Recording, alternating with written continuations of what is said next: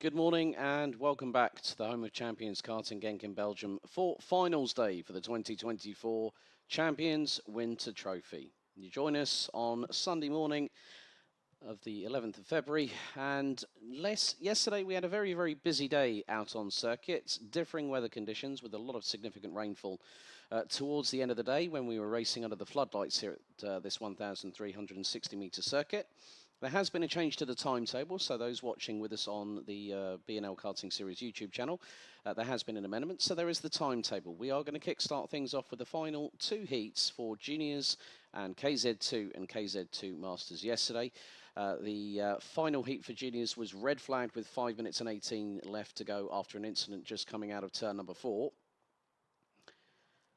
But as far as I'm aware, I've heard no further updates myself personally on the incident, the driver that actually ended up going over. But the main thing is that we have 28 juniors that went out for warm-up this morning. KZ2 and KZ2 Masters, their third and final heat has been rescheduled to this morning. So we have 8 races that will take us to the lunch break, which will include the 6 super heats, 2 of which will be for seniors Super Heat A and Super Heat B, and then we'll have the finals later on from 2 o'clock this afternoon.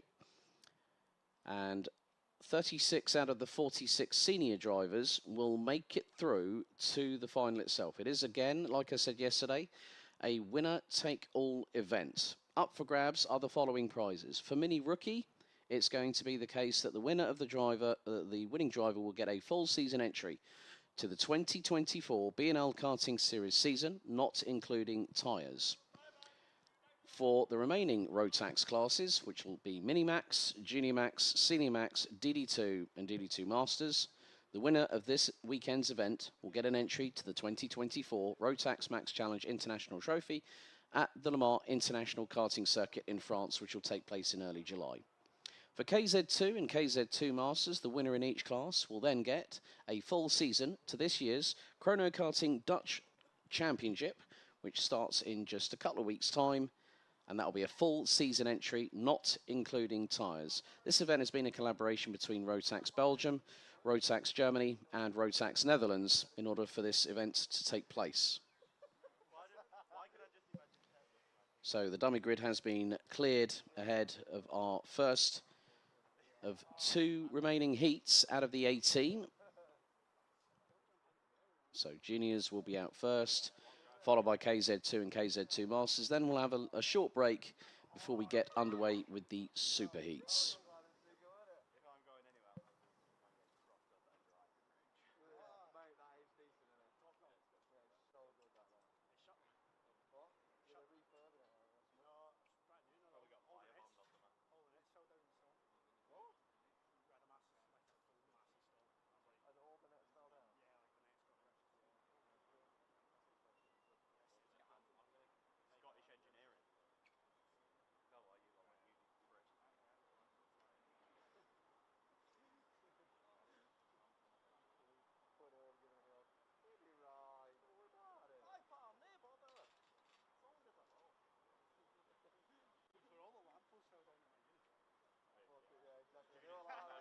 Knocked him up and just went. Stop broken. Was like 100 mil. That's like Ted when you load the van up. He's like got the cars and Ted gets on him and he goes. Yeah, they're sweet. Oh no, he's not using Steve. Me and Steve. He literally grabs the top rails and just shakes his hand. He's like, yeah, they're sweet. But he does it, mate. It fucking makes you laugh when he does it. It's so funny. Glad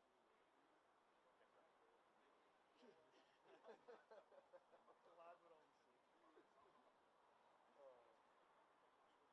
We all just do the same thing, different colours, don't we? Callum had a snorkel last week, the ring day on holiday. The first load-up day on a bloody day off. Day off. The phone call. How do you strap these snorkels in the front here? So we don't have a broadcast set. There's a big post in the middle of the fucking tie rack. Go around that, and there's one in the middle of the engine rack. Go around that, and wedge them in the corner so that they're like tied into the corner. Yeah, I got there.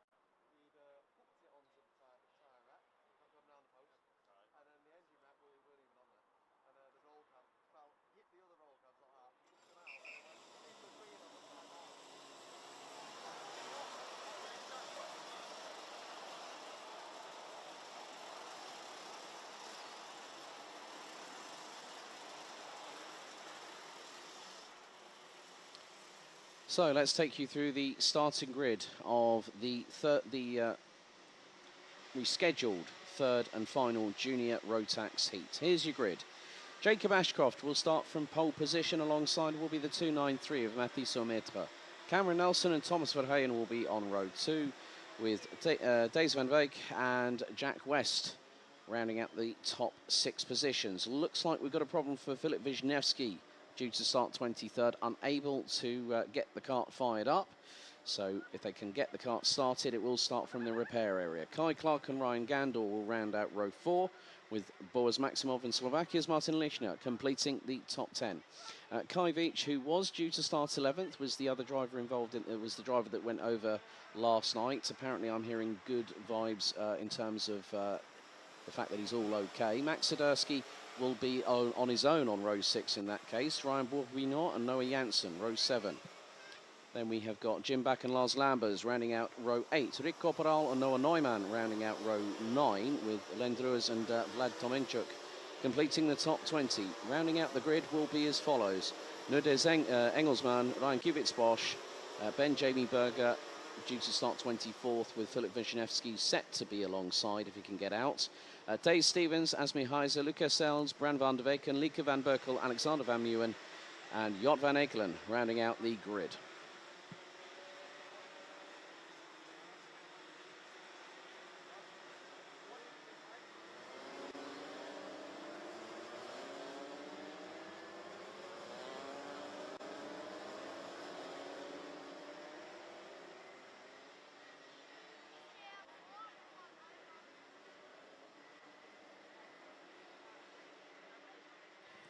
So, as per the heats yesterday, it's going to be 7 minutes plus 1 additional lap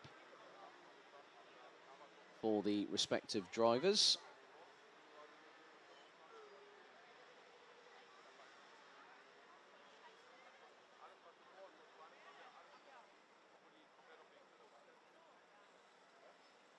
So there has been rainfall overnight, so the track is wet. So the option for the drivers will be to be on those wet weather tyres. It looks like Jim Back hasn't made it on to the grid as the field makes its way through turn number 10 and into 11. The red lights are on the starting gantry as we get set to kickstart things off here on finals day. So a total of 13 races still yet to run, including this one. Cameron Nelson weaving from side to side, just making sure that everything's all good with the steering, and then slots in behind Jacob Ashcroft. So the drivers now start to make their way through the 12th and final corner. They split, head into the tram lines. Red lights are on. Red lights are out. We're underway first time as Ashcroft leads the field into turns 1 and 2. 3 wide just behind the race leader. It's going to get a little bit dicey here. Ashcroft manages to retake the lead, as I think that might have been Jack West who's managed to get up into second, trying to get an early lead from 6th on the grid. As, oh, well, a couple of drivers running a little bit wide, catching the dirt and the grass on the right-hand side on the exit out of turn number 4 as the field makes its way into turn 6. 5 wide there through turn 6. Oh, bit sideways by the... Oh, and the same driver was sideways again. I think that was Asmi Heiser in the 211 that came out of the corner, and the back end stepped out to the left-hand side. So 3 wide, just outside of the lower part of the top 15, coming through turn number 8. But Jacob Ashcroft is starting to pull away from the remainder of the field as they make their way down into turn 10, just off of the main grandstand, off of the a la carte brasserie. So first minute in the books, another 6 to run. A bit more argy-bargy, a little bit further down the field, which might include a couple of drivers. But after lap 1, Jacob Ashcroft has a significant lead already. It's Kai Clark that's actually in second position. He's 9/10 back as Thomas Verheyen tries to look up the inside of Thijs van Dijk and gets through on Kai Clark. And it's a bit of a squeeze between the 3. Clark drops to 4th. Verheyen keeping it pinned round the outside. There's Noah Janssen from Germany in the 231 Kart Republic entry. So Noah Janssen making a switch at this early point of the season, and it seems to be paying dividends at this moment. But Kai Clark finds himself now down from second to fourth. Van Wyk up to P2. Verheyen in third. Swiderski, Lambers, Maximov, they've all made up positions.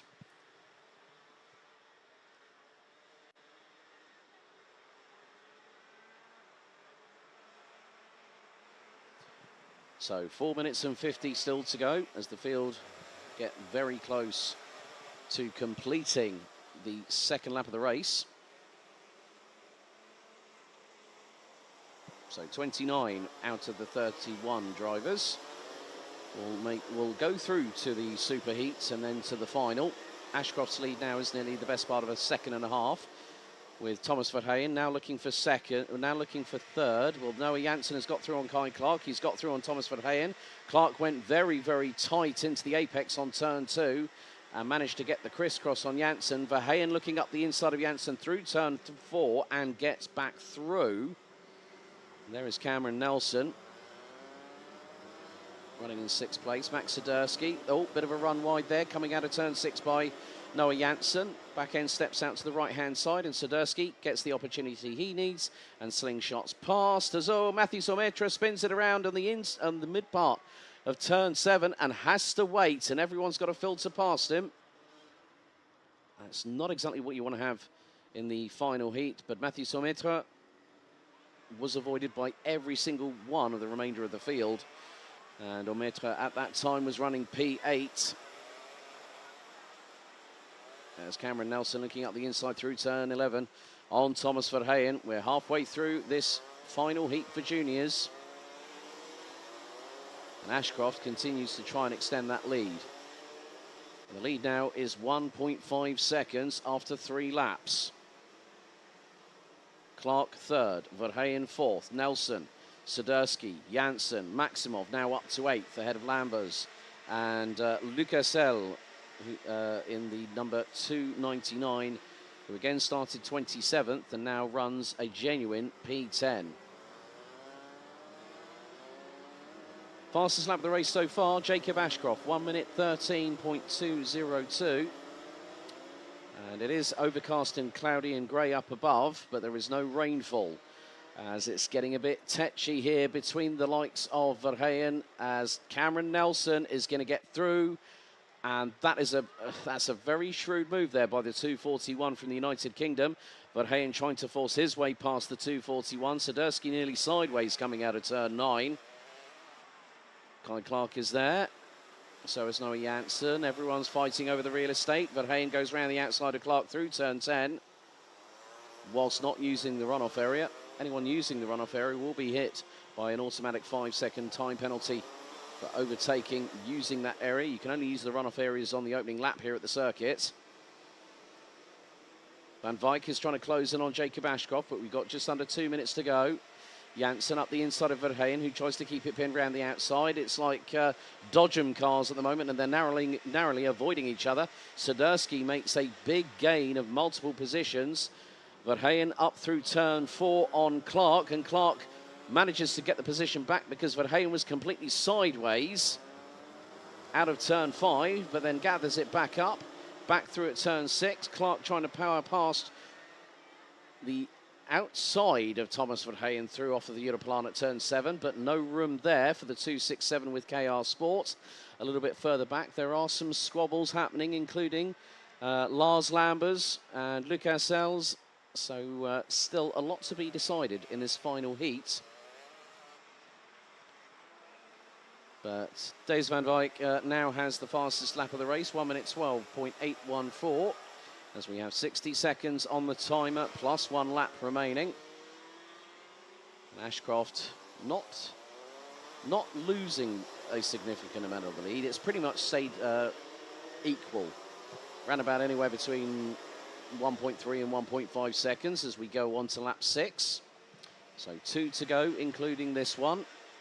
Clark still trying to get his way past the 297 of Max Swiderski as Thomas Verheyen slingshots past the KR Sport driver from the United Kingdom. So once again, the squabble between Thomas Verheyen and Kai Clark continues at a ferocious intensity. And Swiderski keeps it pinned around the outside of turn 6 off on Thomas Verheyen and still holds on to 4th place. Looks to be the Dutch drivers' best effort so far this weekend. As our race leader, Jacob Ashcroft, will now head into turn 10 as the timer expires. So one more lap to go after this one. Jacob Ashcroft making sure he sends a warning shot to the rest of the field. Yes, I was a mini driver last year, but he's come out swinging in juniors. Final lap underway, and Ashcroft's lead over Thijs van Wijk is now 1.64 seconds. Third, it's Nelson. A further nearly 5 seconds adrift. Sadurski leads the train in the battle for fourth, ahead of Verheyen, Kai Clark, Noah Janssen, Boris Maximov.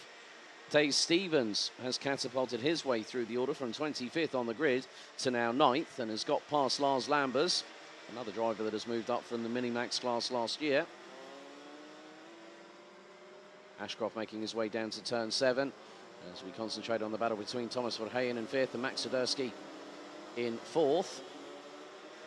As, oh, there has been a little bit of a moment, and that was for Boris Maximov, and that might more than likely drop him outside of the top 10. It does. It puts him 11th behind Lucas Els, who is closing in on Lars Lambers, and Maximov trying to force up the inside of the 299 through turn 8. Door was rapidly closed there. As again, a little bit of bumping and running between the pair, but out of the final corner, it is going to be the 222 from Dan Holland Racing that's going to pick up the win as Jacob Ashcroft comes across the line, takes the checkered flag and wins Heat 3 by 1.7 seconds. Thijs van Wijk, Cameron Nelson ran out the top 3, ahead of Max Sadurski, who kept ahead of Thomas Verheyen, who rounded out the top 5. Kai Clark, Noah Janssen, Dave Stevens, Lucas Els, and Boris Maximov, who scraped into the top 10 by the skin of his back bumper, just ahead of Lars Lambers. Martin Lichner, Ryan Gandor, Ryan Bourguignon, Jack West, they round out the top 15. Alexander Van Meeuwen up to 16th at the flag in the 258 and made up 14 places in the process. Vlad Tomenchuk, Ryan Kivitz-Boss, Asmi Heiser and Noah Neumann round out the top 20. Bran van der Weken, Mathieu Sometre, after the spin at turn 7 early in the race, recovered to finish 22nd. Ben Jamie Berger, Lieke van Berkel, Rick Corporal, Nuden Engelsman, Len Druers, Philip Wisniewski and Jot van Ekelen round out the 29 finishers, with Jim Back unable to get onto the circuit. And Kai Veach in the 275, a non-starter.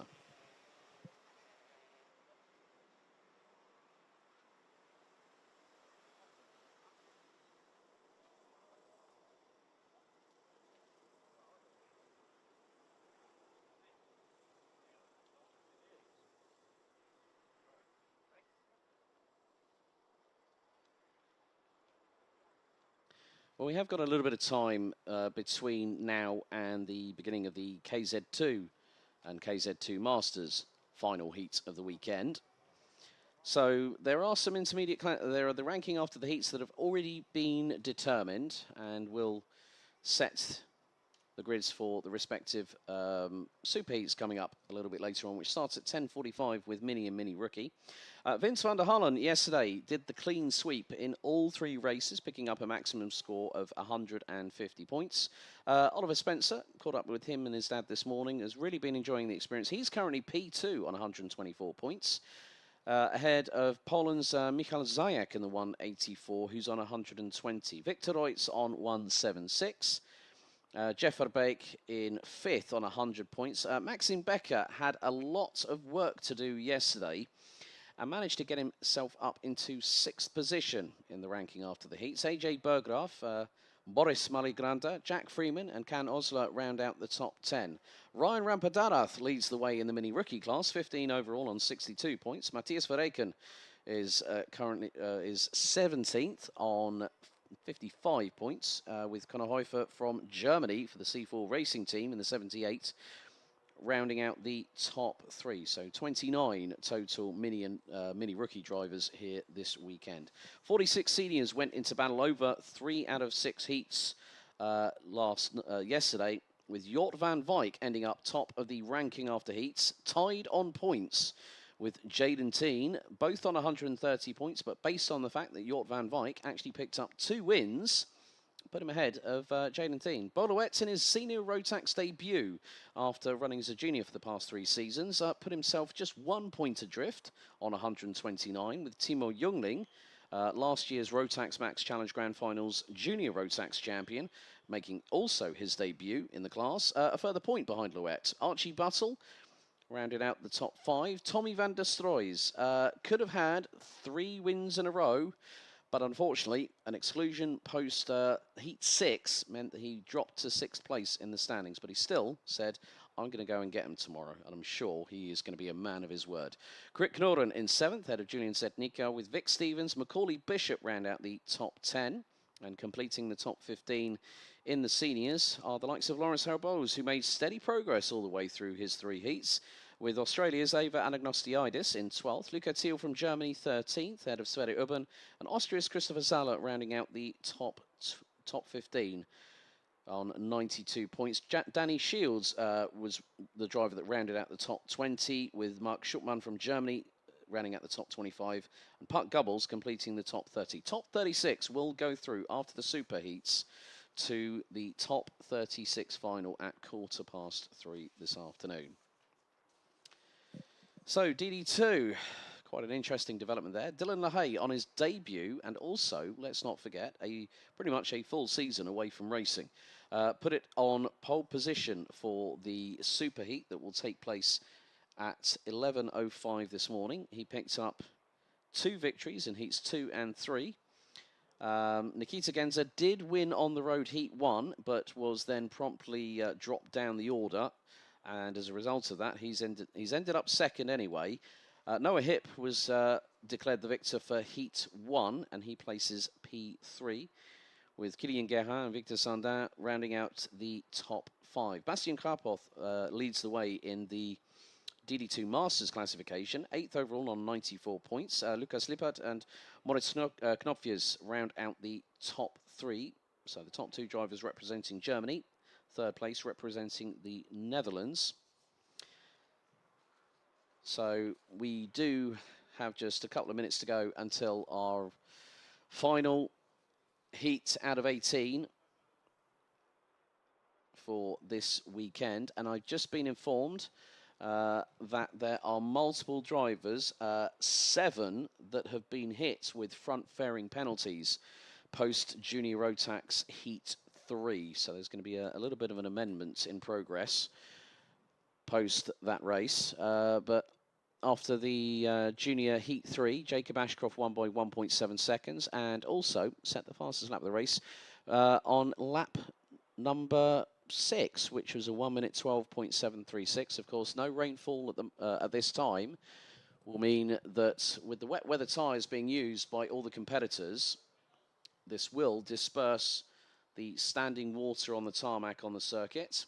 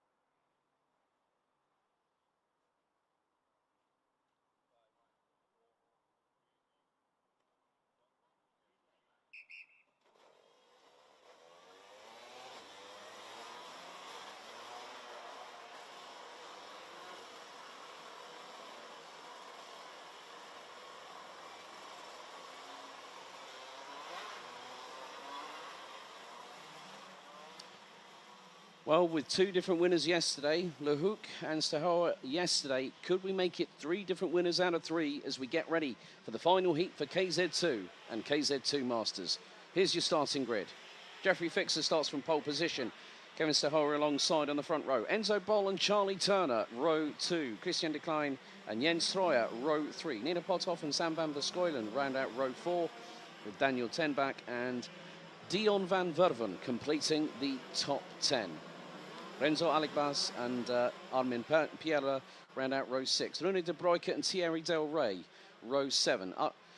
Arthur Lehouk and Jarno Opmeer, row 8. Row 9, Cedric Collars and Mickey Bertram, with Tom Braken and William Klooster rounding out the top 20. Completing the 25-strong grid are Gil Mertens, Dan Zopfi, Mark Verhoeven, Dirk van Silvout and Siep Kuipers.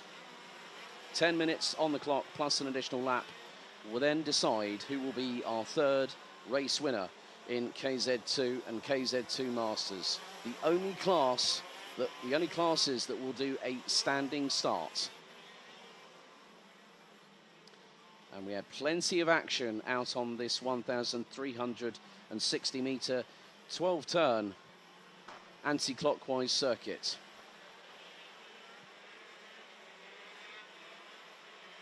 Seems like the chat has come alive quite a bit earlier than anticipated this morning. But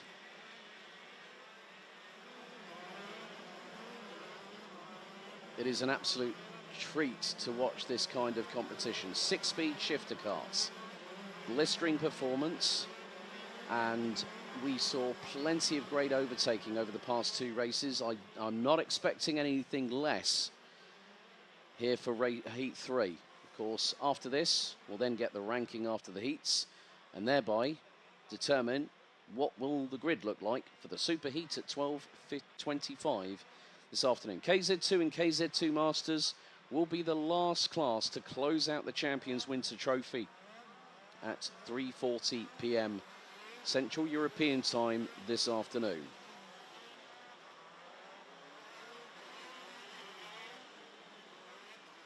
So drivers starting to weave from side to side, trying to build a little bit of heat into the rear tyres, because you're going to need that for the sheer brutal traction that these karts develop.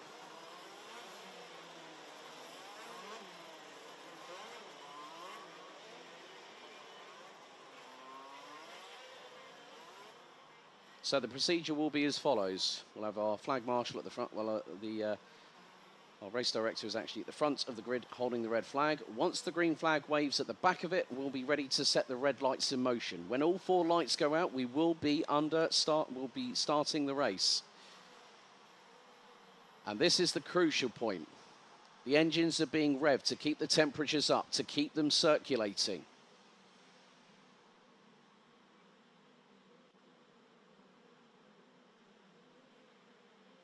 Right then, green flag waves at the back. The 4 red lights will now start to ignite. There they are, and we're underway and racing. Let's see who gets the run down into turn 1. It's going to be. It's not going to be. It might be possible. Well, we've got someone that's just gone completely off the circuit on the run down to turns 1 and 2. However, the rest of the field are. Well, it's getting a bit dicey early doors through turn 4. As the field makes its way in towards turn 6, and then onto the famed Europalan. These karts will be pushing well over 120 plus kilometers an hour at the very least. Then be hard on the brakes, down the gearbox, probably 2 at least second. Then try and rotate the kart through. Someone's made a bit of an outside overtake through turn 7 as they go through the sweeper at 8. A lot of drivers just trying to gauge what's happening with the conditions, even though they've had the morning warm-up. When you go under full-blown race conditions, it's a completely different story altogether. So Kevin Stahoa took the race lead on the start and dropped Jeffrey Fixer behind. Charlie Turner looks to have gotten up into P3, and he's got, well, I think it's the 842 Jens Troyer not too far behind. Christian de Klein looks to have gotten through, so the good thing is we now have a few drivers making some moves up the order. Nina Potov has just dropped to 10th place, having started 8th. There is a bit of mud that's been dragged onto the circuit. So some making headway, others trying to just get through this final heat. And there is going to be a move here. That is going to be on the 8.55. I think that was more than likely Nina Potov that might have just got through in the 8.33 on the Birol Art chassis. As that was a bit of a squeeze there by the 8.99 of Christian de Klein on the 8.42 of Jens Troyer out of turn number 8. Just behind them, they've got Renzo Alibax. Sam van Verskuilen for SP Motorsport, now up to 7th. Enzo Boller's dropped from 3rd to 8th.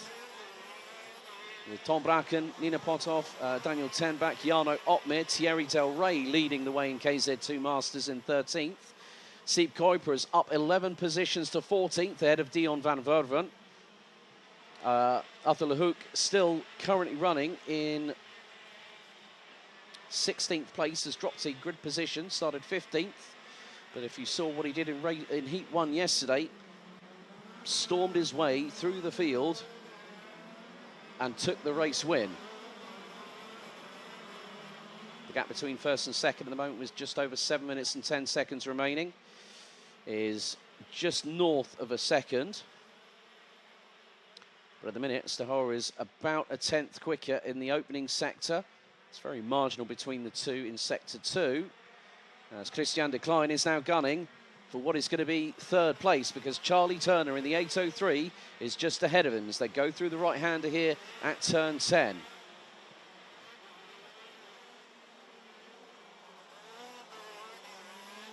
So it looks like all 25 drivers are still circulating. René de Broek has had a bit of a race to forget. Started 13th, now 25th, and at the back end of the field, Stahora has pulled away from Jeffrey Fixer to the tune now of nearly 1.7 seconds. As Ali Bax was looking for a move up the inside of Troyer going through into turn 2. The 8.14 found the door closed very, very quickly. Now it's become a 4-kart race for the final position in the top 3. And Charlie Turner, his first weekend in KZ2 outside of the Motorsport UK British Kart Championships, has been doing a pretty sterling job so far. He did take the 2022 Motorsport UK title that year, but then loses out 3rd place because Christian de Klein saw Charlie Turner running wide and put the power down coming through the sweeper at 8, ran halfway through the apex and got the job done.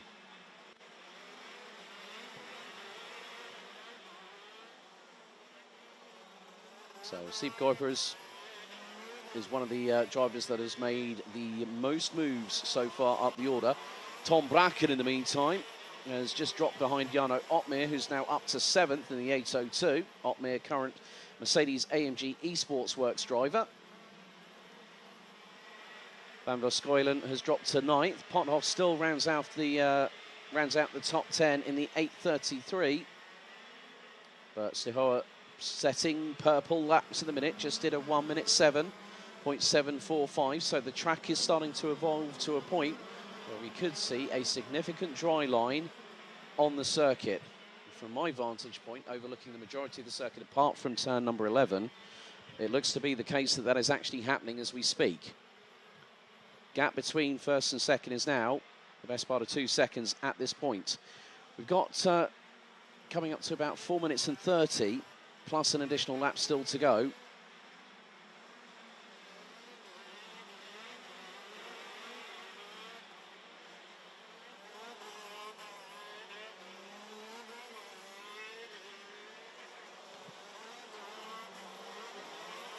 So Stahora now crosses the line, completes lap 5. Gap between him and Fixer is nearly 2.5 seconds, and it is climbing all the while. De Klein is now pulled away from Charlie Turner and is 6 seconds off the race leader. Turner is a further 1.3 seconds behind, but has to watch out for the likes of Jens Troyer. Ali Bax has got to watch out for Opmeer in the 8.02, who's really closing in on his coattails, heading through turn 5 and into 6. So Opmeer could get the run down the Europolan. Looks over his right shoulder to see where Tom Bracken is, and Bracken is about 2.5 seconds behind him. And sometimes you can actually spot, like I did just there with Jarno Opmeer, that he went through out of turn 7, tried to put the power down. The back end stepped out to the right-hand side, but he caught it and was able to just get the kart to straight line. Jens Troyer in the meantime, in the 842, gets through on Charlie Turner for 4th place.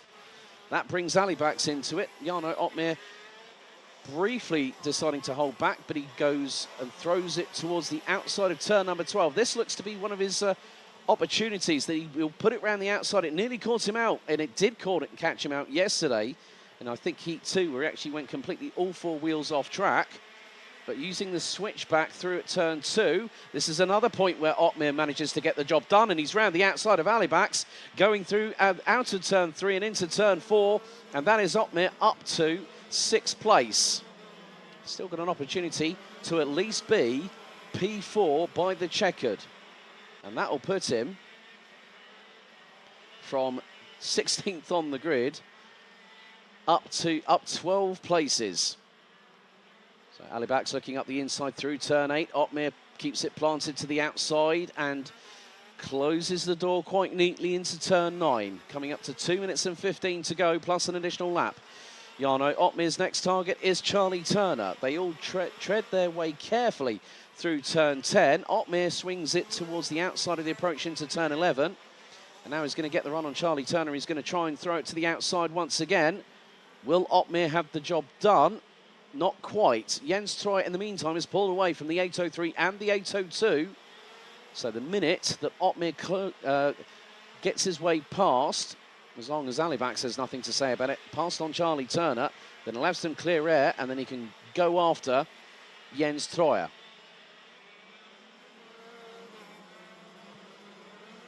Kevin Stahoa's lead now is nearly the best part of 3.5 seconds ahead of Jeffrey Fixer, Christian de Klein, Jens Troyer, Charlie Turner, Jarno Opmeer, Renzo Alibaks, Tom Bracken, Dion van Verven, and Daniel Tenbach round out the top 10. As Opmeer again keeps it to the outside, it seems he's very comfortable with the CRG chassis at that point on the circuit, just keeping it to the outside, and he's able to put the power down in a more linear progression. And for those wondering, well, Opmeer's actually shifting up gears, trying to go, well, Alibaks nearly went up the inside of him through turn number 11, as we've got less than a minute remaining on the clock. Our race leader is now making his way through down into turn 3.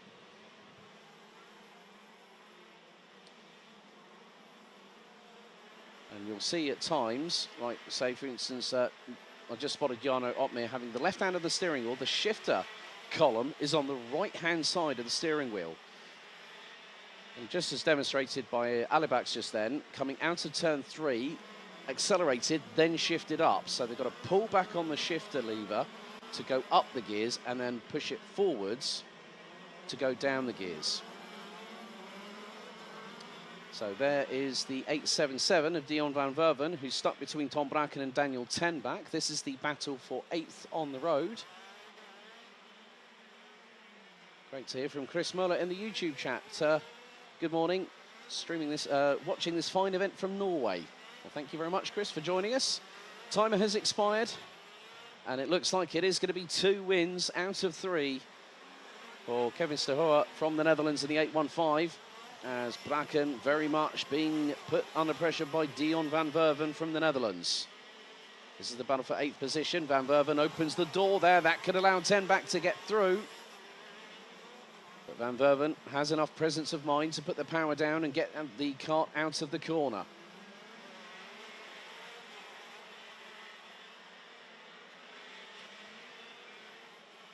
So we're underway with the final lap of the final heat of the Champions Winter Trophy for 2024. Our race leader is making his way through turn number 8. Battle still happening up and down the order, including this trio here with Tenbach. Lehouk looks to be catching them, the French driver in the 809. He's currently running P11. But the checker flag will wave this time as our race leader, the 811 from the Netherlands,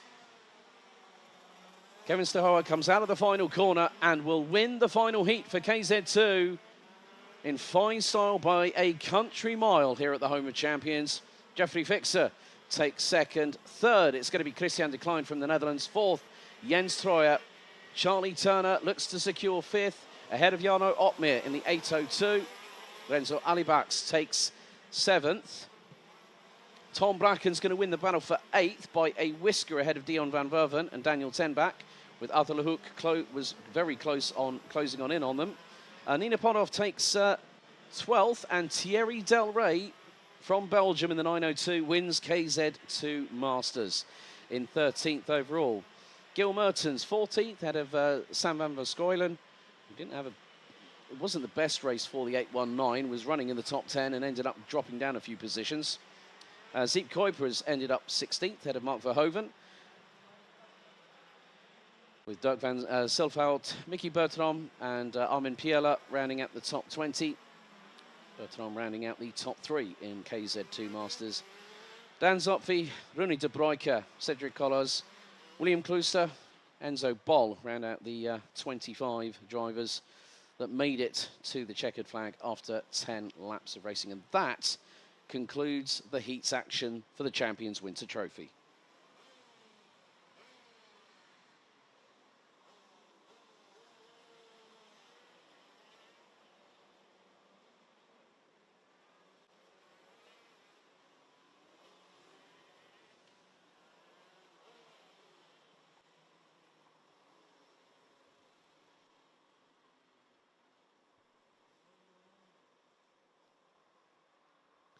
Well, that concludes the heat stages of the 2024 Champions Winter Trophy here at the home of champions, Karting Genk in Belgium. That's been in operation for just 4 decades. There's your timetable for the rest of the day. We're going to go to a brief break on the stream here. We'll be back just before 10:45 local time here in Belgium as we kickstart the penultimate phase of the event, the Super Heats, with Minimax coming up first at 10:45.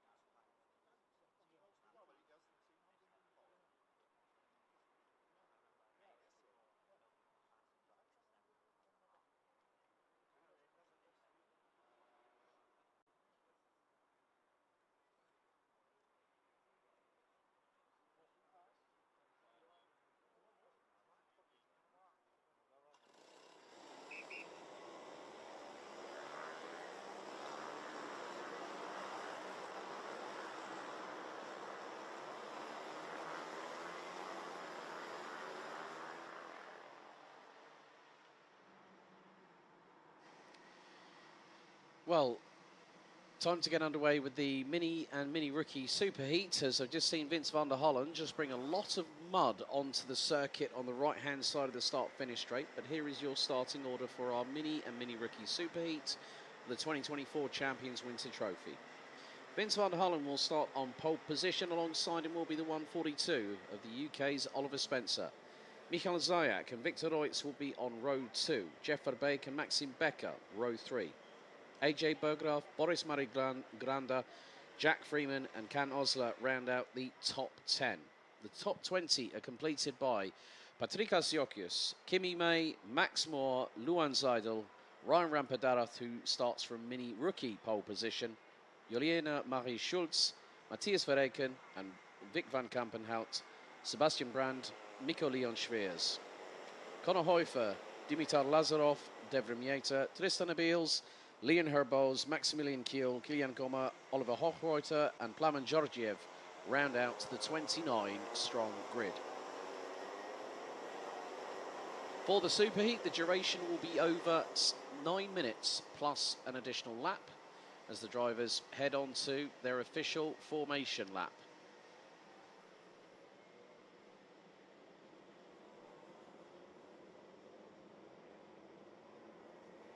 And after this race has been completed and the sporting and technical post-race checks have been carried out and ratified, we will then decide our grid for the final. That will kickstart the business end of this event from 2 p.m. Central European time here at the Home of Champions.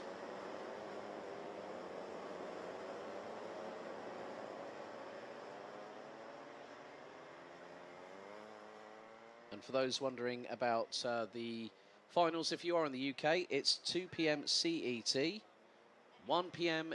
UK time. So it is going to be down to Vince van der Hollen and Oliver Spencer that will lead the field.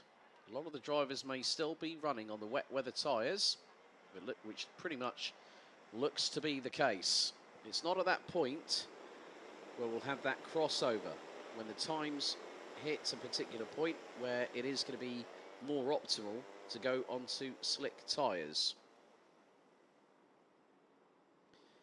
So the drivers start to go past the point of no return.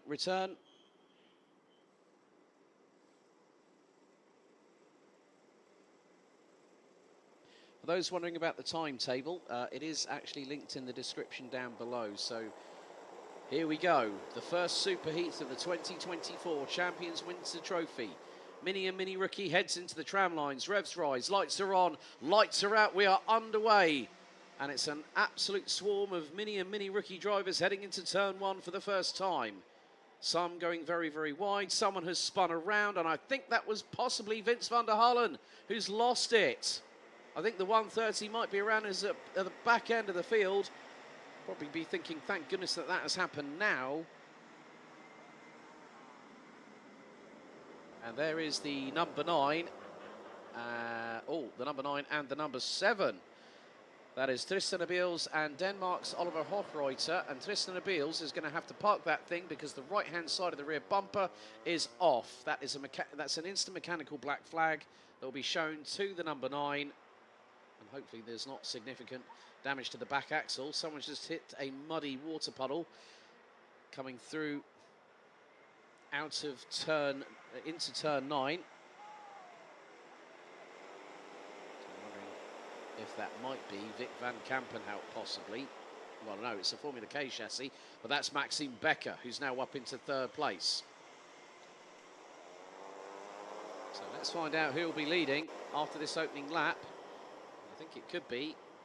It is the 184 of Poland's Michael Zayak. Oliver Spencer still 2nd. Maxime Becker, Jeff Verbeek, Victor Reutz, Vic van Kampenhout now up to 7th. Ahead of Jack Freeman, Can Osler. Patrikas Jokius has gotten up into 9th with Boris Marigranda rounding out the top 10 as we head our way onto the first part of lap 2. Now heading into sector 2 of the circuit. So it's going to be hard on the brakes as Maxime Becker gets close to Oliver Spencer in the braking zone for turn 6. Spencer able to pull away from the 155 from Germany. And gets very late on the brakes as Michael Zajak was very, very careful going through turn 7, runs wide through 8. Spencer tries to accelerate to counter-attack and look up the inside, but that would have put him on the outside of turn 9. A little bit of a touch between Becker and Spencer, and looked like Becker was just apologising to Spencer, and Spencer will now be through at turn 10, and then spins the back end around, and then Becker also does the same. Second and third also having dramas, along with the race leader on the opening lap with Vince van der Hallen dropping like a stone.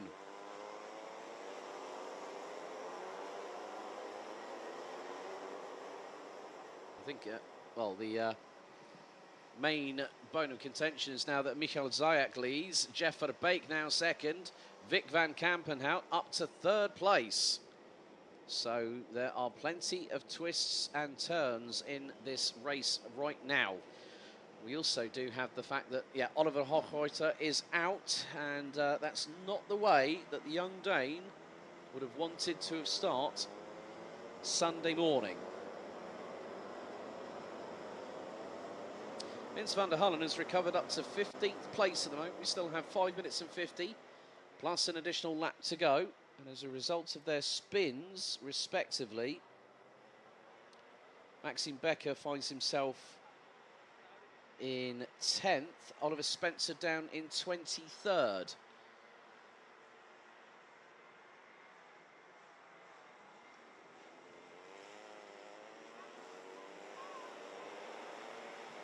So the 126 of Jeff Verbeek is now having to battle with Victor Reutz. Vic van Kampenhout is going chasing after Poland's Michael Zajak in the 184. Some drivers going very, very wide to carry the speed through, get the better traction out of turn number 12. And Victor Reutz is not that far behind Jeff Verbeek in the 126. So this is the battle for P3. Jack Freeman now just behind the 176, running with SP Motorsport. So Hochreiter now confirmed as an official retirement.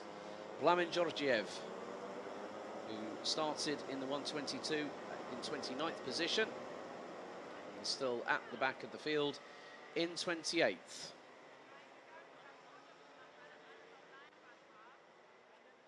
So we have hit the halfway point of the race. There's just under 4.5 minutes left to go in this mini rookie superheat. At the moment, leading in rookies, it's Germany's Conor Häufer in the 78 ahead of Ryan Rampadarath, with Matthias Verreken in the 28 completing the top 3. Good morning to ManCave076 on YouTube.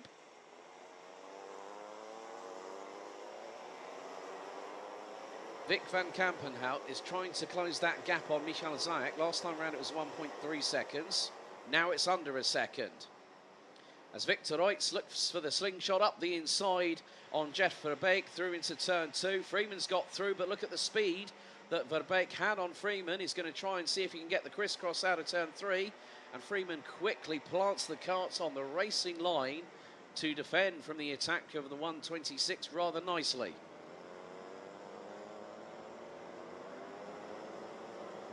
So there'll be a varying set of degrees when it comes to the racing line. Some will hook the inside of the front tyre onto the curbing, like say at turn 6. Others will swing the kart wide to the outside and then get the better traction, because they'll be able to square the kart up and then hit the throttle. So Freeman up into 4th place.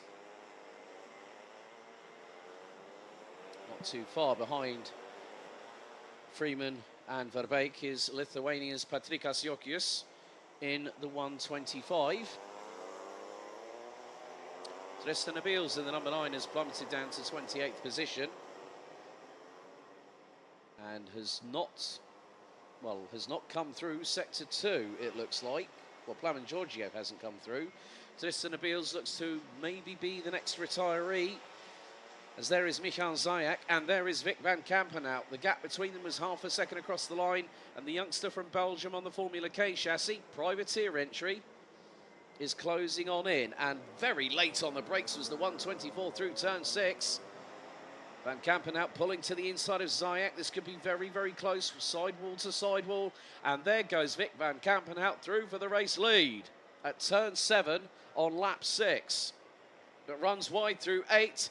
Zayak able to capitalise and retake the lead as Van Kampenhout looks to put it round the outside at turn number 9. He's got his nose in front. They bang sidewalls. They're wheel to wheel coming out of turn 9. But Van Kampenhout has the inside line for turn 10. Gets back through. So 2 changes for the race lead in as many corners between Vic Van Kampenhout and Michael Zayak. This could give the opportunity to Victor Reitz to come a little bit closer to them. Maxime Becker, in the meantime, has just got through on Jeff Verbeek and has started to power his way up the field, but Verbeek keeping to the inside line out of the final corner.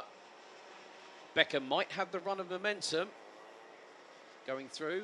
He's going to swing wide. Jokius might have the opportunity here on the German, but then Becker with an absolute lightning amount of speed out of turn 2, up the inside of Verbeek, through turn 3, now into 4. And they have also got the now returning Vince van der Hullen, who's, after that spin with him and Oliver Spencer, when Spencer unfortunately rotated the back axle around at turn 10, that's going to be another position.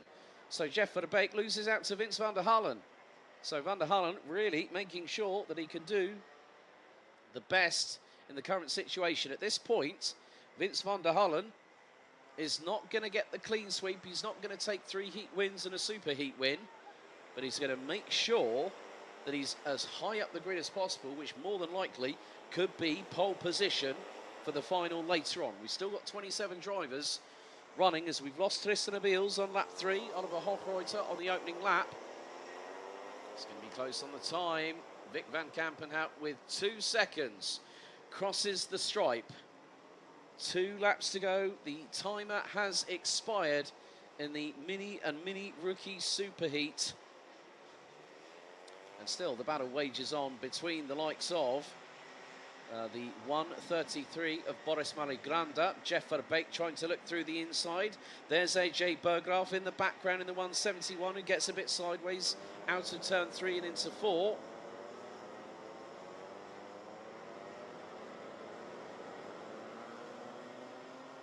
There's Victor Reitz trying to close on in on Michael Zayak as AJ Berggraf gets through on Jeff Verbeek, who's now dropped out, who's now demoted to 10th position down the Europalan and heading into turn 7.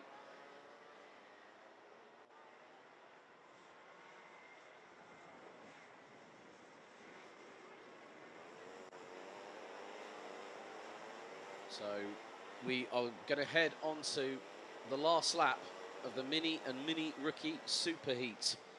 Vic Van Kampenhout will bring us around for one more time, 1.36 kilometres, 12 turns. Still leading in mini rookie with a lap to go, and has yet to cross the stripe is Conor Heufer from Germany in the 78. Van Kampenhout's lead is now 1 second and climbing.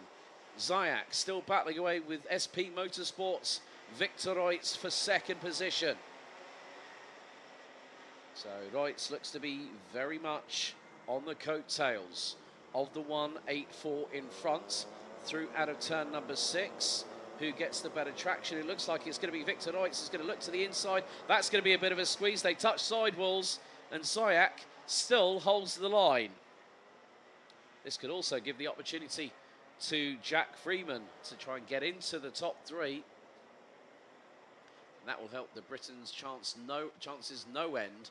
But Vic Van Kampenhout is striding into the distance and is now making his way through into turn 10 for the 9th and final time. Maxime Becker has set the fastest lap of the race on a 1:15.879, but it's going to be Belgium's Vic Van Kampenhout, the young man in the 124 that powers out of the final corner and takes the win here in the mini superheat at Karting Genk.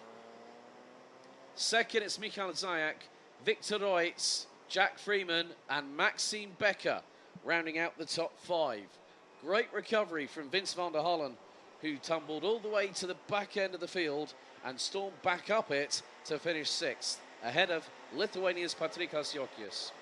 the Netherlands, AJ Berggraaf, Boris Mariglander from Poland, with Jeff Verbeek from Belgium completing the top 10. Kimi May, 11th. Oliver Spencer recovers after the spin at turn 10 to finish 12th. Ahead of Devrim Yater, Can Osler, Juliana Marie Schulz, Max Moore, Sebastian Brand, Dimitar Lazarov, Luan Zeidel, and mini rookie superheat winner Conor Heufer from Germany in the 78. He's followed by another couple of mini rookie drivers in the form of Ryan Rampadarath and Matthias Verreken. Maximilian Kiel, Leon Herbos, Miko Leon Schwiers, Kilian Kommer, and Plamen Georgiev round out the 27 finishers. After 9 laps, we lost Tristan Abils on lap 3 and Denmark's Oliver Hochreuter on the opening lap. And I've just been informed that Matthias Verreken will still finish 3rd, but is demoted due to a pushing penalty.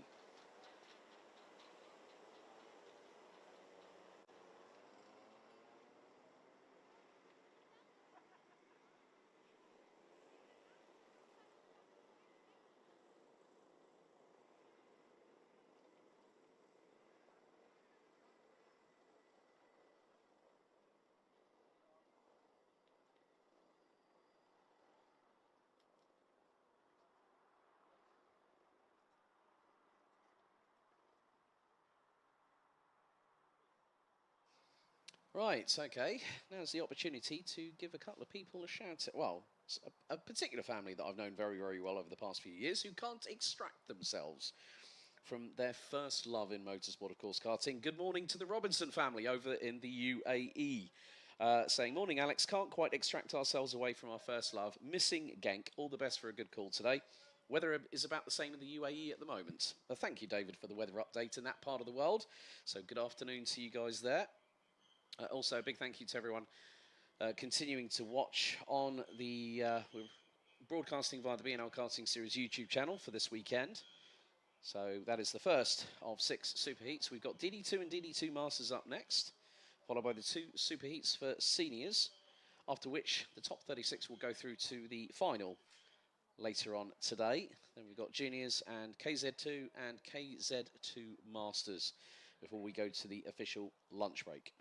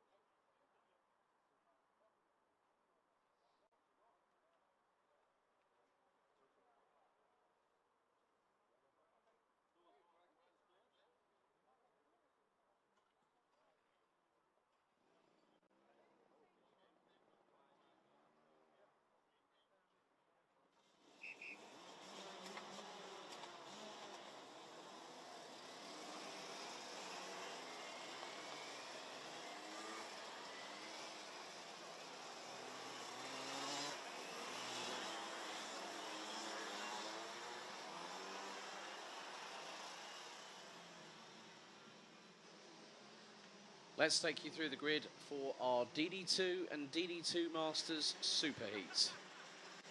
Starting from pole position with 2 wins yesterday, Dylan LaHaye starts from pole. Nikita Genza in the 407 from Germany lines up alongside on the front row. It's an all-French row 2 with Noah Hipp and Kilian Guérin.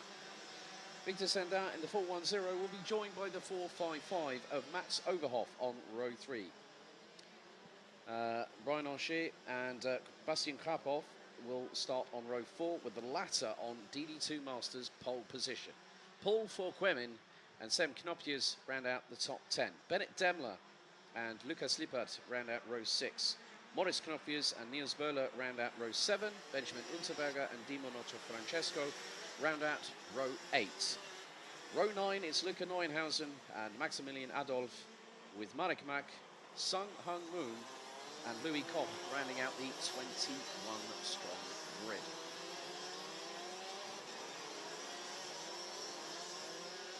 So for the Super Heat, it's going to be 12 minutes plus an additional lap. So 2 different winners out of the 3 heats yesterday. Dylan LaHaye won heats 2 and 3, and Noah Hipp was declared the winner after a post-race penalty for Nikita Genza in heat 1.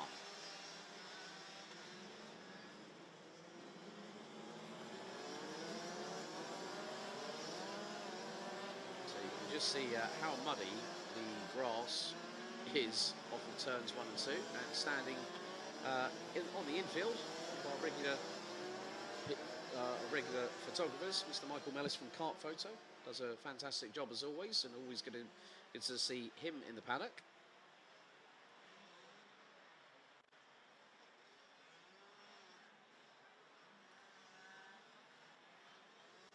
So it is going to be quite significant what impact this Super Heat will have when it comes to the results. If Dylan LaHaye wins this race, or places within, I think probably the top 3 at least, he will be on pole position for the final. Oh, well, someone's decided, spun up the rear tyres and ended up cutting the grass on the inside of turn 10. I'm not too sure who that was.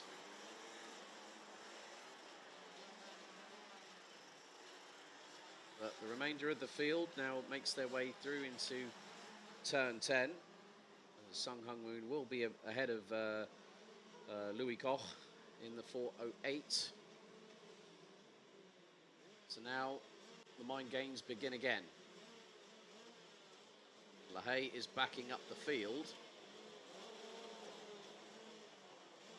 Nikita Genza will have to pull alongside him very shortly, as they are now crawling at a snail's pace, coming out the 12th and final corner.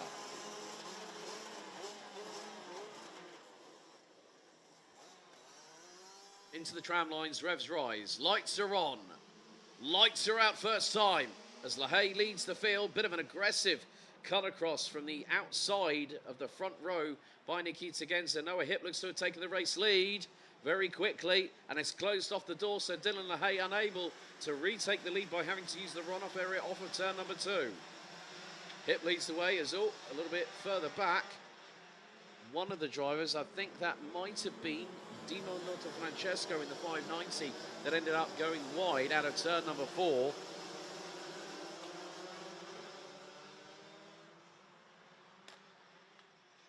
So Benjamin Unterberger trying to get past Niels Böhler in the 522 as the field makes its way through turn 9 on the opening lap of this race. But Dylan LaHaye has held on to second. He's still ahead of Nikita Genza. Looks like Kilian Guérin rounds out the top 4, followed by Mats Johan Overhoff. I think that might be Kilian Guérin actually that's down behind the 455 from Germany as they come out of the final corner. Some drivers struggling with getting the traction down through that 12th turn. But Noah Hipp has a lead of half a second ahead of Dylan LaHaye as the 410 of Sendin gets through on Nikita Genza, and Kilian Guérin at the same time gets past Mats Overhoff. At the minute, the 510 of Bastien Krapov now has a DD2 Masters driver not too far behind him. That's Lucas Lippert in the 526 who's got the 403 of another DD2 debutant this weekend. Paul Fauquemin from France in the 403 with Dams Racing. Noah Hipp has got the fastest lap of the race, a 1:10.613. Has an advantage of around half a second, but with his extensive track knowledge, Dylan LaHaye will definitely make the best of it. Nikita Genza trying to get past Victor Sandin at this moment for P3. Will he have the opportunity to send it through at turn 12? The answer is a resounding no.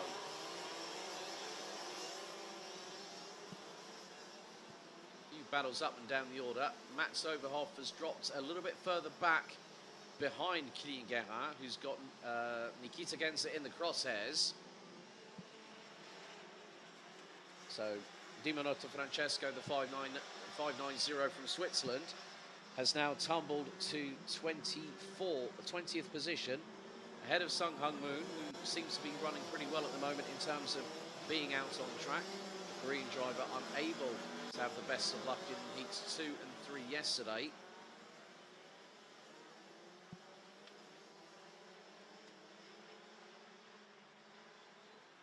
So Moritz Knopfius now rounds out the top 3 in DD2 Masters, behind the 2 Germans that are leading the way in the class. Krapov and Lippert leading the way in that particular sense.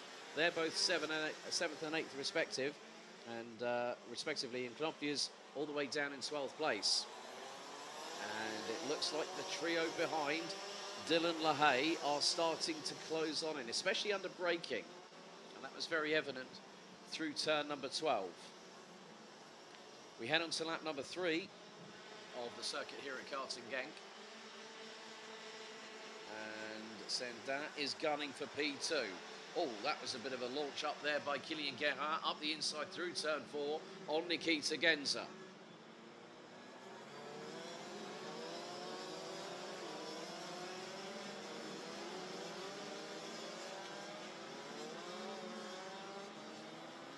They make their way off of the Europlan at turn 7. As a few overtakes are taking place on the back straightaway at the Europlan, which is actually the name of the parallel road where cars have a speed limit of 90 kilometers an hour, and these carts are more than exceeding it by at least 20 kph.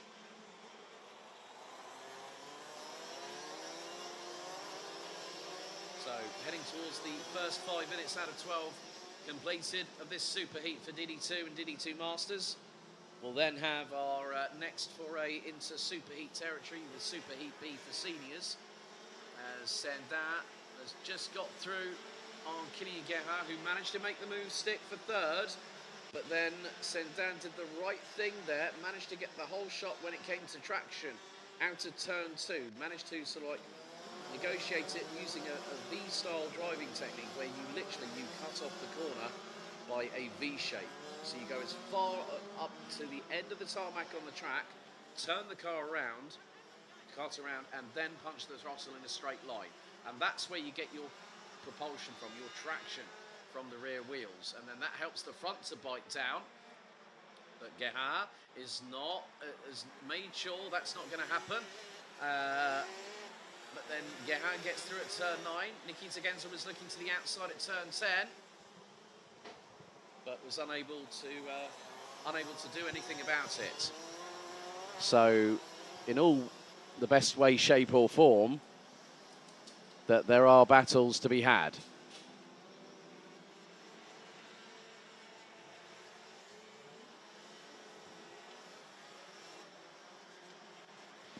So the battle now between Victor Sandin and Nikita Genza has meant that the 410 from France has lost out big time to the 407 from Germany.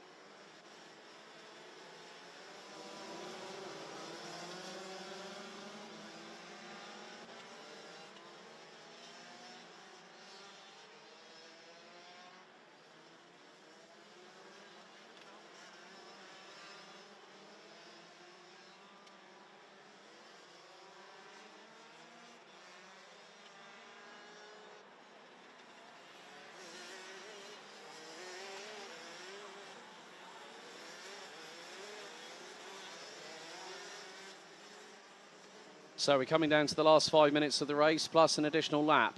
And Noah Hip has been relatively unchallenged, as the 414 from France has a nearly a 1.7 second lead over Dylan LaHaye.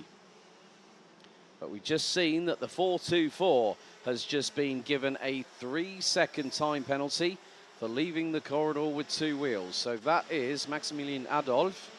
Also, someone broke formation completely. Marek Mak, 5-second time penalty for leaving the corridor, leaving the tram lines with all 4 wheels outside.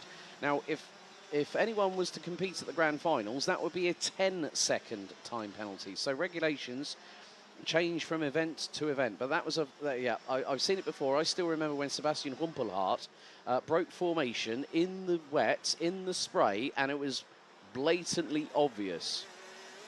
So with just over 4 minutes to go, plus change, the DD2 Masters Superheat looks to be going the way of Noah Hip. Now this will help him in comparison with battling away with Nikita Genza.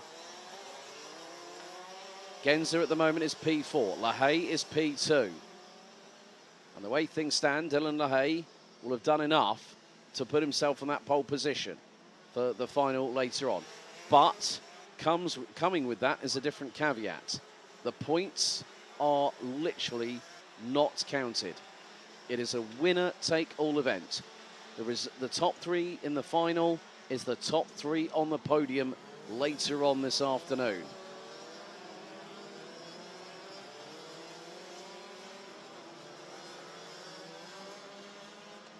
Mats Overhoff now trying to close on in as best he can with just over 3 minutes to go on Victor Sandin, who's lost out big time. Not too sure if Sandin might be having to drive with an issue and have to drive around it, because Overhoff is right with him. Overhoff now opting to concentrate fully on DD2 these days. He looked at possibly sticking his nose up the inside of Sandin, the 410 through turn 10, but thought better of it. Sometimes you've got to pick your moments on when you overtake in karting, and especially with these tricky weather conditions. You can see that there is a dry line really starting to showcase itself on the circuit. We've just seen that Bastian Krapov has just gone right on the start-finish straight, so pulled off of the the fast appearing dry line that's starting to happen, and this could mean that in a few, probably a little bit later on, maybe in the next half hour to an hour or so, with the amount of races we've still got to go until the lunch break, there is every possibility that those wet tyres, the W5, W5s from Mojo, could start to overheat. And with that, the tread pattern will wear away significantly. You can also get what's called stepping, whereby if the tyre itself is not flat to the floor, like say hitting curbing or anything, it means that the tread pattern will have a slight diagonal tinge to it and won't give you the full adhesion on the circuit underneath. Just coming up to under a minute and a half to go, and Noah Hip has got a lead now of just over a second, but Dylan LaHaye has been caught by Kilian Guérin in the 401 and might have the run down the back stretch at the Europlan between turns 6 and 7 if the 401 from France can light it up and get the power down nice and easy, and it looks to be the case. But Dylan LaHaye, a veteran of this circuit, as I said yesterday, knows it like the back of his hand and will do everything that he can to not allow Guérin to get through. Paul Fourquemin now up into 7th in the 403, representing France.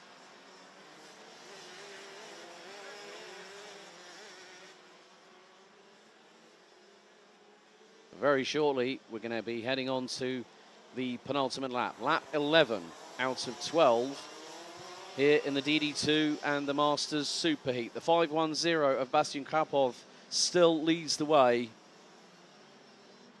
in DD2 Masters, currently running in 8th place.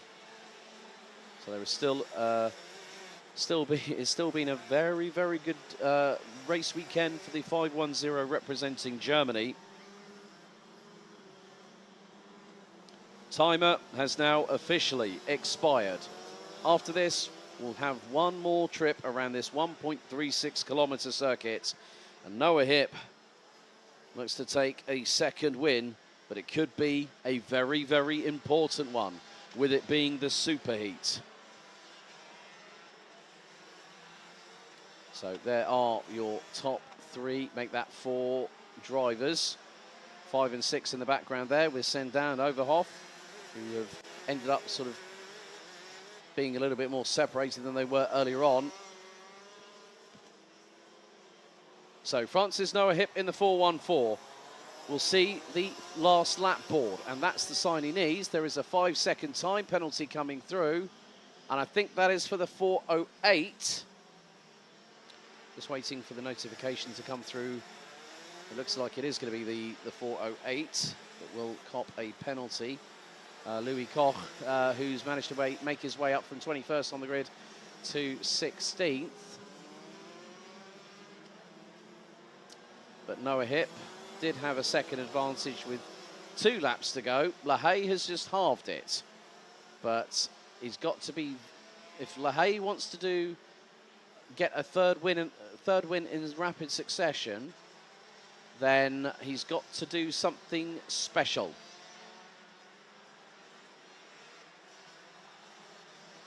Just in front of them is Sung Hung Moon from Korea in the 515.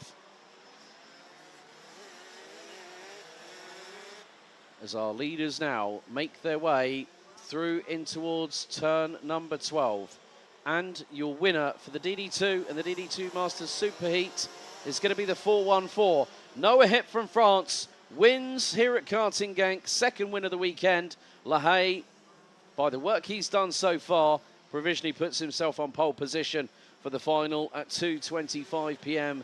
this afternoon, local time. Kilian Gerhard rounds out the top 3 ahead of Nikita Genza from Germany. Victor Sandow makes it 3 French drivers in the top 5, with Mats Overhoff, Paul Forquemin rounding out the top 7. Bastian Krapov rounds out top 8 and is again a DD2 Masters class winner. Lukas Lippert and Luca Neuenhausen round out the top 10. Sam Knopfjes in 11th, Bennett Demler 12th, Brian Ancher rounds out 13th. Louis Koch managed to make up 7 positions from 21st on the grid to finish 14th. I think he might be having a 5-second time penalty coming his way very shortly. I did see the digital flag flash with a notification, but I have not had anything confirmed just to me yet. Niels Böhler, Moritz Knopfjes, Maximilian Adolf, Benjamin Unterberger, Marek Mak, and Dimo Notofrancesco being the last of the runners that made it to lap 12. But that was Sung Hung Moon that we did actually see off of the circuit heading into pit lane. And that concludes the DD2 and DD2 Masters Superheat.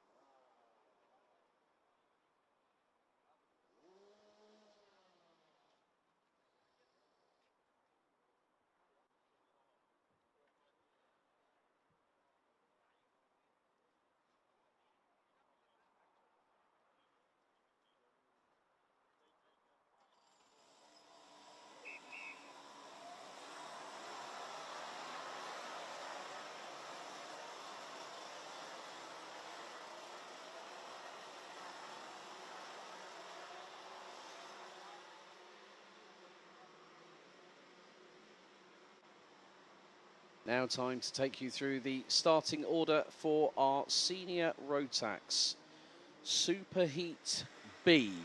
Here's your grid. Starting on pole position, it's going to be Jaden Team with Timo Jungling alongside. Tommy van der Stroys will start on the inside of row 2, joined by Austria's Julian Zetnica. Macaulay Bishop and Ivar Anagnostiidis will line up on row 3, ahead of Sverre Ubben and Wout Kirstens, who complete row 4. Rounding out the top 10, it's Lukas Schlegel from Austria, and representing the UAE, Danny Shields. Zino Falke and Martin Geiskens are on row 6, with Alexandre Aim and Kaz Boshouse on row 7. Row 8, it's Puck Gubbles and Giorgio Markenstein, with Tino Pothier and Sasha Aim, row 9. Completing the top 20, Dante Sima and Rein van der Meer, with Manolo Senda, Maximilian Eckel and Colombia's Martin Herrera, rounding out the 23-strong grid.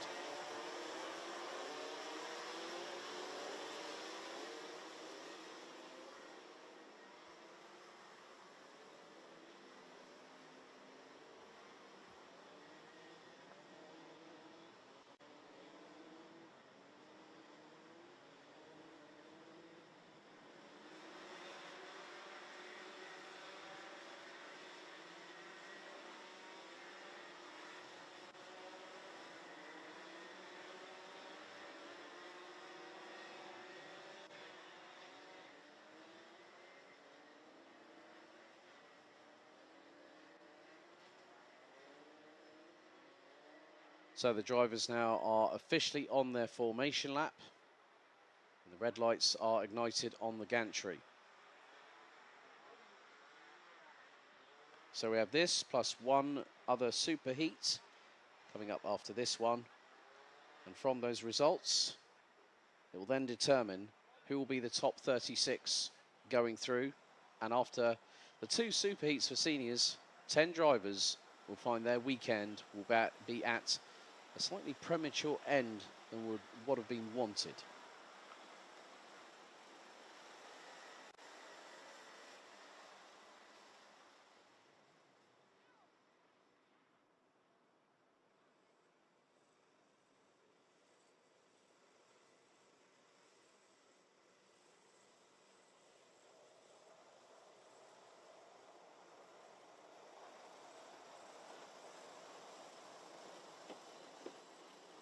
Drivers make their way out of the 12th and final corner into the tram lines. Revs rise, lights are on, lights are out first time. We are underway on the run down to T1. Good start by Jaden Teen as he leads the field into turns 1 and 2. And there is somebody slowing initially. Now, I'm not too sure who that was. I think that might have been Tommy van der Stroys, who was on the outside of the front row, and the cart just decided to have a significant problem, slowed down. Looks like van der Stroys might be up to full racing speed. So that now has promoted Timo Jungling to second on the road at the very least. Field makes its way through into turn 8 for the first time. It wasn't van der Stroys, it looks like. I think van der Stroys is in second. So somebody else might have suffered a bit of a drama. I'm looking down the order to see who that might have been.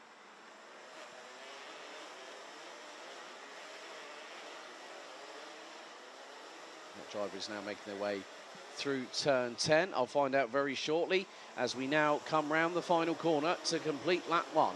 Jaden Teen leads the way. Tommy van der Stroys in second. Third is Jungling.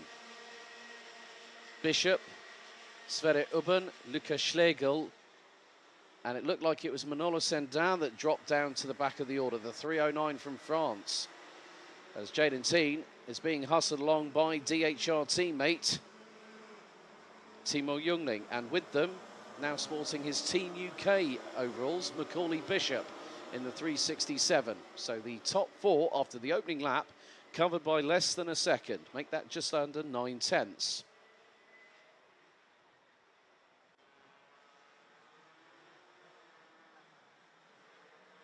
Tommy van der Stroys has got the lead, and he is pulling away.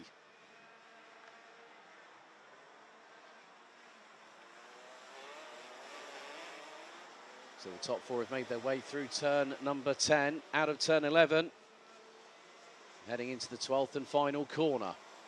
Van der Stroys on lap 1 put in a 1 minute and 9.910. They've crossed the line again. Van der Stroys 1 minute 8.8 by the 301.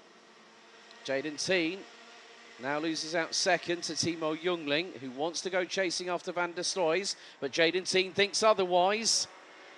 They don't need, at this point in this superheat. Okay, I know that any driver wants to get one up on their teammates, but if you have a situation where it's going to be a bit too close to call, some drivers may chance it. Others might decide, well, I'll hold back and stay out of it. The G-Man _ squad, when are the juniors going out? 12:05 for their superheat.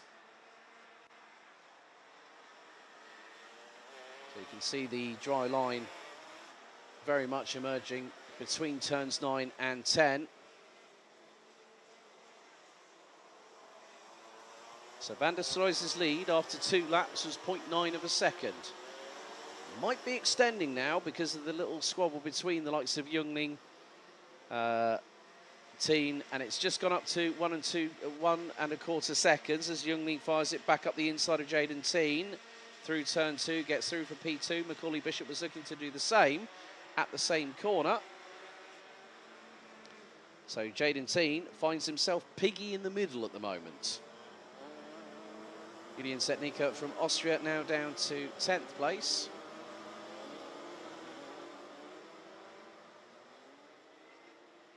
Zino Falca has made up positions in the meantime, up to 11th position ahead of Danny Shields. Martin Gaiskens, Kaz Boshouse and Dante Sima round out the top 15.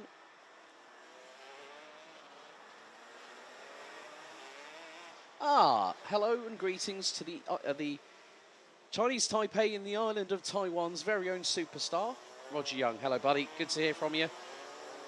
Yes, happy New Year. Happy New Year. Happy Year of the Dragon, I might add, as well. Chinese New Year at this point of the calendar. Yeah, fingers crossed, mate. We'll see what happens. I need to chat to Victor about that one. Right, Timo Jungling now is ahead of Macaulay Bishop, who's got through on Jaden Teen. Jaden's now down to 4th. Alexandra M has got past Fredrik Ubben for 7th place. Martin Gaiskens has dropped to 15th. And believe you me, this is all about just getting those points on the board. And what the top 4 have to do is just do one thing. Okay, if you want to have a little battle between each other, make it nice and clean and fair. Don't take anybody out. And one of the worst things you can do in motorsport, especially in karting, depending on the size of your awning, and as always, Dan Holland, when you've got a big squad on hand, especially with the drivers you've got here this weekend, Jan Dams, you're another one I need to mention about that, is that the first thing is race hard, race fair, but don't take each other out. You don't want to compromise the opportunity for each of the drivers. As Jaden Teen was looking to the right-hand side of his kart, I'm not too sure if he's just having to drive with a problem, but he did have a brief glance down to the right-hand side, which is on the side of the engine and the radiator. Martin Herrera still running after 5 laps, the Colombian. Running with Ronald Montfort at Montfort Motorsports. Good to catch up with him the other day. Currently P20 at the moment.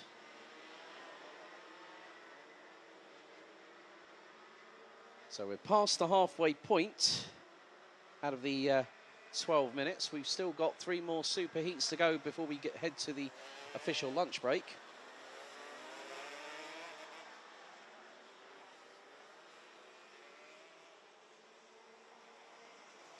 Van der Sloys still has a comfortable lead.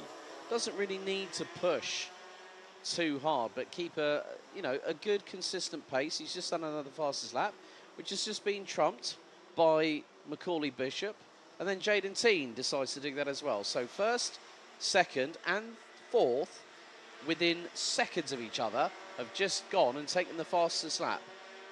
That's a little bit, there's a little bit of pride there when it comes to having the fastest lap and saying, like, okay, I know it. And it's also a motivational spur. And the reason being, now there is a side-by-side just going through turn 5 I've just spotted. So there could be the likes of Sverre Ubben. I think maybe Danny Shields. He's got himself up into 11th place.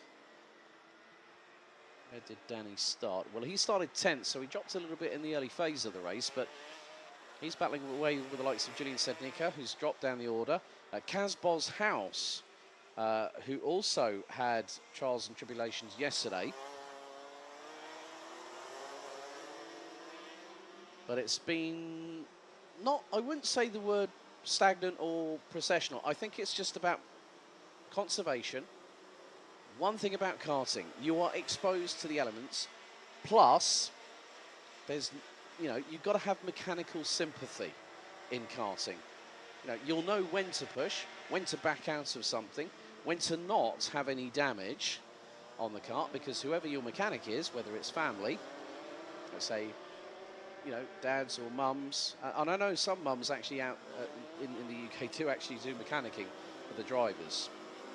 It's more about a case of making sure there's less work in setting up the kart. So if you have to change parts, you've then got an additional, additional time to spend on it. Macaulay Bishop then runs a little bit wide out of turn 9. Oh, dearie me, a little bit of a touch between him and Timo Jungling as Jungling went up the inside. Macaulay Bishop was turning right to go on the racing line, and there was a little bit of a touch between the pair. Macaulay running a little bit wide. Jaden Teen just managed to get through for 3rd place. So coming down to 2 minutes and 45 seconds plus an additional lap. So after 8 laps completed, the top 10 is as follows. Tommy van der Soi is leading by nearly 2.8 seconds ahead of the UK's Timo Jungling. Jaden Teen in 3rd, Macaulay Bishop 4th. Ava Adagnostiidis, the sole Australian representative, who now is based out of the UK in Bicester in Oxfordshire, more precisely. That's not too far from the Motorsport UK headquarters. Then you have got Alexandra Aim, Luca Schlegel, Puck Gubbles, Sverre Ubben, and Danny Shields rounding out the top 10 overall. And all 23 drivers are still running, as we are fast approaching the conclusion. And thank you very much, Kitty. I know that your good man does mechanic for Macaulay. Same could be said for Jacob Ashcroft's dad Barry, amongst others. But we still do have over 1.5 minutes to go as Macaulay Bishop now gets through on Jaden Teen at turn 2 for P3.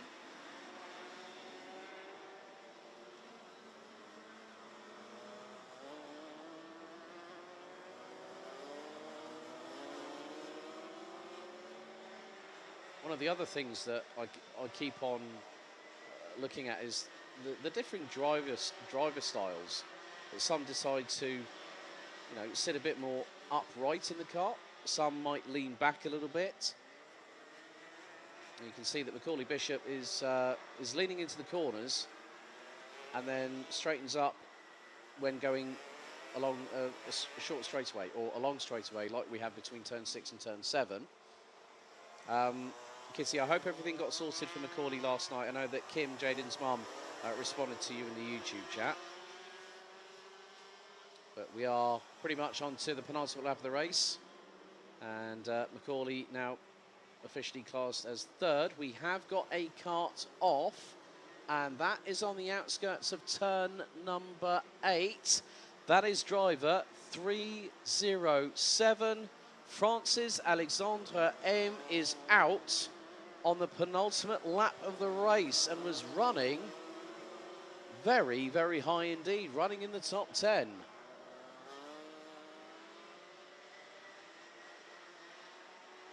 So, oh, right, well, it looks like there's been a bit more behind the scenes. Well, that's Martin Herrera that's off the circuit on the entrance into turn 8. So, Martin Herrera, that is the longest amount of running apart from practice and qualifying that the Colombian has had, and that kart is now on the outside of the entrance into turn 8. Timer has now officially expired.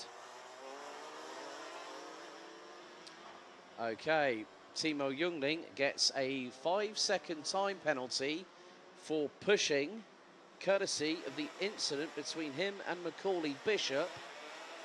That is going to put Timo Jungling down to 4th, putting Bishop 2nd, Teen 3rd, and yeah, no, I hope he, I mean, you know what, for Macaulay, and thank you very much, Kitty, for putting that in the chat.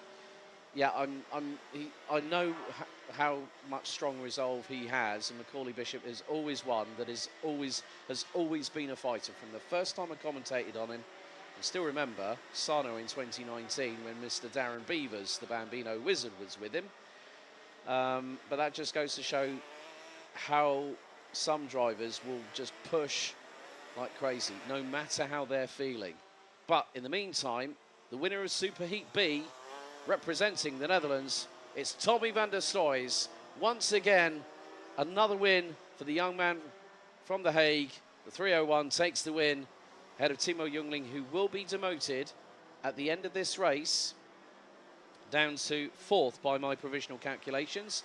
And that has just been confirmed by Ivar Anagnostiidis running at the top 5. So it's going to be Van der Stoys winning from Bishop, Teen, Jungling, Anagnostiidis rounding out the top 5, which means 4 DHR drivers in the top 5. Lucas Schlegel, Puck Gubbles, Sverre Ubben, Danny Shields, Kaz Boshaus, Dante Sima, Martin Gaiskens, Zeno Falker, Julian Zednika, Sasha Aim rounding out the top 15, with Maximilian Eckel, Wout Kirstens, Tino Pothier, Manolo Senda, Giorgio Markestein, and then we should have Rein van der Meer crossing the line now. And that is 21 drivers making it to the finish. Unfortunately, with 3 laps to go, Alexandre Aim and Colombia's Martin Herrera out of the race. And we have still one more Superheat. Superheat A for seniors coming up shortly.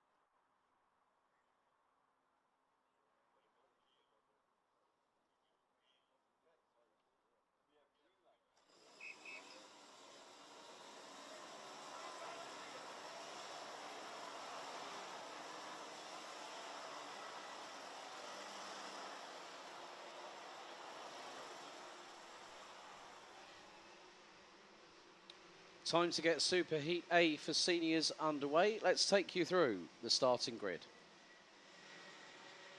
Pole position, it's the Netherlands' Jort van Wijk in the 333. He'll be joined by Belgium's Boluet on the front row. Row 2, it's Archie Buttle from the UK and Krit Knorren from the Netherlands. It's an all-Belgian row 3, courtesy of Vic Stevens and Lawrence Herboz. Row 4, it's Luca Thiel and Christopher Zaller. Ralph and Mika van der Pavert, so it's an all-brotherly row 5, round out the top 10. Mathis Kaninjak and Paul Hamburg are on row 6. Row 7, Mark Schupman and Luca Prima, with Gregor Fagenspan and Camille Baloche on row 8. Row 9, it's Bram Plomp and Alexandre Lemaire-Sicre, with Kevin Navis and Yannick Mike Gabrich rounding out the top 20. Completing the 23-strong grid for the Super Heat A for seniors, Flynn Fitters, Simon Pierre and Rick Mewers rounding out the grid. As with the previous race, it will be 12 minutes plus an additional lap.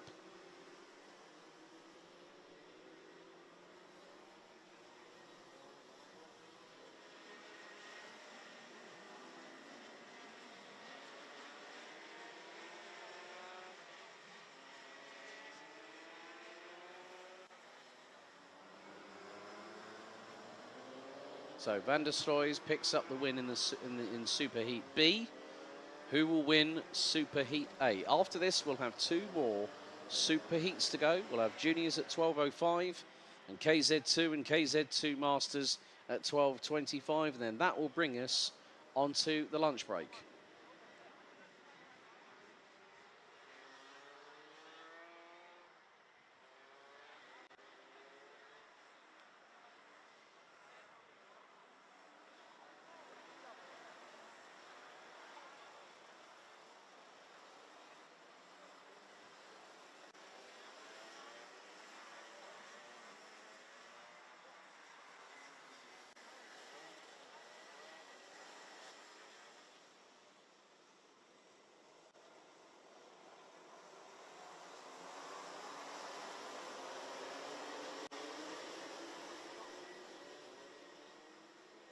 So a full start has been called, meaning the drivers will have to go around for another formation lap.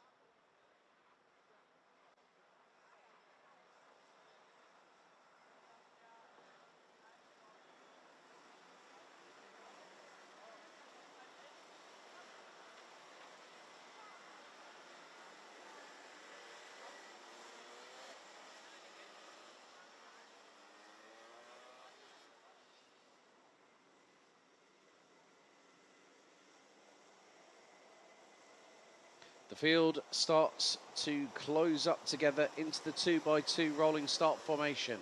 Let's see if we can get it right second time. Lights are on. Lights are out. We are underway. A couple of drivers, I think just outside of the top 15, might have just broken the tram lines by 2 wheels, as there is quite a lot of activity.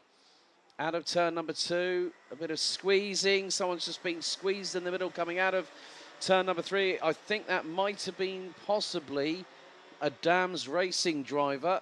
Could have been Camille Baloche, as they come through turn 6 and go onto the Europlan for the first time of asking.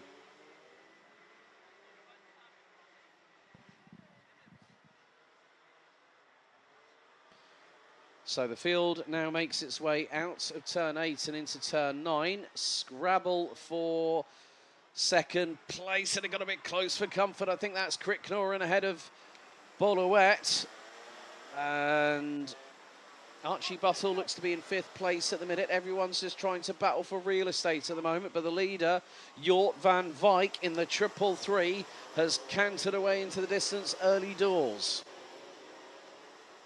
Second, it's Archie Buttle, a second behind after the opening lap of the race. So Mika van der Pavet up to P3, Luca Thiel, Krik Knorren, Vic Stevens, Lawrence Helbos, Christoph Salla. Then we've also got the 387 of Paul Hamburg from Estonia. Bolowet, well, I'm just waiting for the time. So Bolowet has ended up all the way down in 10th position. So the opening lap has been completed.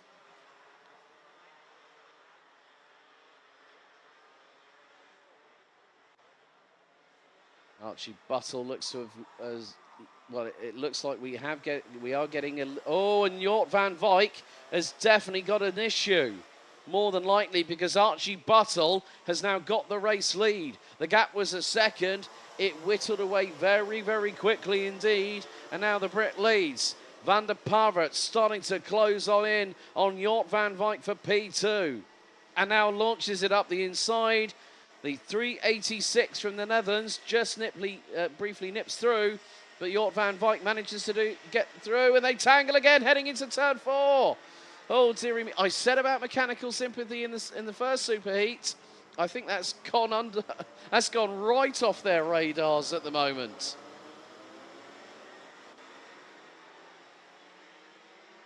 So there is going to be I'm sure that might be looked at in some way by the race control team. And it just goes to show that you can't, if you try and force the issue, it never works out well for both parties. And again, Van der Pavet trying to get through. There's Luca Thiel. He's trying to battle for 4th place. And I think he has, yes, he has gotten through. So after this lap, Archie Buttle stays in the lead, and he's 2 seconds up the road. Van der Pavet up the inside of Van Wijk again, who runs wide through turn 2. That nearly gives the opportunity for Germany's Luca Thiel in the 399, who's closely followed by Lawrence Herbos, the opportunity to get through, and that could have been 3rd for the German. Vic Stevens now ahead of Austria's Christoph Salla. Ralph van der Pavet, the elder brother of Mika, is currently running P9 and is ahead of Estonia's Paul Hamburg. So that is your top 10 at the moment.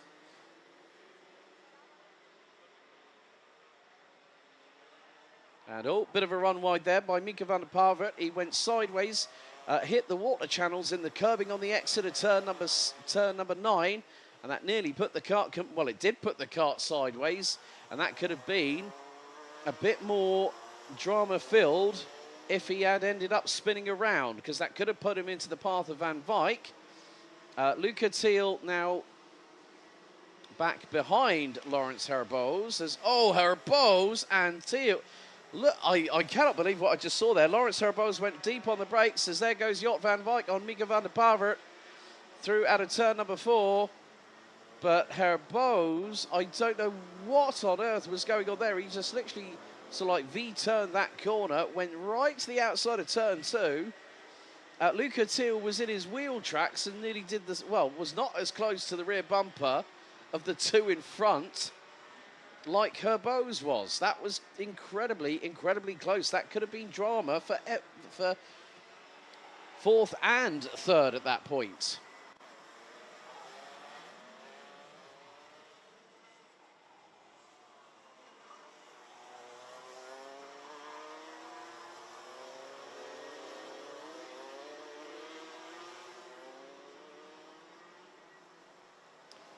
So 6 minutes and 35 seconds to go. Archie Buttle still has the lead. It's just about 2.2 seconds.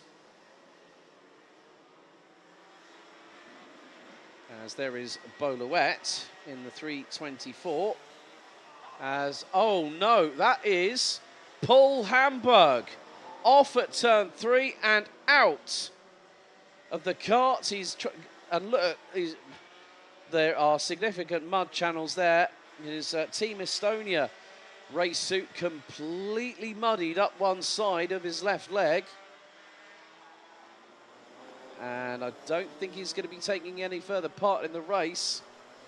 Yep, yellow flags at Marshall Post 2. Paul Hamburg out after what was a pretty good run. He was running in the top 10. That's just before the halfway point of the race.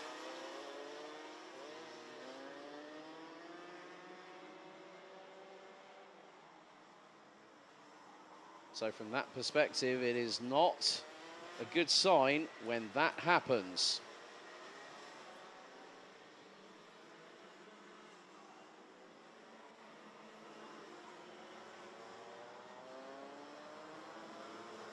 But still the battle continues onwards between Jort van Wijk in second, Mika van der Pavert in third, Lawrence Herboz is closing on in to the back bumper of the 386 rather rapidly.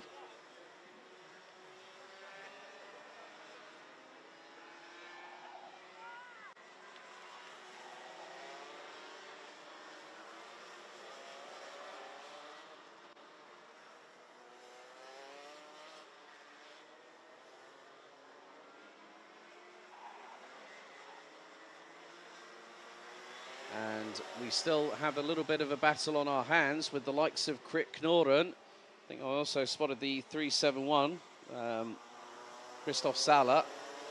So a few drivers trying to do what they can to get as high up the order as possible, to give them the opportunity to be in the top 36. They are dodging and darting and ducking and diving at the minute. It's not getting any easier for these drivers out here. Krit Knorren definitely has a lot of pressure from behind. That includes from the 360 of Flynn Fitters, who's now 9th. Goes, oh no, that's the 327. Vic Stevens off the circuit. He's brought a lot of debris onto the circuit, and we have got absolute madness at turn 6 off the Europlan. We've got more dramas. There are carts all over the place. I've spotted another 2 carts off at turn 3, one of which is the 340.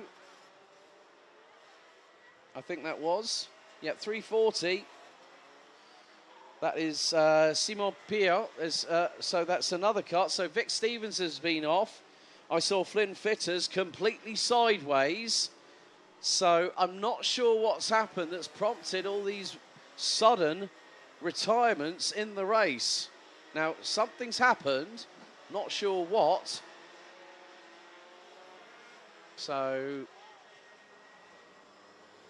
yeah, yellow flags at Marshall Post 2, Post 3. So there is going to be no overtaking permitted. So if we have a slippery surface situation over there, and there are 4 carts. Hang on a second, that's 3 Dams Racing drivers I think are out. Off of turn 3, there's 3 that have been parked up on the outside. I was trying to make out because there's one on the, so you got 3 of them. I'm not too sure what's happened there, but something has gone awry.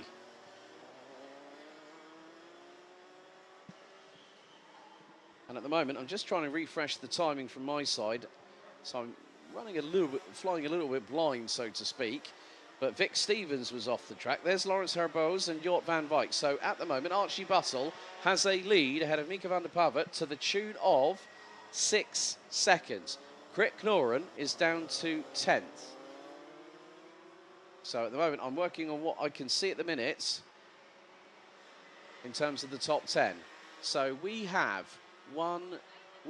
I can see 5 carts in my peripheral vision that are out of this race.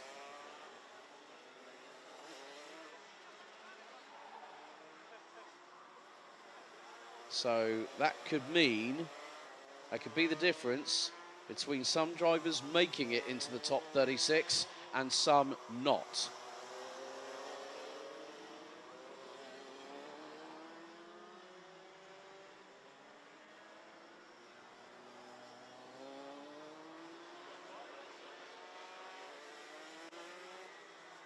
So 1 minute and 15 still remaining on the timer.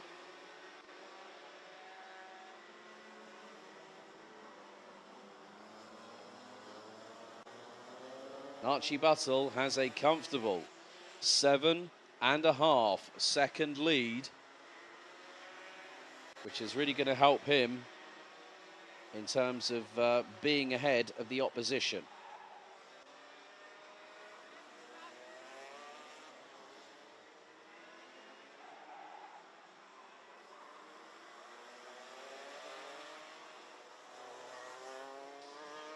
So Archie Buttle will bring us on to the penultimate lap. He now goes across the line with 31 seconds on the timer remaining. Van der Pavert still ahead of Jort van Wijk, who's looking to the inside of the 386 from SP Motorsport and nips ahead on the run into turn number 2.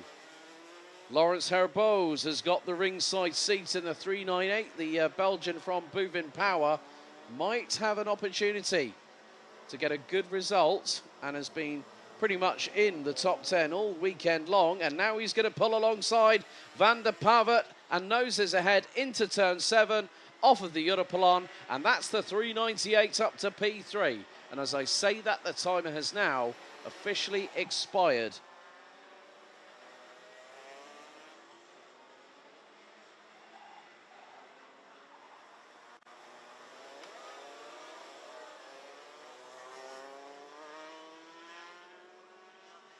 Oh, but hang on. Someone has just pulled into pit lane.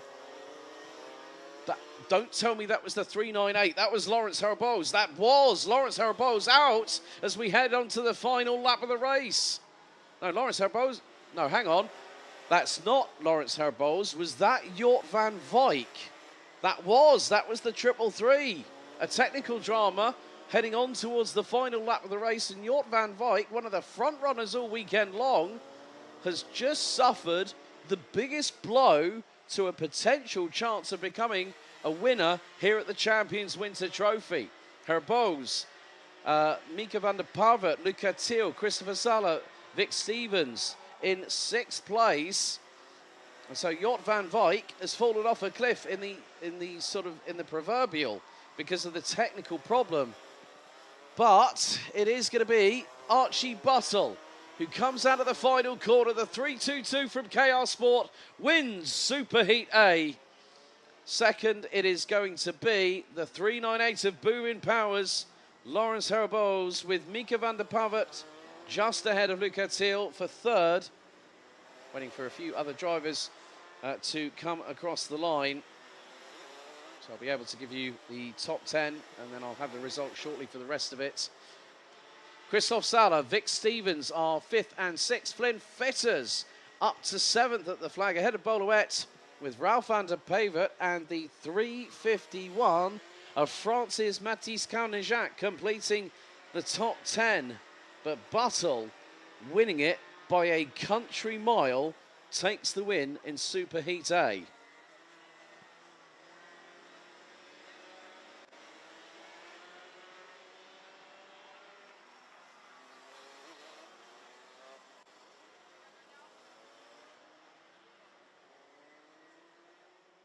So, well done to Archie Buttle, the 322 from the United Kingdom. There's the rest of the results. So, Mathis Carnejac takes 9th ahead of Kevin Navis with Vic. So, there have been some changes, it looks like. Vic Stevens ends up 11th ahead of Crick Noren. Lemaire Sicre, Gabrich, Plomp. Mewis ends up 16th. Jort van Wijk in 17th after that one. So, we had a few retirements. So, Bram Plomp, Rick Mewis, Jort van Wijk, Simon Pierre. Gregor Feigenspan, another retiree. Mark Schupman, Camille Baloche, Luca Brima and Paul Hamburg. The remainder of the field that didn't make it to the flag.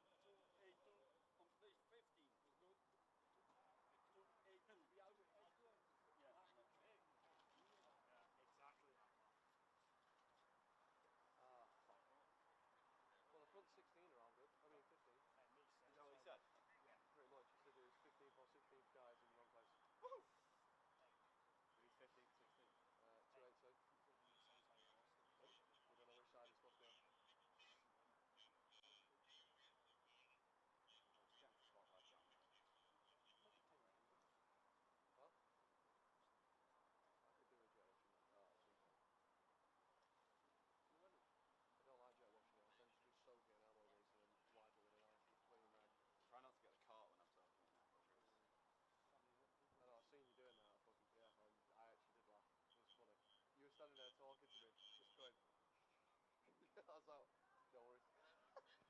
I was waiting for you to, I was waiting for you to go, every other cunt does it, so I'm doing it. There's just nothing to be said about it though, is it? Because I'm just cleaning with something that's not a solvent. The best one was out of the other last month. Oh, we shit the month before. Next month, use your own wets. Oh, naughty again. 2 seconds quicker than anyone. Funny that. Oh. Yeah, I think people elbow grease into these I say rivalries this to right now. Smithers the other day. It's always mint. Us lot get along. We get along with Argenti and all that. The only team that causes beef between every country is the ones that we buy all our parts Yeah, from. the one that makes the most Wouldn't money. you think that they'd be the ones trying to get along with us? Liga als Handgepäck.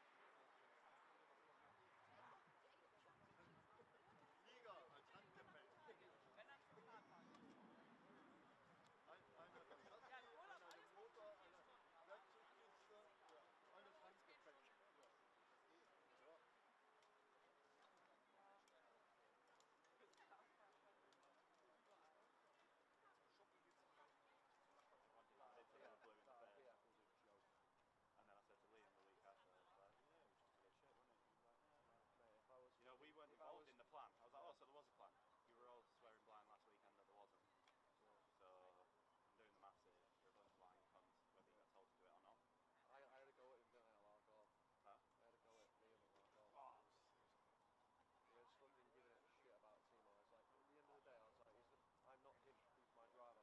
I was like, you fucking used to work for us and I used to speak to you every day on the phone on the way to work and all sorts. So you don't even fucking say hello to me now, just because you joined that team. I was like, what the fuck's going on there? I said, and then you wonder why everyone hates you or doesn't get along with you or anything. You just fucking ignore all of us and are proper arrogant. And I had a right go at him. I said, at the end of the day, I don't give a shit. I said, the most important thing is the kid goes on the track and he races. Don't care about anything else.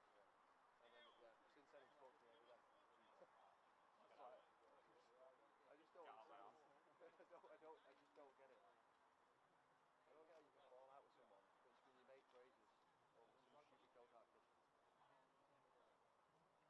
Yeah, if your man writes my man off, I'm not going to fucking fall out with you, I don't care. I mean, I'd like to win, but... if I'm not winning, you're definitely not, so Yeah, let's have it. exactly.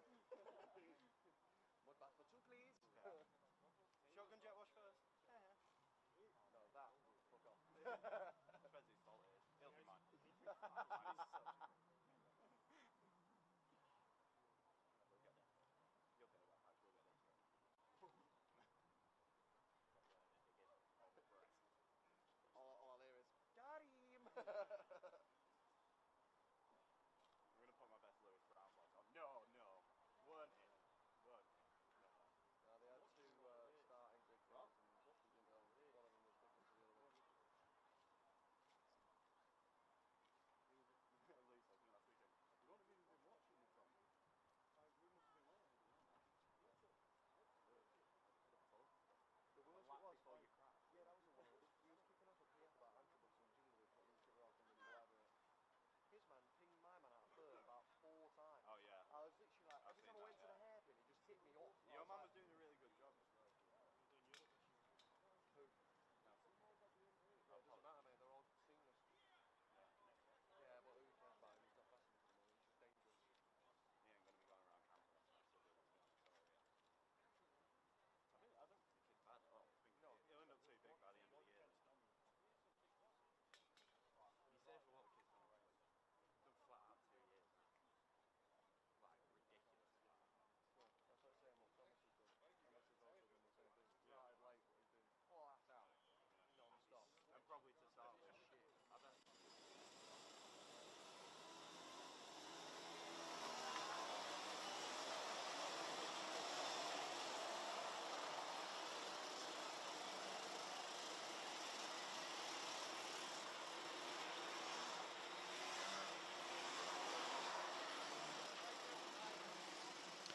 Okay, we now get down to the penultimate super heat of the weekend. It's juniors. Let's have a look at your starting grid.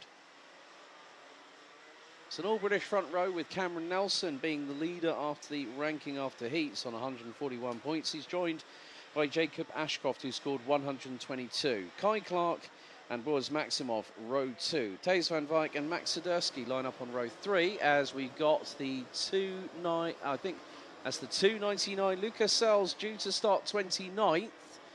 looks to have gone off on the right-hand side of the start-finish straight.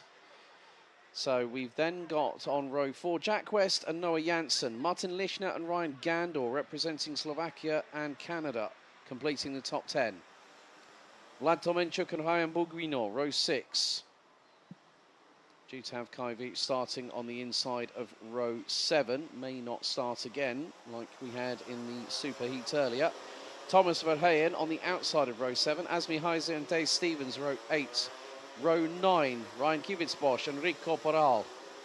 Ben, Jamie Berger and Lars Lambers ran at the top 20. With Lieke van Berkel, Jim Back, Nuden Engelsman, Philip Wisniewski, Matthew Sormetra, Alexander van Meeuwen, Bran van der Weken, Noah Neumann. Lucas Sells hopefully may still be starting 29th with Lendruers and Jort van Ekelen completing the 30, due to start complete what will be more than likely a 30 driver grid.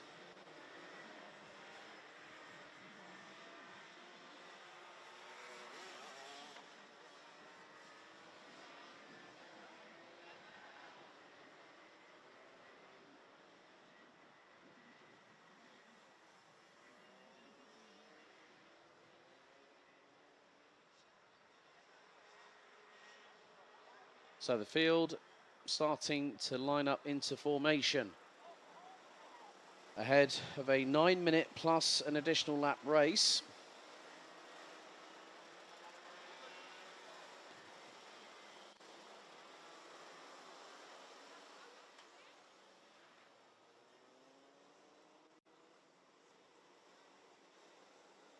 So let's see how it all pans out over the next 10 or so minutes. The drivers make their way out of the final corner. Nelson on pole, Ashcroft alongside. Revs rise, lights are on, lights are out first time, and it's the scramble towards turns 1 and 2.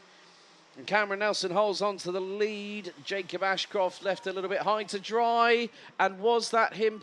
Well, there was one around. I think also at that point, Kai Clark might have just sprung into the race lead. And Boaz Maximov is off. The 230 from Buvin Power. So he's one that went off on the exit of the runoff area. He's trying to push the cart unassisted. He's now going to lift it up by the front fairing as Cameron Nelson looks to have kept a hold of the race lead. As the field makes its way through into turn number 9. As the second place driver runs a little bit wide. Going down into turn 10 and gets a snap on under. Oh my goodness me. Nelson goes off. Also in there was Thijs van Wijk. Somebody else has just gone off. 280. Thomas Verheyen has gone off. There was someone else that went off at the same point on the circuit. And we got yellow flags on the corresponding marshal post. So the leader went off, now leading Thijs Stevens. And through on Kai Clark goes Jack West for second. Max Zadersky in the 297 rounds out the top 4. Vlad Tomenchuk, Ryan Gandor, Cameron Nelson, Martin Lischner, Ryan Buguino, and rounding out the top 10, it's Germany's Noah Janssen. It was like a domino, it was the dominoes were toppling as they went through turn 10. And the 280 of Thomas Verheyen got some snap-on understeer, and it pitched him left. So coming up to 7 minutes to go, plus an additional lap. And it just shows that sometimes the luck will be on your side, and then Lady Luck will have a way of saying, no, it's not your time. And that's exactly what just happened.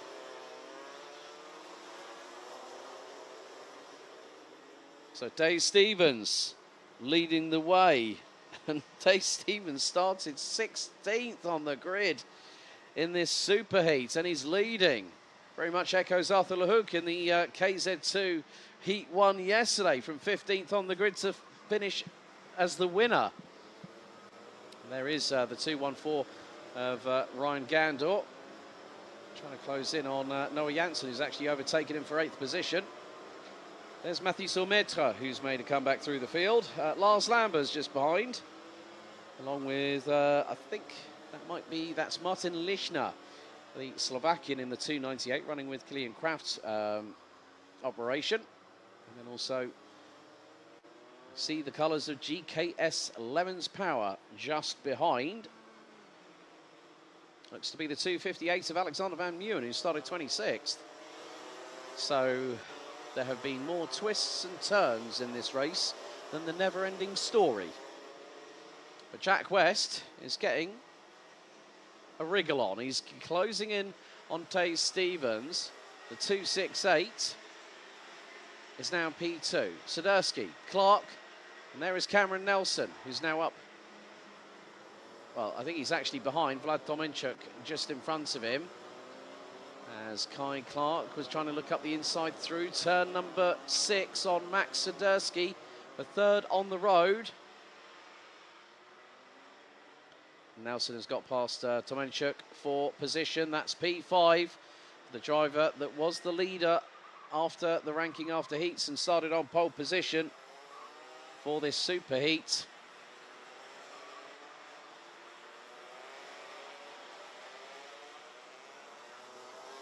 So just over 4 minutes and 50 seconds remaining on the timer for the juniors super heat. We'll have KZ2 and KZ2 Masters after this, before we go to the lunch break.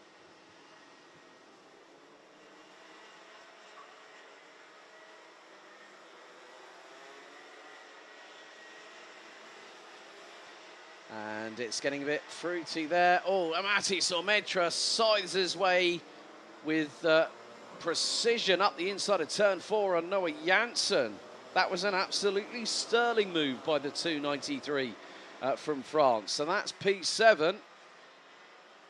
And Vlad Tomenchuk is not too far ahead in the 236.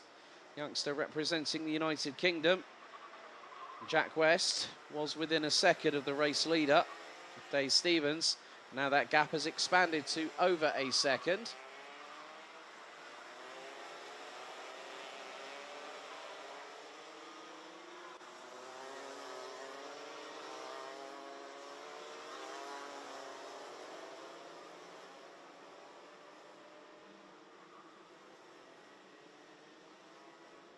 The gap has pendulum swung again between the top two. There they are. There's Stevens, there's West.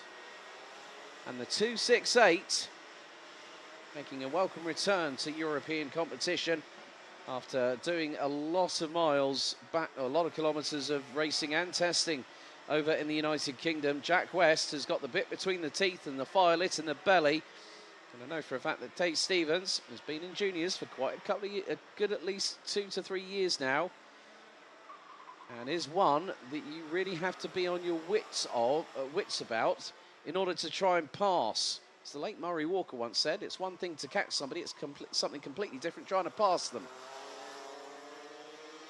But with just under 2 minutes and 50 seconds to go, another lap in the books, and West is less than 3.5 tenths of a second behind him. Behind Stevens, coming down the start-finish straight.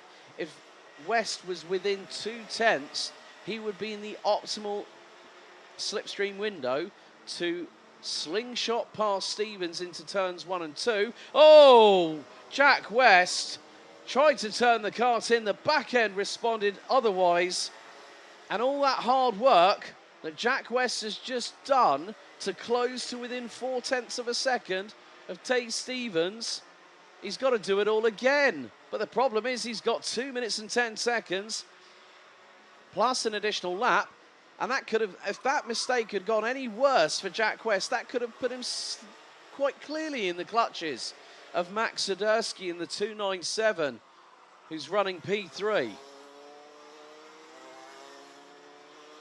So let's see how much time Jack West has lost. So Taze Stevens across the line. Jack West has lost 1.6 seconds as a result of what's just happened. Now there is a bit of a free-for-all coming out of the final corner, led by, that is going to be Martin Lichner, with Lucas Sells up the inside of the Slovakian. You've got the 214, that's Ryan Gandor from Canada in 11th. As Max Swiderski has now got the 267 of Kai Clark from KR Sport right with him through turn 7 off the Europlan into the sweeper at 8. Clark doing a very sensible thing of just mimicking what Swiderski is doing, and then he finds the opening at turn 9. Clark through for P3 with just over a minute still to go, plus 1 lap. Great work there by the young Brit.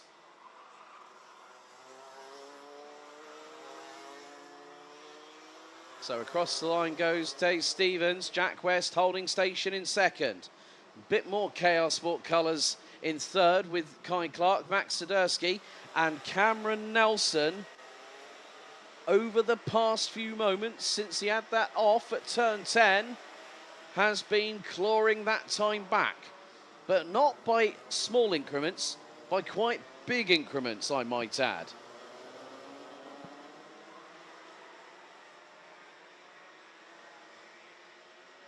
So we are now effectively on the penultimate lap of this race. Tay Stevens started 16th, now leads. This is how you get yourself as high up the order as possible. If you get a win, it's going to be even better. Timer has expired. We're now going to go on to the final lap of the race.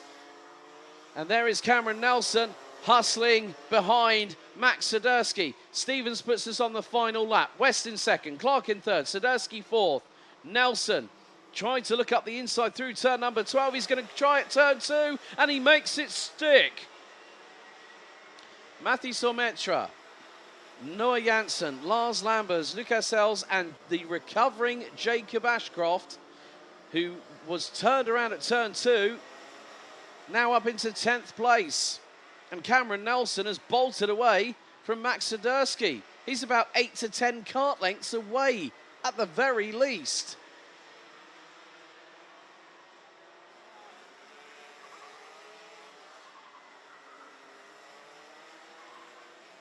So it is going to be the case that Tay Stevens, who's got a couple of karts just up ahead, is going to come out of the final corner and winning the Junior Superheat from 16th on the grid. From the Netherlands, it's Tay Stevens in the 282 that does the business when it matters at this point in the competition. Jack West was so close, but a slight error cost him the opportunity of a win, but still a great P2. Kai Clark and Cameron Nelson makes it 3 Brits in the top 4. Max Swiderski rounds out the top 5, ahead of the likes of Noah Janssen, Mathieu Sormetra, and quite a few others. But there is your race winner. He's had a lot of work to do this weekend as Tay Stevens, and has actually been the person I think might have done potentially the most overtakes so far in the Junior Rotax division this weekend, as everyone now will be on the slow down lap and head to Parc Fermé in scrutineering, go onto the weighbridge as we wait for the results for this Junior Superheat.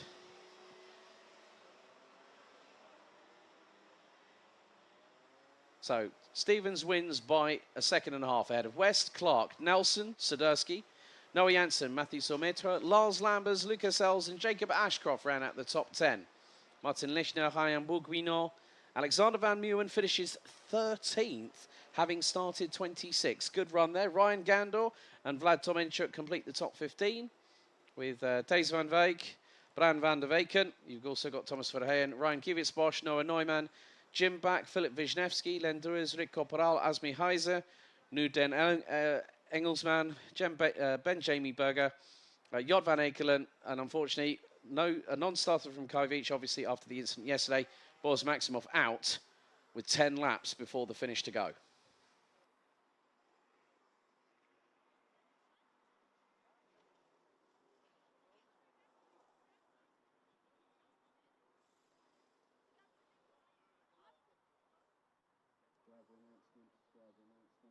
Driver Senior Rotax 310. I repeat, 310. Alexander Lemire Seeker plus entrant. Report to the stewards immediately. Driver Senior Rotax 310 plus entrant to the stewards immediately. Thank you.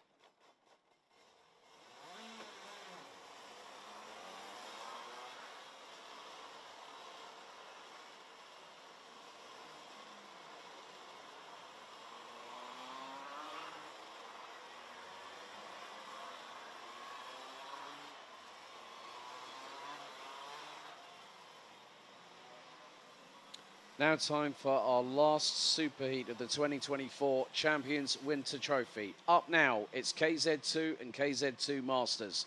Let's have a look at your starting order. Following on from the ranking after heats, Kevin Stohoa, after 2 wins, takes pole position. Jeffrey Fixer will be alongside on the front row. Then it's Jens Troyer and Charlie Turner.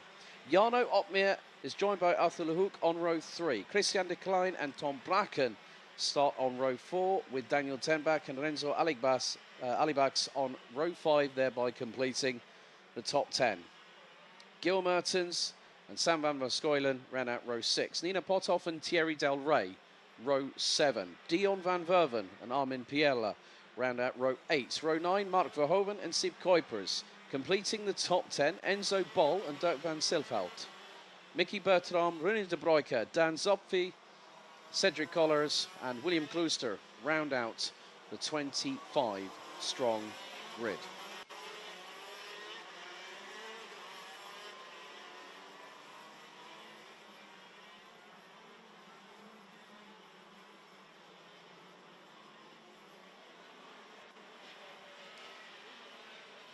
So, 2 different race winners yesterday and today. Arthur Lehouk, the 809, picked up the win from having started 15th on the grid. Actually tagged me on Twitter saying, hope you enjoyed Heat 1. I definitely did. I think a lot of people that were watching the stream did so as well. So, 12 minutes on the timer plus an additional lap.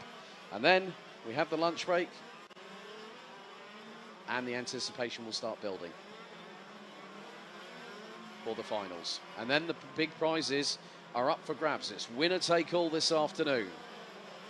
You get to this point of the competition, again, mechanical sympathy. You've got to make sure that you do a little bit of damage limitation in terms of looking after the equipment. But if you see a move and you take that opportunity and it's worth it, and your mechanic has to work an extra couple of minutes on the karts, as a result, the mechanic will say, hey, that was a good move there. It's all about working in harmony with the machinery and the people that are around with you. Drivers weaving from side to side. A dry line very much apparent on the 1,360 metre circuit. Because now, the drivers will be on the LeConte tyres, the dry tyres. This means grip, performance, and what's more, great racing. Our race director, Thomas Liner, stands at the front of the grid with the red flag in the air. And once the green flag waves at the back of the field, when everyone is in position, we will be under starters' orders.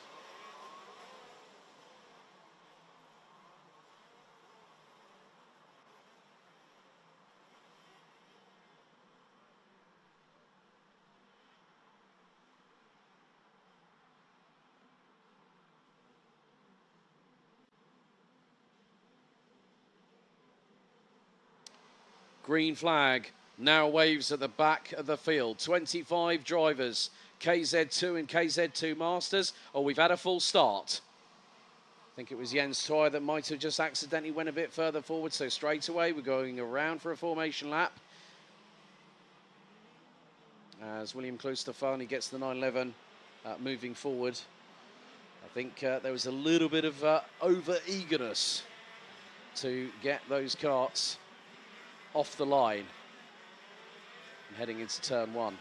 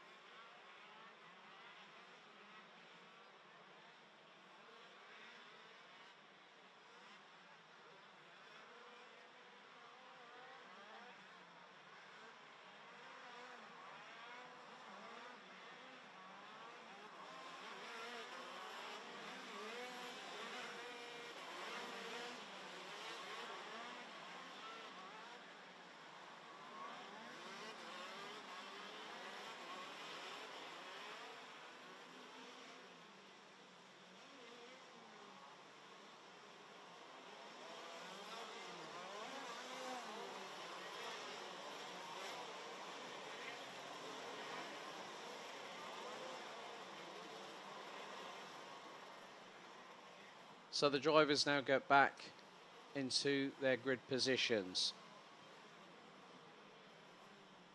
So Stohoa will be on the inside, Fixer to the outside will be pole position. I think I'm just trying to remember now. I think Fixer might be on the inside. So pole position will be on the right-hand side of your screens. So 25 drivers, KZ2, KZ2 Masters, ready, lined up. Green flag, waves at the back of the field. 12 minutes plus an additional lap on the timer. The red lights are out. Oh, and a disastrous start on the inside of the outside of the front row. And that would have been Jeffrey Fixer that bogged down, and we've got 2 off. Out of the opening exchange through into turns 1 and 2.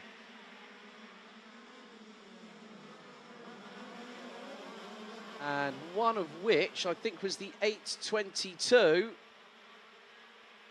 Possibly. I'll wait for that to be confirmed in just a second. But 2 drivers were off. One is not getting going again. The other one is making their way through turn number 2.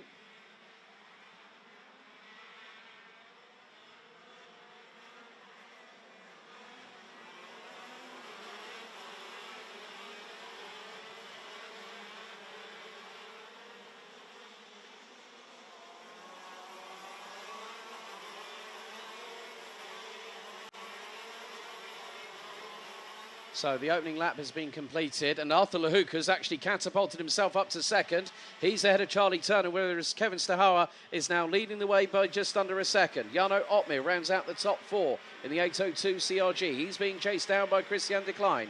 Jens Streuer, who started on the inside of row number 2, who I think had a little bit of a jump start moment when we had the full start given. Jens Streuer in 6th behind Christian de Klein. Tom Bracken. And we also had, I think it's, yeah, the likes of Daniel Ten Hag, Jeffrey Fixer all the way down in 9th. And then Sam van Verskuilen in the 819 rounding out the top 10. So there is going to be a bit of a bigger gap, I think. Stohoa is not going to let anybody chase him down, but Lehouk did do a number on him in Heat 1. Lehouk's got that gap down to under 7/10 of a second as Tom Bracken looks to the inside line through turn 2 on Jens Streuer. Streuer defends, a little bit of bumping between the pair. Bracken looking for the inside move at turn 4. Streuer runs wide. Streuer runs wide and then Bracken gets through. So Streuer got a bit of a scare. He had a young upstart up the inside of him. And what's more, Tom Bracken and Enzo Boll will be competing in multiple KZ2 series over the course of 2024. So that was a very, very hard exchange between the pair. So Jeffrey Fixer will have to try and get past Daniel Tenbach. It looks like it was possibly Gil Mertens. Well, Gil Mertens has dropped. William Klooster is out. So Arthur Lehouk trying to close in. He's got the gap down to less than 5.5 of a second and has just put in a 54.924 as the young man from France. So Jeffrey Fixer still in 9th. Started from second, was on the front row, bogged down at the start.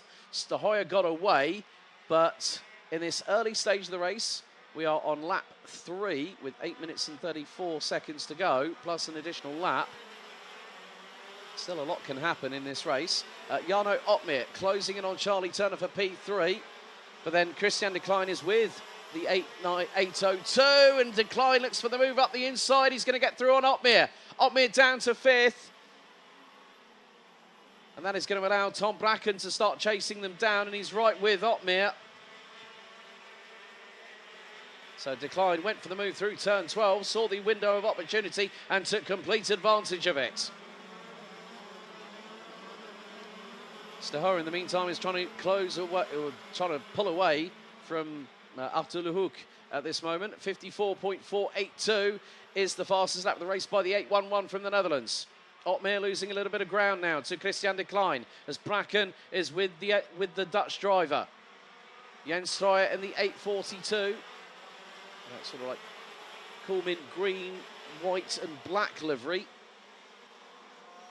Bracken looking for the move up the inside. He's going to do exactly the same. Oh, that was not what Jarno Opmeer needed. He was hit up into the air by Tom Bracken, who looked for the move up the inside. And straight away, Jarno Opmeer's opportunity of at least the top 5 finish has just gone bye-bye. And that's allowed Sam van Verskuilen. Oh, now who was that on the front straight away? That was Jeffrey Fixer, who was on the front row. He's now hit trouble. So Sam van Verskuilen through on Tom Bracken.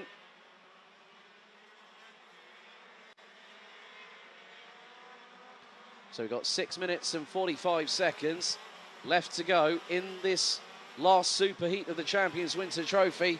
So 2 big dramas, one for Jarno Opmeer, one for Jeffrey Fixer. Dan Zotfi looks to be all the way down. Well, Dan Zotfi is actually running. Well, is showing down into all. I'm just keeping an eye on what's happening with Dan Zotfi at the moment. Might not be running anymore. Jeffrey Fixer and Jarno Opmeer look to still be circulating. But obviously that depends on how hard the landing was for Jarno Opmeer, because he was all 4 wheels in the air and the kart was 180 degrees pointing in the opposite direction after that incident. So Gil Mertens out on lap 2. William Klooster out on the opening lap. And that would have been the turns 1 and 2 dramas that we saw a few moments ago. Just under 6 minutes remain, plus an additional lap.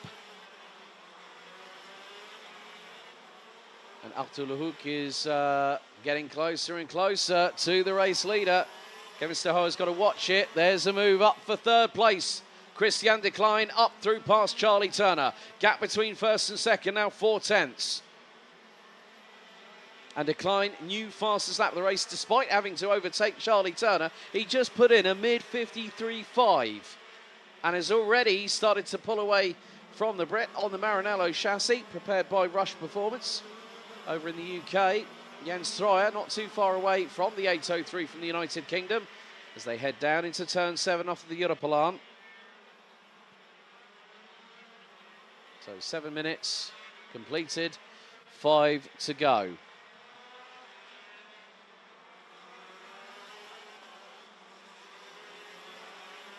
So it is going to be a case of who is going to make the moves when they need to happen.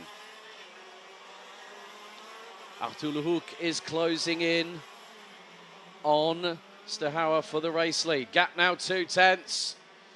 So I've got a feeling that this could be the wind up by Lehouk to try and get through on Stehoer down the Europalan and late break into turn 7. Right, let's find out, shall we? Hard on the accelerator. They'll be banging through the gears up to 6th.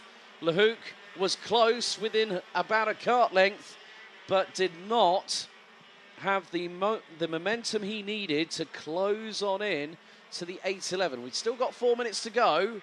So if Lehouk can't do it on the Europalan, he can do it on the start-finish straight. Out of turn 11, they go now. And where is Lehouk going to plant his kart? Along the same line as Stehoer, as we have sunshine from up above bathing the circuit for the first proper time this weekend.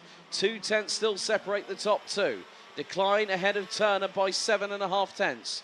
Streuer, Van Verskuilen, Bracken. Then we got Alibaks and Siep Kuipers rounding at the top 10. Now down the Europalan once again. Lehouk not close enough to Stehoer at this moment in time, but later on the brakes through T7 goes the Frenchman.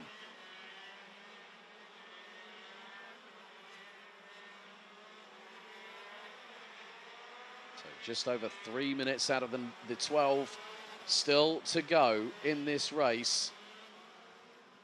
And I think Lehouk is waiting for the right moment. It will be later on.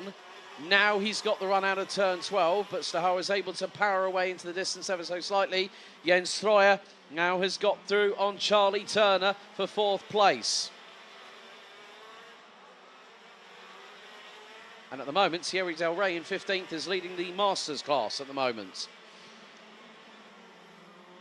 But good, clean move there by Jens Streuer on Charlie Turner to take 4th place away from the Brit. Lehouk has just gone purple, 53.272. I know for a fact that the 811, Streuer from the Netherlands, is going to have eyeballs in the back of his head. Just seeing, I think that is Dan Zopfi just coming through out of the final corner in the 872 Birrell Arts chassis. And is still running. And, well, the lead has changed. The lead has changed in the meantime. Lehouk is now leading the way. And that gap looks to be quite significant. It was 2 tenths at one point. Now it's nearly 6.5 tenths. So Arthur Lehouk, after closing in on Kevin Stahauer for the race lead, was 2 tenths of a second behind and has changed that up to a 6.4 tenth of a second pendulum swing. That's nearly 8.5. That's 8.5 tenths he's taken out of Stahauer by passing him and getting away into the distance. Tom Bracken, new fastest lap of the race, 53.260. He is still currently running in 7th. Nina Pothoff has just dropped down the order. Now I'm wondering, can I spot where the kart might be, or has it peeled into pit lane? So Nina Pothoff might be at somewhere around the circuit.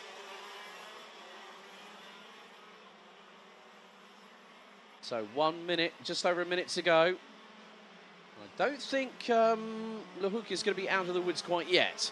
Stahauer is less than 6 tenths behind, but we are on this lap. I think so. We're probably going to have an additional 2 after this one when we cross the line.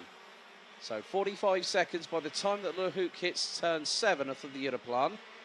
So that is going to give us this plus 2 more laps to go, and we're on lap 12.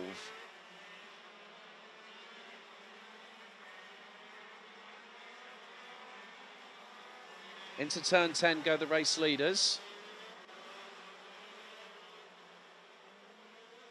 So let's see who's got the faster lap time. Last time around, it was Stahauer. Lehouk crosses the line, completes lap number 12, and it's just under 4.5 tenths.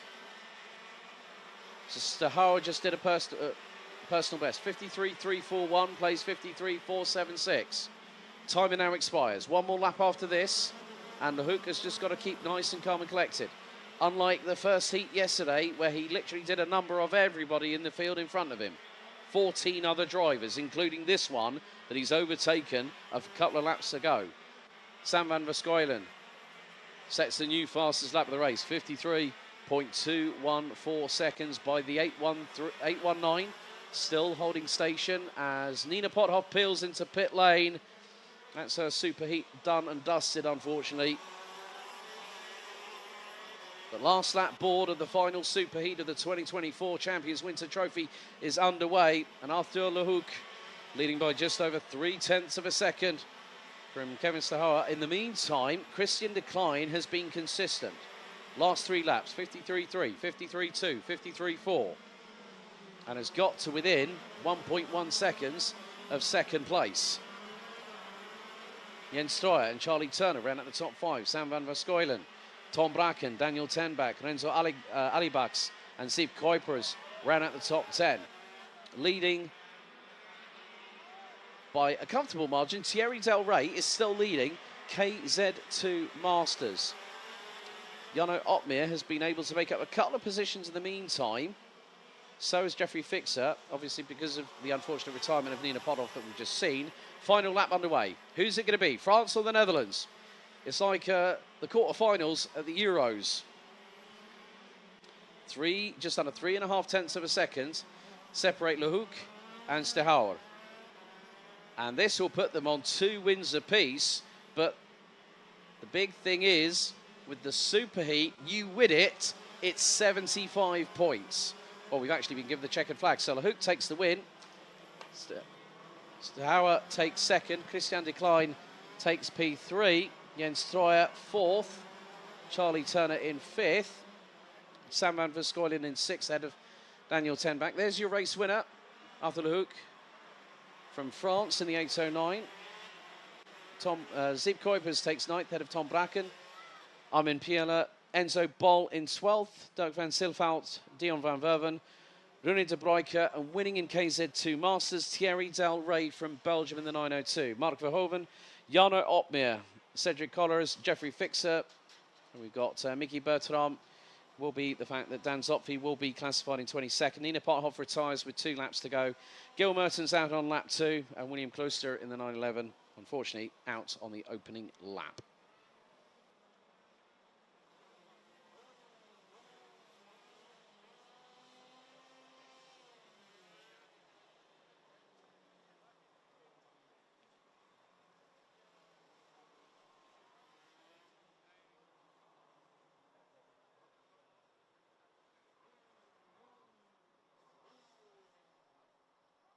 Okay, that concludes the action for the Super Heat stages of the Champions Winter Trophy for 2024. Join us just before 2 o'clock this afternoon as we will start the first of 5 finals and crown our 2024 Champions Winter Trophy winners. Starting with Minimax at 2 p.m, 2:25 for DD2 and DD2 Masters, Juniors at 2:50, Senior Road Tax at 3:15, and KZ2 and KZ2 Masters will close out the on-track action here at the home of Champions Karting Genk at 3:40 p.m. We'll see you in just a little bit after the lunch break.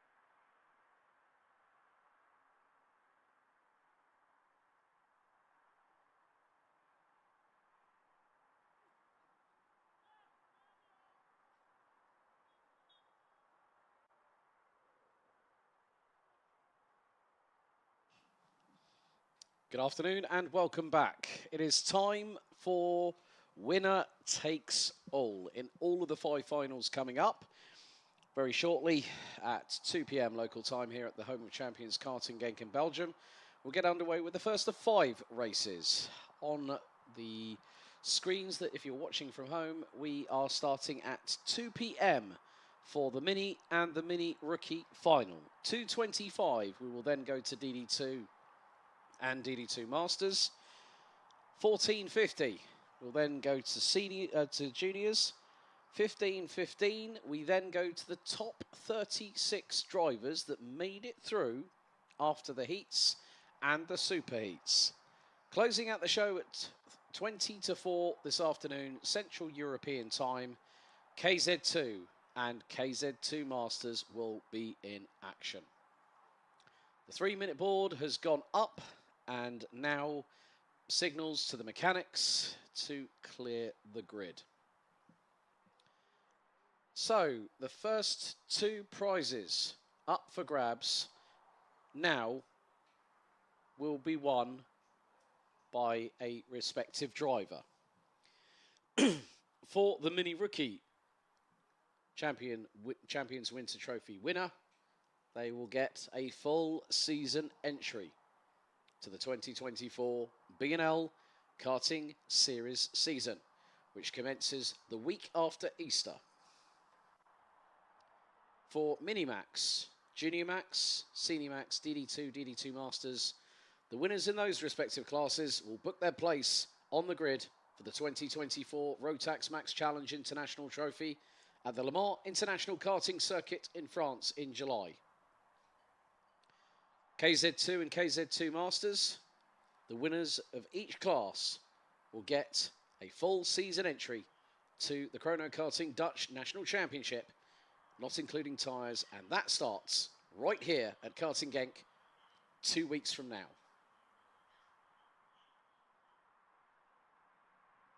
Once again, the time duration increases, and we will have, instead of 9 minutes plus an additional lap, we will have 11 minutes plus an additional lap for these young drivers to battle around this 1,360 metre, 12-turn anti-clockwise circuit.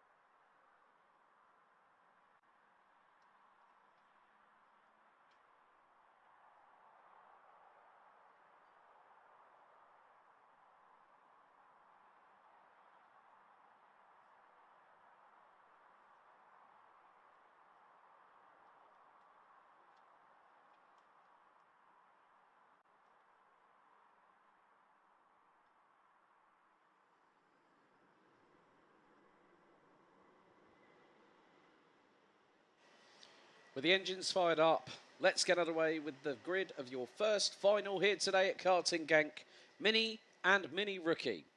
On pole position, Michal Zayak will start to lead the field on the approach to the start phase of the race. Alongside him, the person that was really top of the pops yesterday and this morning, up until dramas, hit the 130 of Vince van der Hullen. Can he fight back this afternoon? Victor Reitz and Oliver Spencer round out road 2. Maxime Becker, who has come from way back behind everybody else to start P5 in the final. He's joined by Belgium's Jeff Verbeek on row 3. Row 4 is the United Kingdom and Poland with Jack Freeman and Boris Maligranda. Lithuania and the Netherlands complete the top 10 with Patrikos Jokius and AJ Berggraf. Can Osler, Kimi May, Vic van Kampenhout, Max Moore, And Luan Zaid will round out the top 15, starting in mini rookie pole position. On 16th place will be Ryan Rampadarath from the Netherlands. Sebastian Brand, Joliena Marie Schultz, Matthias Verreken, Devrim Rieter round out the top 20.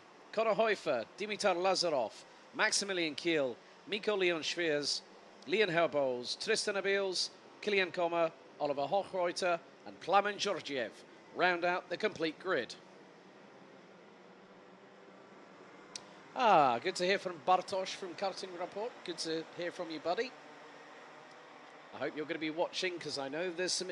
I know you're interested in a few of the drivers on the grid, including the pole sitter and the driver starting from 8th. So Michal and Boris, I know that you're going to be cheering them on, along with some of the other Polish young talents that we have got on the field.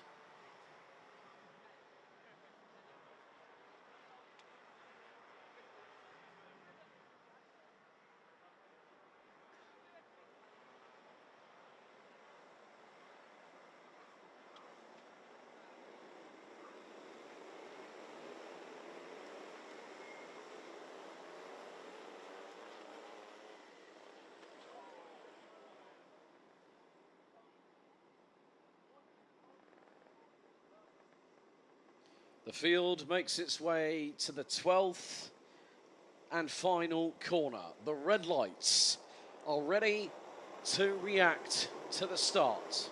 As the drivers come out of the final corner, revs rise.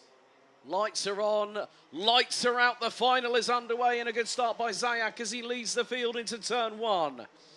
A little bit of a moment there for Vince van der Halen, who ends up being a little bit high and dry. Vic van Kampenhout, well, Maxime Becker, I think, has just jumped up into 2nd position. Vic van Kampenhout fighting towards the bottom part of the top 10 as they head through to turn 5 on the opening lap. There's Oliver Spencer running at the top 3. Vince van der Halen up the inside of the 142 from the United Kingdom. Based out of Ongar, just outside of Chelmsford in Essex. As they go down the back straightaway, down the famed Europolan into turn 7. Looks like. Let's see who is our race leader. It is not Michal Zayak. It is Victor Reutz from the Victor Reutz from Belgium in the 176. He's ahead of Maxim Becker from Germany. So developments for both of the drivers on the front row. And good to hear from County Down's finest from Northern Ireland. Hello to the Armstrong family. Cheering on Jack Freeman. Victor Reutz leads after the opening lap by just over 0.2 of a second. Oliver Spencer in 3rd. We've got Vince van der Halen, Michal Zayak, Patrikas Jokius, Jack Freeman rounding at the top 7 with Boris Marigranda. And then we've got Can Usler from Turkey, Jeff Verbeek in 10th place. As the field once again makes its way down the Europolan. So the opening lap has been completed. There was a little bit of a spittle of a rain shower just at around about 1:45 this afternoon, but Maxime Becker looking to hopefully get past, but Oliver Spencer is there in tow, so is Vince van der Halen, and hello to Nikita Lubimov, back again with us for a second day. Oh, bit of a dive bomb there, up the inside of Oliver Spencer goes Vince van der Halen, and that is for P3. So another lap in the books. 0.12 separates 1st and 2nd. Top 5 covered by less than 7/10, rounded out by the pole sitter, Michal Zayak. Jack Freeman is a little bit further away from this battle, about to the tune of 1.8 seconds. As we have 8 minutes and 30 seconds to go on the timer. And Michal Zayak has got through on Oliver Spencer for P4. This is Oliver's first trip out to continental Europe. So competed for Team UK at the Grand Finals in Bahrain last December. But Victor Reutz hanging on to he's leading the train at the moment. There's the 176 from Belgium. It's Becker, van der Halen, Zayak and Spencer. Patrikas Jokius is starting to get a move on, and there's a move for 2nd. Up the inside of Maxime Becker goes Vince van der Halen in the 130. And now the teammates start working together. Maxime Becker has got Michal Zayak looking up the inside Becker could very quickly lose at least third, maybe even fourth, but Oliver Spencer manages to get through on Zayak through at turn number 3 and retakes fourth. Van der Hallen looking to squeeze up the inside of turn 6 on Victor Reutz and gets the race lead with 7.5 minutes remaining on the timer. Now, one of the key things here is that if Vince van der Hallen scampers away, then no one can respond accordingly. Maxime Becker has just signalled to Victor Reutz saying, right, let's not stop, let's not let him get away, let's chase after him. Becker has had significant superior pace all the way through the heats and the super heats. And there goes Michael Zayak back up into 4th place ahead of Oliver Spencer. Patrikas Jokius still holds on to 6th. There's Jack Freeman in 7th, and he is closing in. He's about 0.7 of a second. Oh, move up the inside by Patrikas Jokius on Michael Zayak through turn 2. Now the exchange continues into turn 4. The Lithuanian on the inside and through by the apex of turn 5. Vince van der Hallen at the moment has got a comfortable lead of about 0.6 of a second, but sometimes that could be next to nothing depending on who's behind you. And that gap is closing down courtesy of Maxime Becker. Victor Reutz and Oliver Spencer ran at the top 4. Jack Freeman is now starting to factor into this because he's right with Zayak, he's right with Jokius, and Spencer has got through on Victor Reutz. That's for P3. There's still the best part of just over half the race to go. And everyone at this point must be thinking, well, hang on a minute, I've still got time. Jack Freeman has just got past Jokius for 6th position with a nice little move as Zayak and Jokius went side by side and went wide out of turn number 12. And Jack Freeman went, thank you very much, I'll take 6th. Half-time now hit in this first final of the Champions Winter Trophy, and Freeman up the inside of Zayak. Nice little move there by last year's mini-rookie B&L Karting Series champion. And he's moved up a class. He's only still 9 years of age, but has grown immeasurably over the last 12 months and is a very different driver to who I first met, actually, at the B&L Karting Series when he was running with Sony Vitesse with the Barrett family. This is going to get very, very close to the wire. 6 minutes down, 5 to go, plus a lap. So Michael Zayak currently, well, there's going to be an overtake a little bit further back. Vic van Kampenhout now up 5 places to 8th.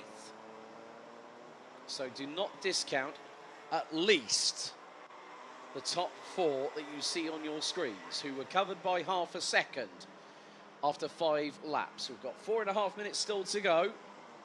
And any one of it, not just the 4 drivers up front, but look at the 4 drivers behind, at least. As all, mistake from Vince van der Hallen, and that allowed Maxime Becker to take the lead, and Oliver Spencer, for the briefest of moments, ended up in P2. Vic van Kampenhout now has come back into the fray. He's got through on quite a few drivers, including Jokius, Freeman and Zayak, and has got past all 3 of them.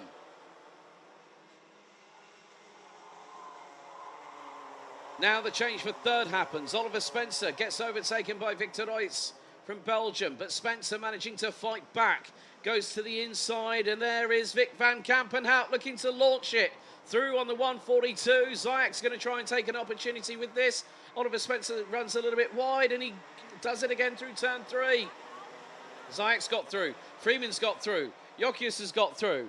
Just behind them is the 126 of Jeff Verbeek.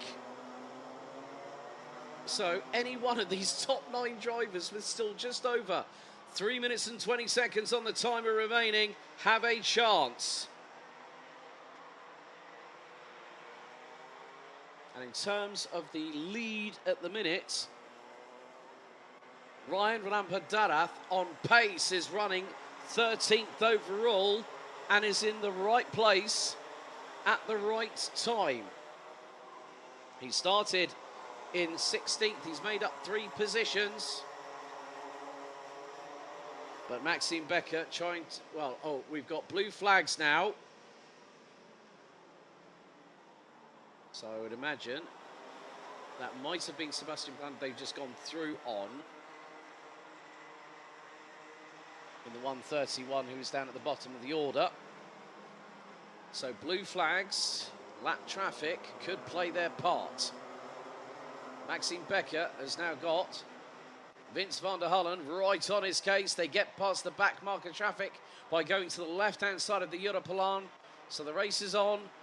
Anything happens between these two, Vic van Kampenhout will be there and ready to pick up the pieces. But throughout a turn 9, Van der Hullen had the inside line. Becker kept it pinned, full throttle around the outside, and still retains the lead with 2 minutes plus 1 lap to go. As they're fighting, this is allowing Van Kampenhout to close. Reitz leads the train behind ahead of Jokius from Lithuania. Then Freeman. Zayak, Spencer, Maligranda and AJ Berggraf in the 171 now is in P10, but in the meantime Maxime Becker has lost the lead to Vince van der Hullen as they get past the young Dane Hochreuter in the number 7. You can't exactly miss that livery, especially if you manage to find it on Google Earth. It's brightly coloured. But with 1 minute and 14 still to go, it really is going to come down to this moment. Who will be the race winner? Will it be van der Hullen? Will it be Becker? Becker had the most abysmal qualifying I've ever seen the youngster from Germany have. Jack Freeman sends it up the inside of Patrikas Jokius through turn 12 and retakes what is, well, that's Oliver Spencer who retook that position, P6. Freeman has dropped to 8th. Berggraf now past Maligranda, up for 9th. We're now on the penultimate lap, and Vic van Kampenhout can smell a little bit of blood in the water. He's closed in, and both him and Becker are running on the Formula K chassis. This is where it is going to be incredibly difficult to determine who will end up second, because at the moment Vince van der Hullen is away and clear. Timer has expired.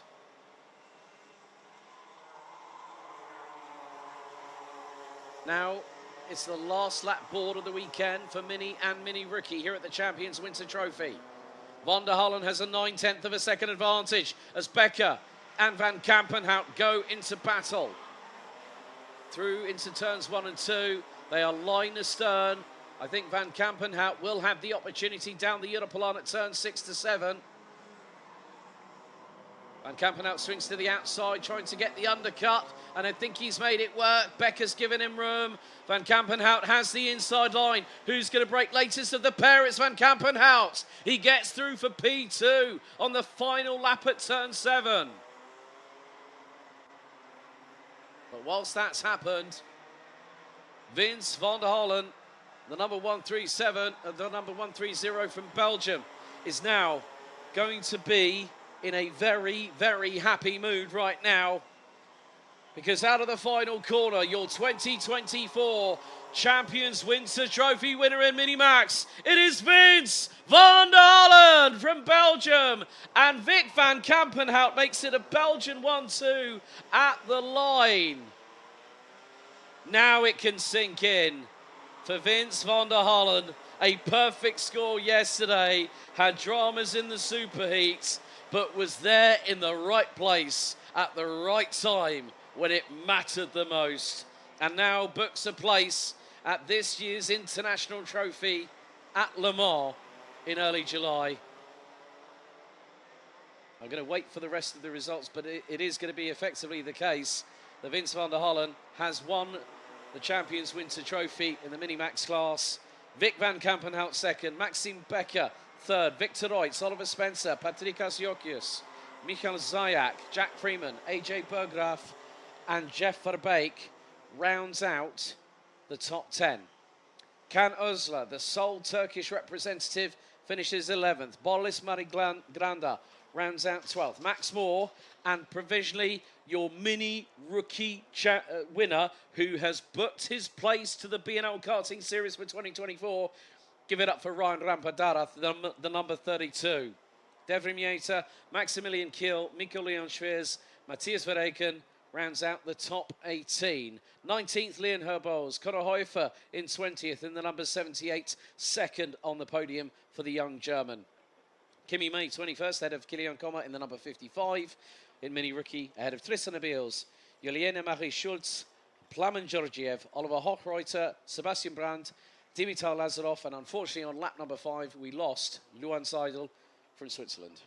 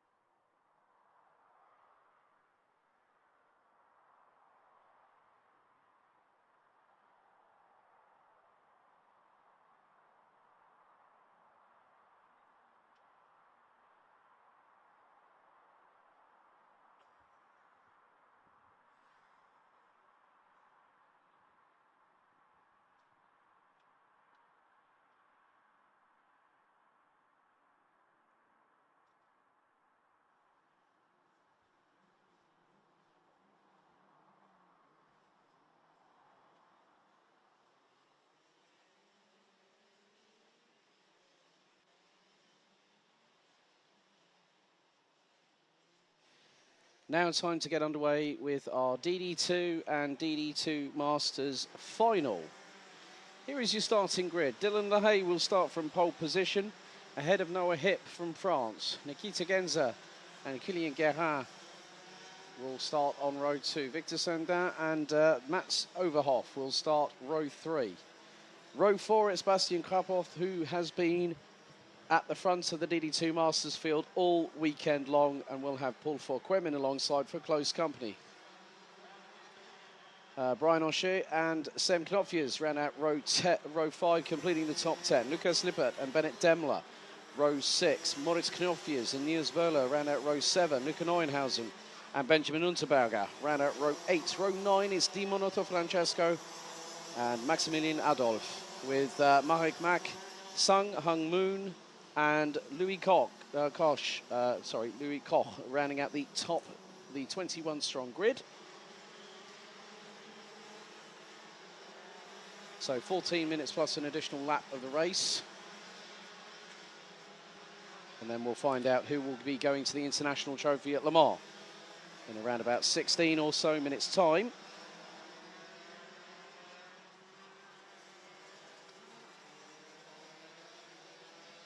LaHaye does have the home field advantage, but this is very different to winning heats. This is the final. This is winner take all.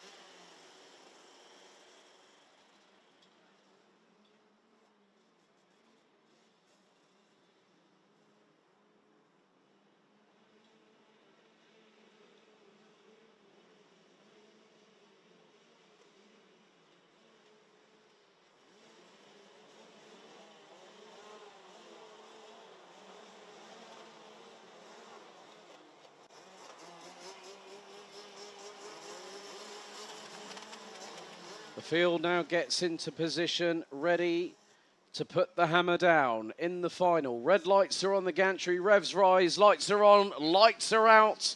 We're off and racing, and a good start by the pole sitter. Nikita Genza trying to wrestle his way a little bit further up the order as one of the drivers left a little bit high and dry around the outside. That was Mats Overhoff in the 455. Several drivers trying to go too wide. There was a bit of a clash for 5th place as one driver's gone slightly coming out of turn number 4 on the opening lap as the field makes its way down the Europolon for the first time.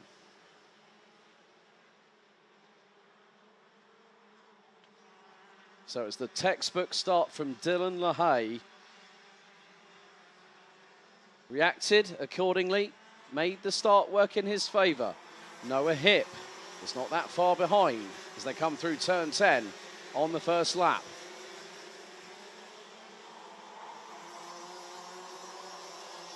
So LaHaye leads after the opening lap. Across the line they go. Second is Noah Hipp, 0.36 behind. Genza, Guerin, Victor Sandin, and then we've also got Mats Overhoff, Paul Fouquemin up to 8th. Bastian Krapov from Germany still holding on to the DD2 Masters lead, with Bennett Demler looks to have now moved up into 10th position in the 434.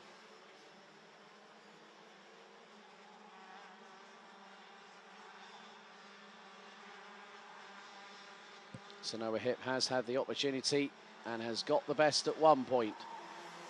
When it comes to Dylan LaHaye, not just once, but twice this weekend.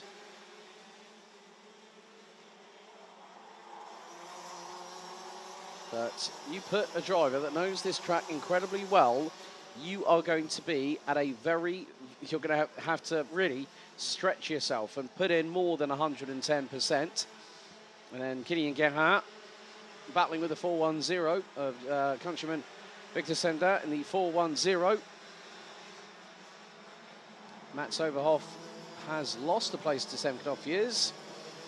I think has just tried to, well, that's Paul Forquemin who's just gone up the inside of possibly the pair of them. Knopfjes dropped down to 8th as Gerhardt loses that position, but look at them, they're swarming all over the place, and that's bringing Forquemin, Overhoff, Knopfjes into play. And this could get a little bit ugly. Someone's not going to be on the best receiving end of this. They'll get the short end of the stick. As round the outside of Mats Johan Overhoff and bumping over up into the air, all 4 wheels on the runoff area. That was Sam Knopfjes.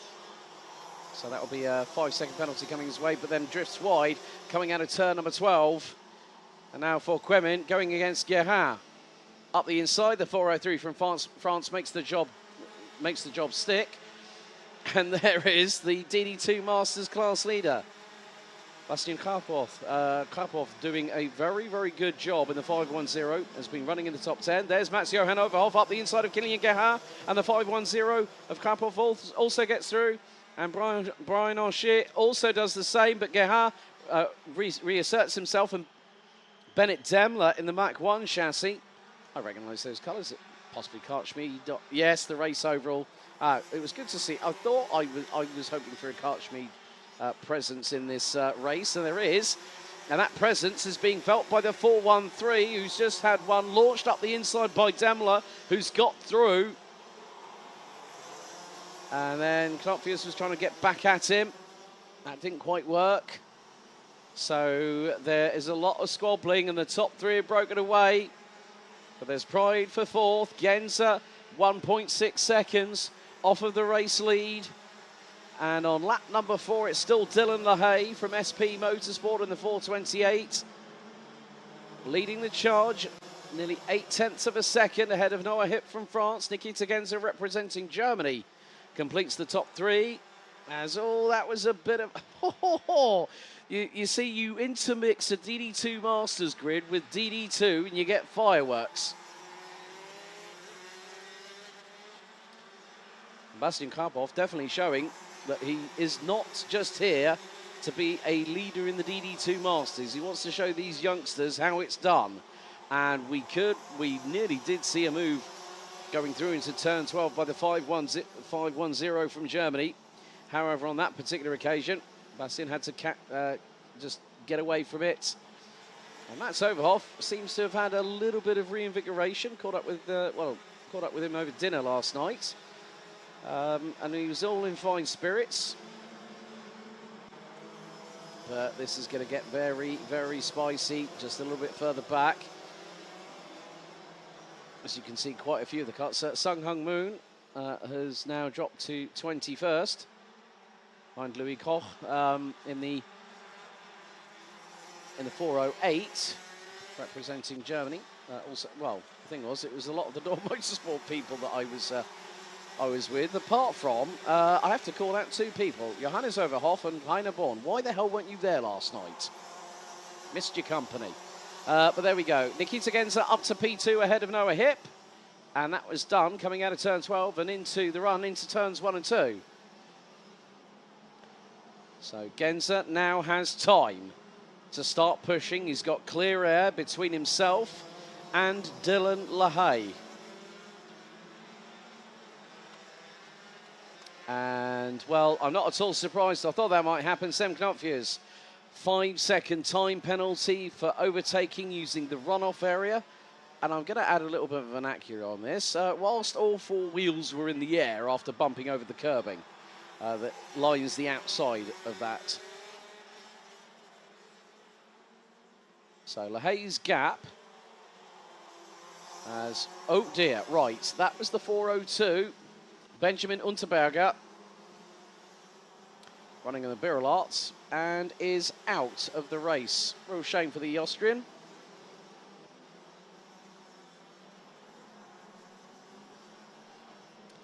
But Nikita Genza has just put in the fastest lap of the race. 55.387 was his previous tour on that one. The gap between LaHaye and Genza now is only a second.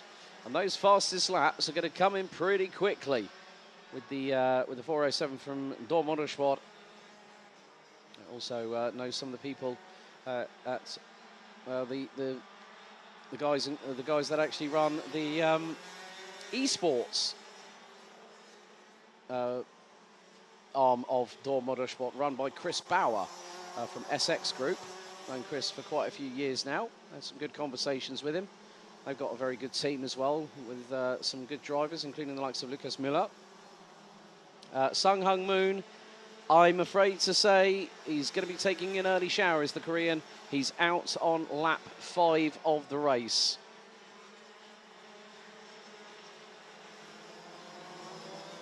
So there is your top 10. Lahey from Genza. Genza's got that gap down ever so slightly. Running in the low 55, so 55.210, fastest lap of anybody so far by Nikita Genza. We've got 6 minutes to go, so we're over half time. As the sun has definitely made its welcome appearance for the second time today in significant fashion.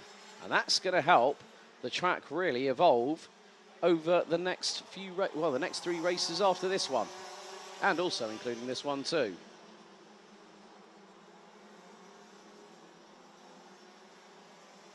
So 2 retirements now. Benjamin Unterberger on lap 6 and Sung Hung Moon on lap 5. So the last driver still circulating from the Netherlands, the 488 of Luca Neuenhausen.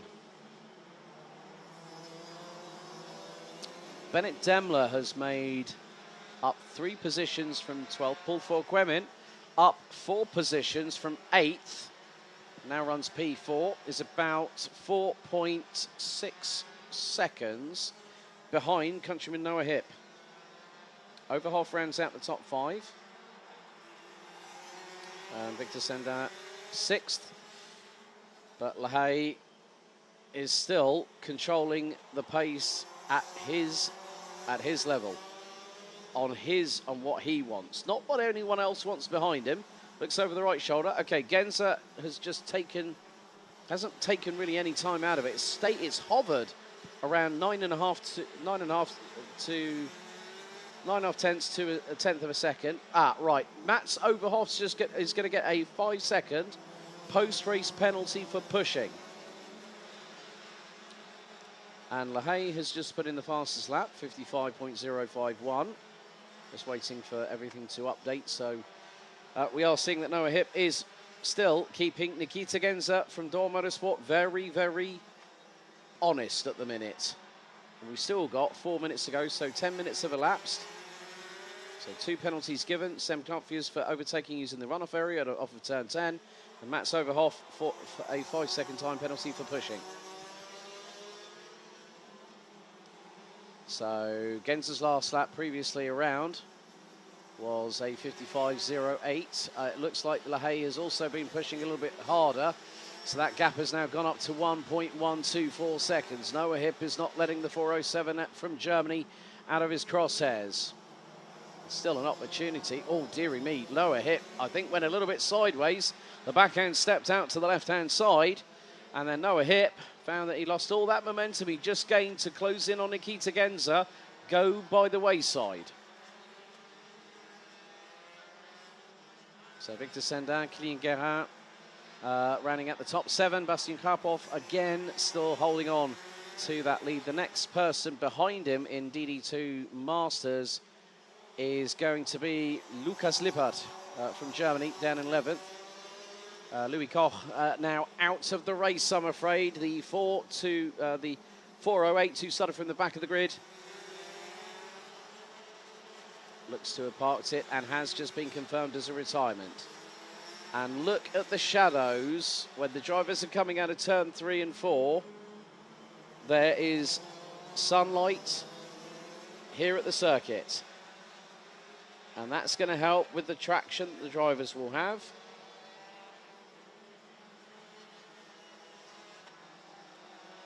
But Dylan Lahey made sure that he was in the right place at the right time. And that very much has been indicated by not just being in the right place at the right time, being with the right team, being at the right circuit when you have extensive, and I mean that sincerely, extensive track knowledge you will know where you can maximise your traction. Maximise where you can cut a tenth here, cut a tenth there at this circuit. So Dylan LaHaye at the moment really can't be caught. Nikita Genza powerless at this moment to try and get past him for what would be the race win.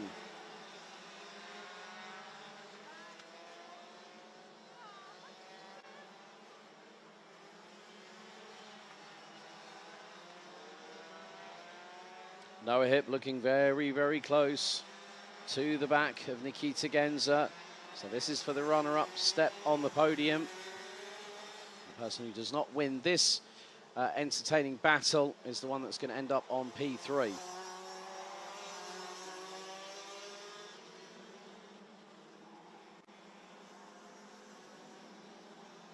So including this, we have 3 laps to go. We're on to lap 14. As Dylan LaHaye makes his way out through turn 4 and into 5.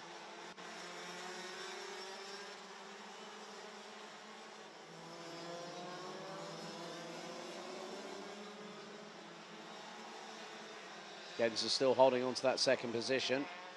But Noah Hip looking to be a little bit closer in the braking zone. Sometimes trying to rotate the kart a little bit better. And he's going to try and stick his nose up the inside, but it was not far enough along the side of Nikita Genza for that to be done.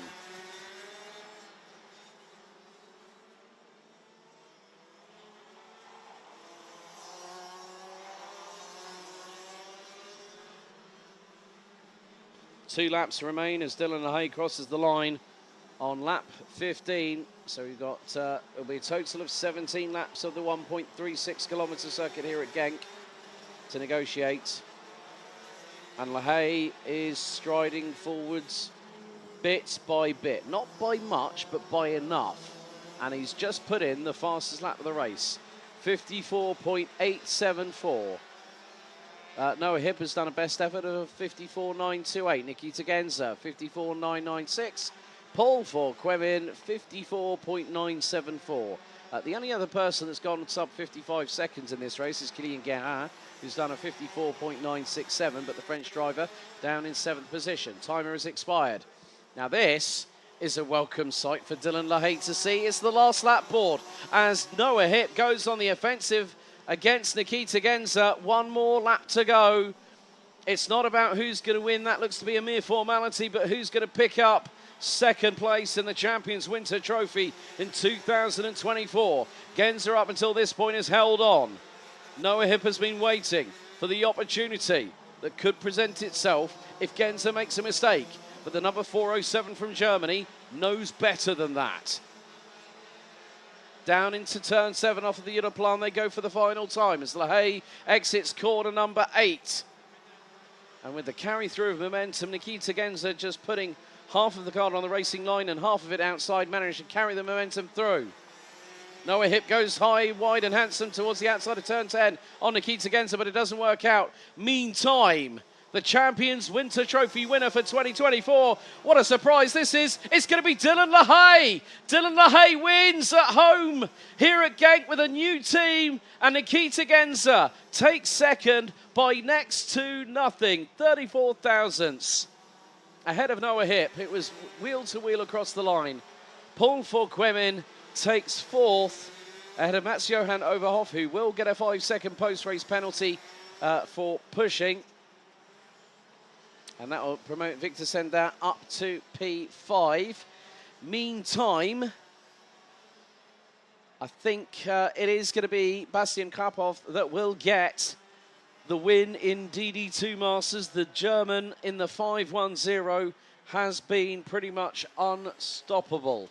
But Dylan LaHaye on his DD2 debut with a new team, SP Motorsport, a new class, and he's won at home. LaHaye wins it by 2.466 seconds.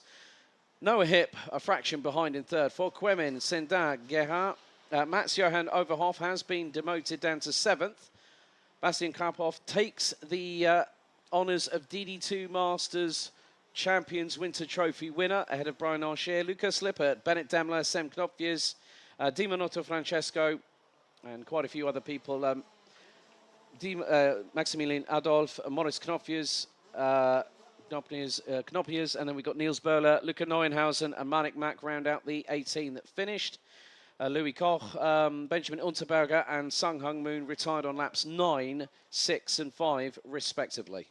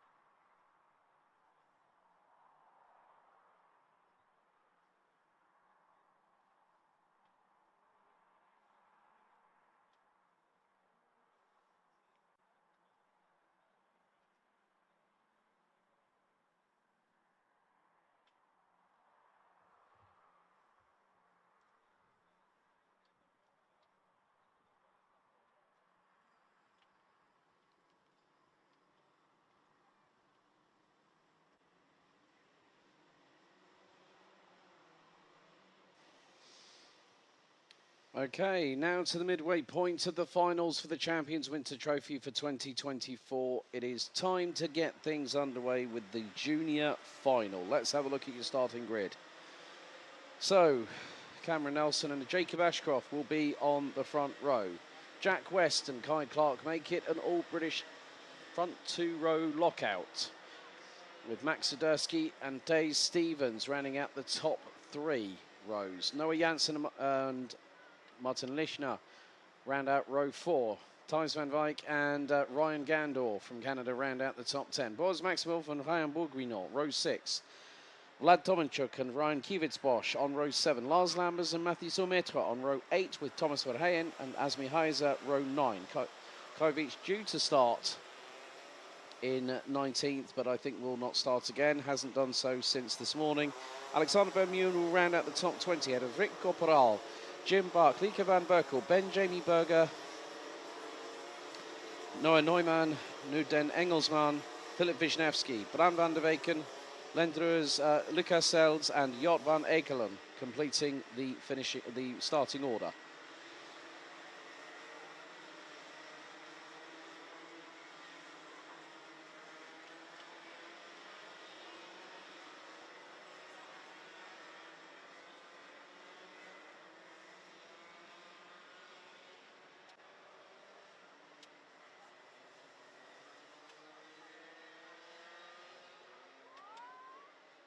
So this race will take place over 11 minutes, plus an additional lap. After this, we'll have 2 more races to go to conclude the first big event here at the Home of Champions. The next one will be the first round of the 2024 Dutch Rotax and KZ Championship, 2 weeks from today. Also, Chrono Karting have just announced on their social media that the event will be live streamed. Ah, right. Problem for Taze Stevens, I think, has just pulled off to the left-hand side.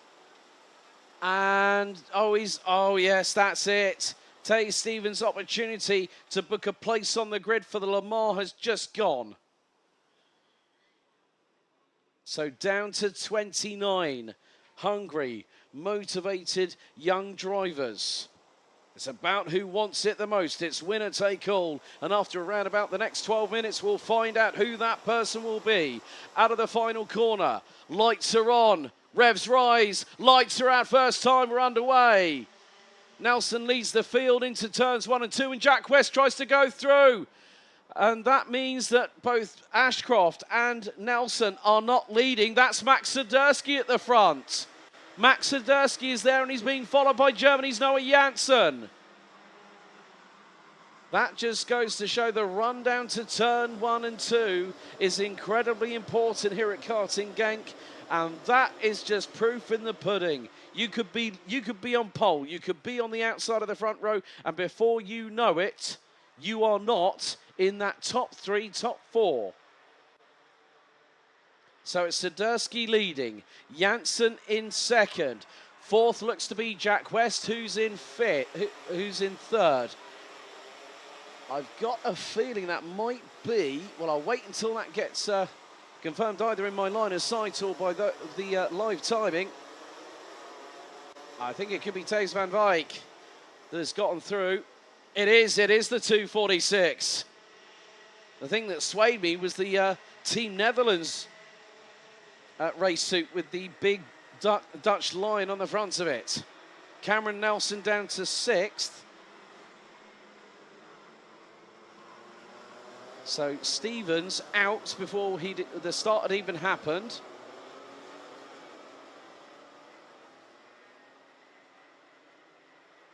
And Jacob Ashcroft, after what just happened, is not in the top 10.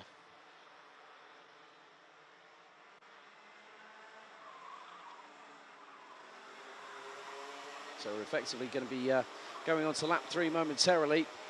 Jacob Ashcroft has got a little bit of a fight back on his hands. Finished 9th after the corrected results for the Super Heat a little bit earlier on. So another lap in the books. Swiderski leads by 3/10. Top 4 rounded out by Jack West. in the 2:68s, covered by half a second.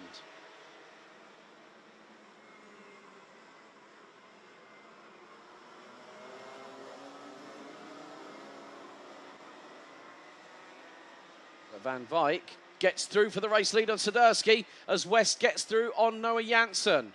So first has changed, third has changed. Boaz Maximov has definitely got his elbows out. He's just got past Cameron Nelson for 6th place.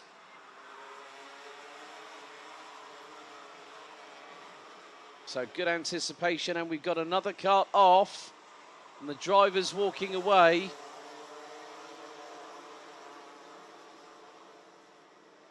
So Van Wyk leads by just over 1/10 of a second. Swiderski, West, Janssen, Kai Clark, Boaz Maximov, Cameron Nelson, Thomas Verheyen gets past Vlad Domenchuk for 8th place. Ryan Bourguignon now up into 10th position in the 290.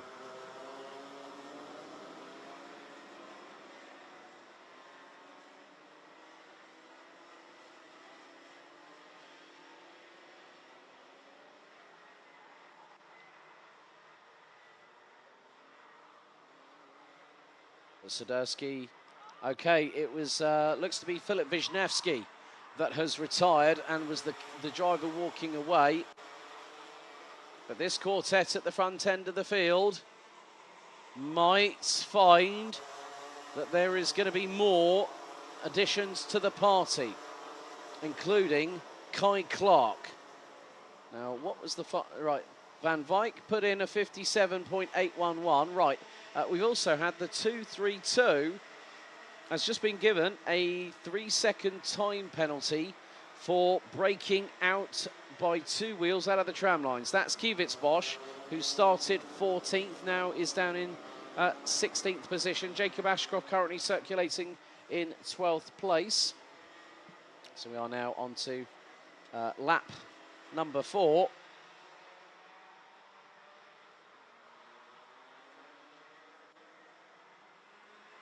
So Kai Clark is about 0.8 of a second behind Noah Janssen in 4th.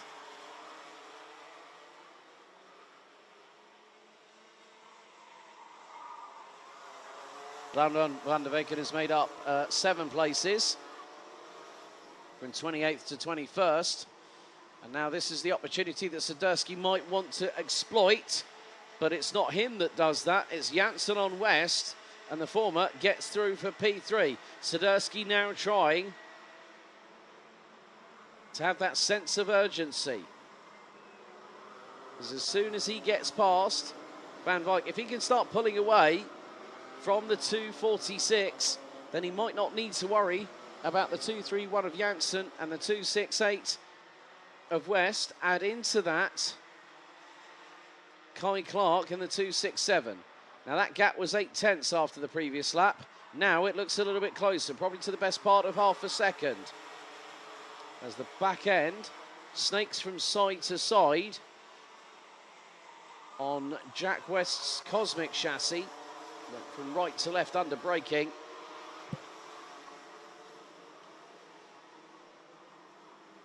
Gap now is down to 0.6 between 4th and 5th.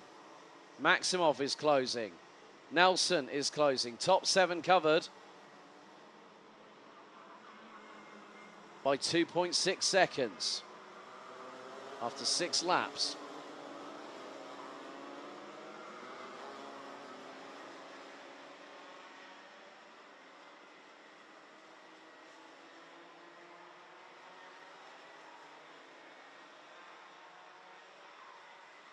So 4.5 minutes to go.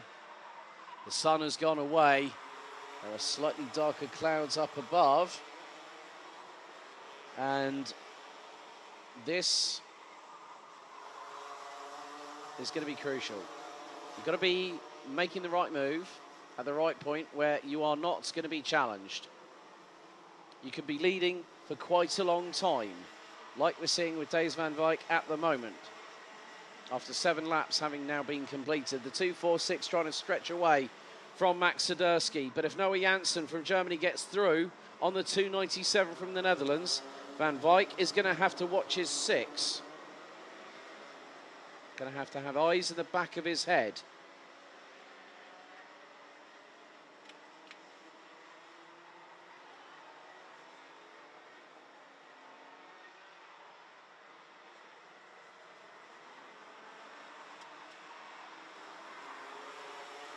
Swiderski was a little bit closer to Van Wyk on the braking, under the braking zone into turn 10.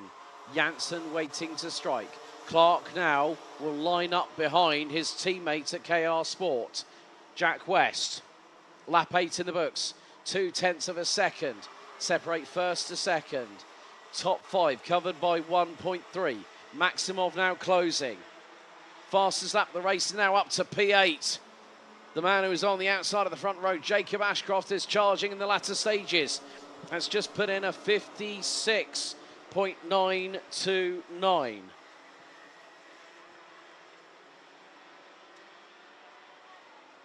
So this now says to me, at least anyone in the top 8 with 2.5 minutes to go has an opportunity, has a chance of getting that place to the International Trophy at Le Mans, the place where legends are born.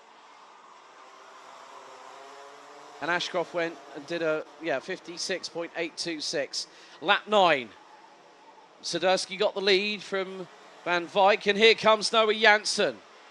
Now he senses to calmly, coolly, strategically work his way to a point where he knows, right, I can go for that victory. That is within my grasp. And Janssen had a difficult 2023. Now, out of 2024, changing the equipment underneath him has revitalized that spark, that fire.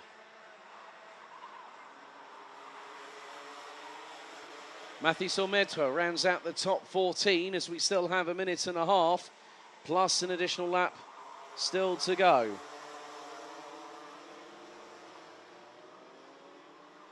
But it is anyone's guess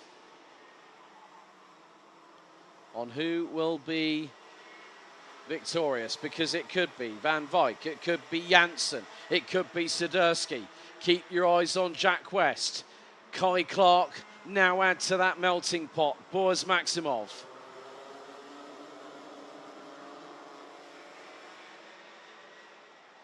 .55 seconds to go as we head into turn 7 on the Europolan. They've been running, well, Jacob Ashcroft, 56.377. New fastest lap. And he's got the gap down. He's closing all the time on Cameron Nelson. He was 1.1 seconds behind him after 10 laps. And there's Nelson, there's Ashcroft. Right then. Let's see what happens now. 20 seconds to go. 2 laps, including this one, remain.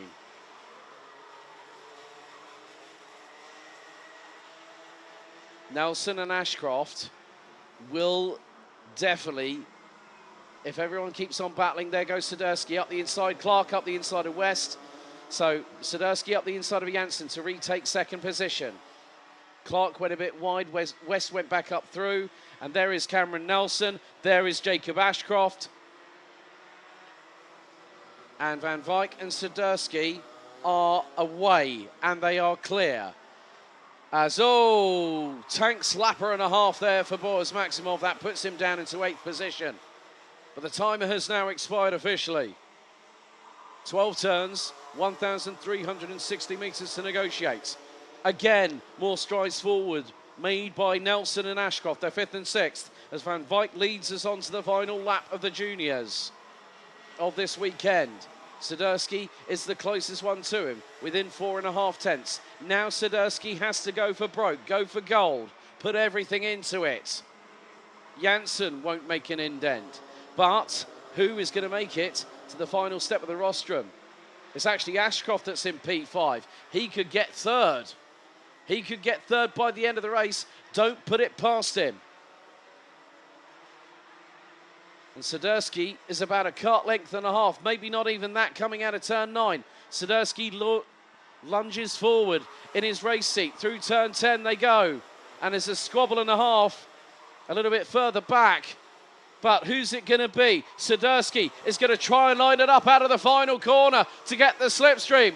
But Thijs van Wijk wins the final for juniors by 0.11 of a second.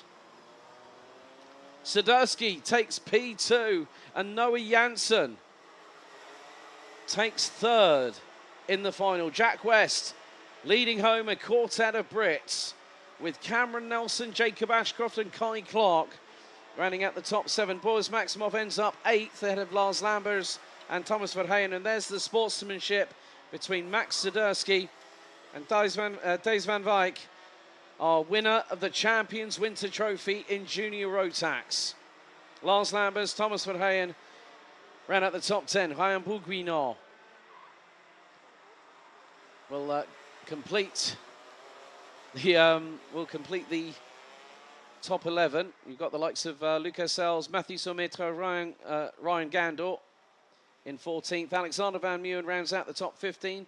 Vlad Tomenchuk, Martin Lischner, Ryan Kivitz-Bosch, Lieke van Berkel, Noah Neumann, Rick Corporal, Ben Jamie Berger, Jim Back, now Den Engelsman, Bran van der Weken, Asmi Heiser, Lendreus, Jod van Ekelen, being the last of the 28 classified finishers after 13 laps. Philip Wisniewski out on lap 2. Dave Stevens out before the formation lap with Kai Veach a non-starter.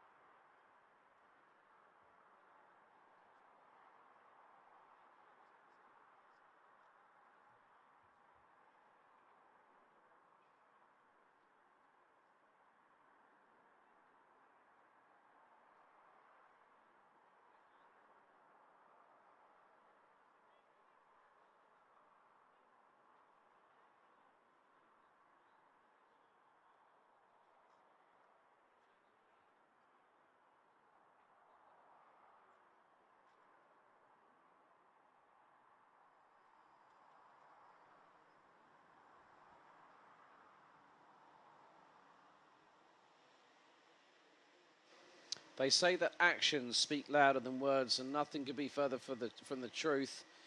But we do have someone trying to start their Dams racing cart. Is that possibly Boluet due to start on the inside of row 3 in 5th place? But here is your final starting order for the Senior Rotax Final for the 2024 Champions Winter Trophy. Jaden Teen will start from pole position. We've also had one of the Larea carts go around at turn 4. Archie Buttle starts in 2nd on the front row. Timo Jungling and Tommy van der Stroys round out row number 2. Boluet and Macaulay Bishop due to start row 3. Row 4, Lawrence Herboz and Jort van Wyk complete the top 8 positions. Australia's Iva Anagnostiidis and Germany's Luca Thiel ran out the top 10 places. Then we got Mika van der Paven and Vic Stevens, row 6. Row 7, Christoph Saller and Krik Kruren. Row 8, Sverre Ubben and Julian Zednica. Row 9, Ralph van der Peyret and Luca Schlegel. Matthijs Karnijak and Danny Shields ran at the top 20. Wout Kirstens, Pat Gubbel, Zeno Falker, Martin Gaiskens, Kaz Boshaus, Kevin Navis, Bram Plomp, Paul Hamburg, Dante Sima and Max Schuppmann round out the top 30, completing the packed out and maxed out grid. Flynn Fitters, Yannick Mike Gabrich, Gregor Feigenspan, Luca Prima, Sasha Aim and Alexandra Aim being the last 2 that qualified out of the 46 that joined us here for this weekend.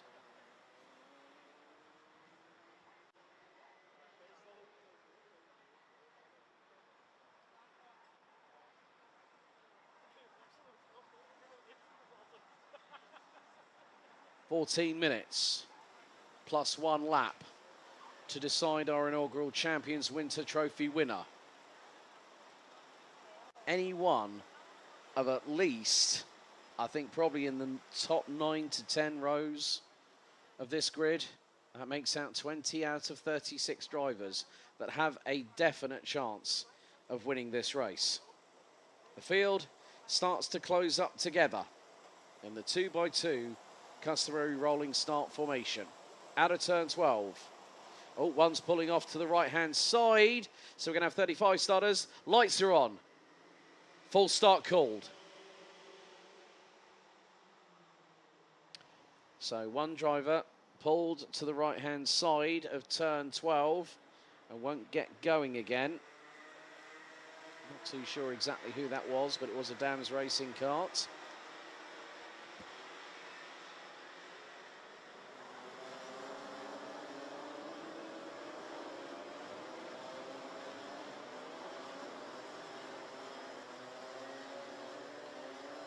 So another driver pulling off to the side of the track, very much like we saw with Dave Stevens in the junior final just a few moments ago.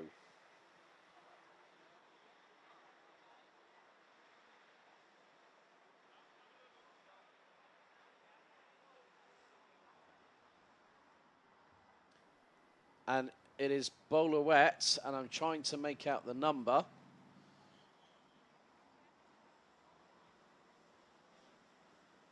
Dearie me, a failure for 2 Dams racing karts, one of which was at the sharp end.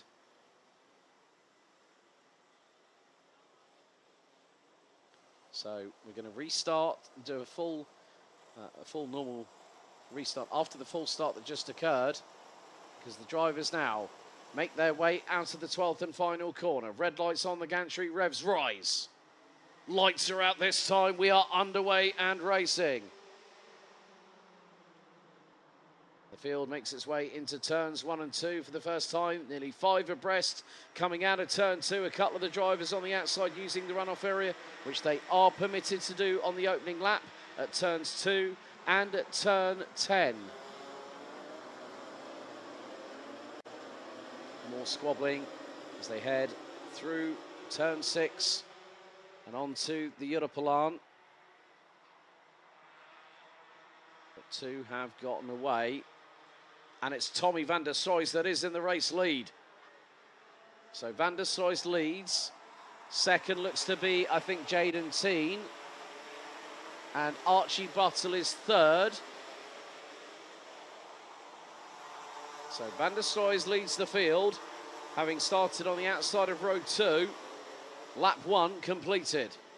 Van der Stroys, Teen, Buttle, Jort van Wyk, Macaulay Bishop, who's been, thanks to, who's been suffering with a sore throat and a migraine as well, still is going out there and giving it all guns blazing. Well done, Macaulay.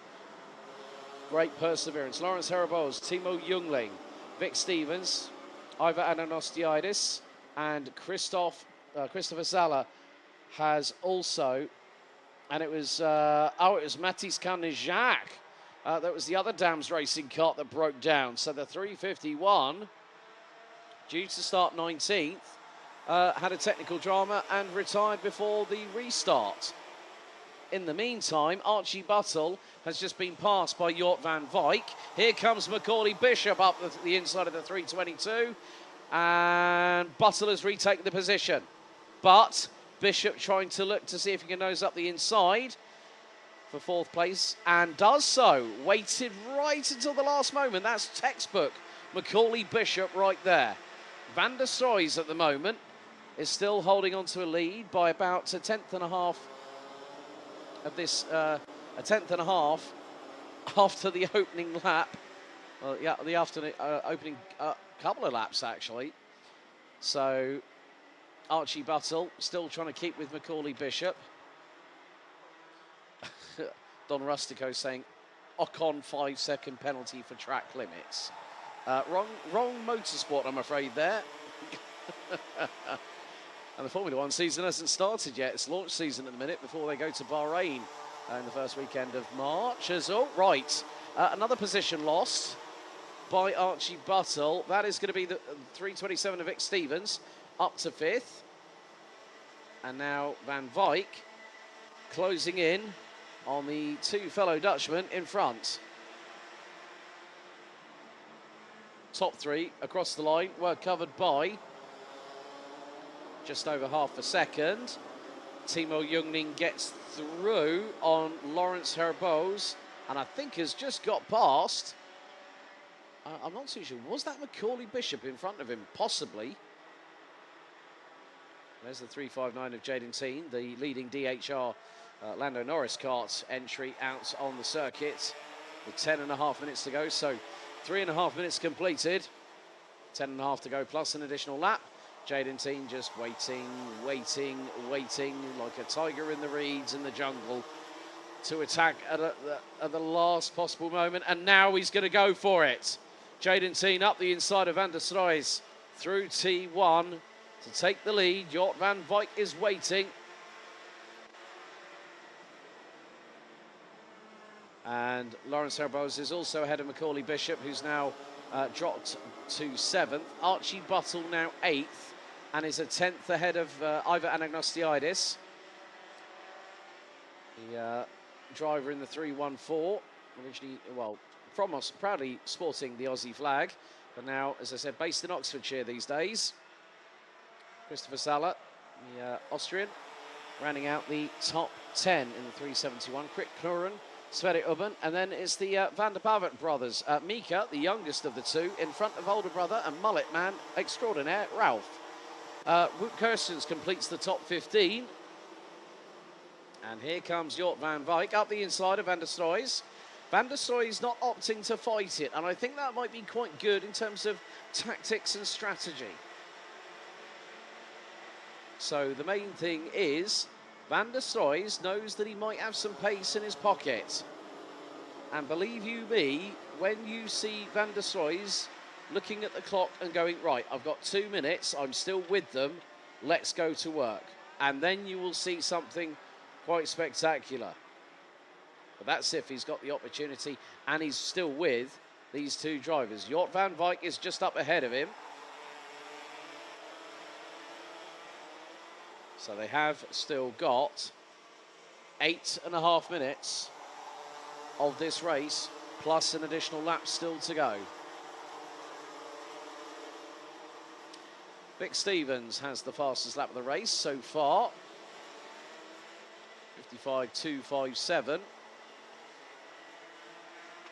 he's only 3.5 tenths of a second ahead of Timo Jungling, who was third at the start and now finds himself in fifth. At one point, had dropped down to around about 7th or 8th position.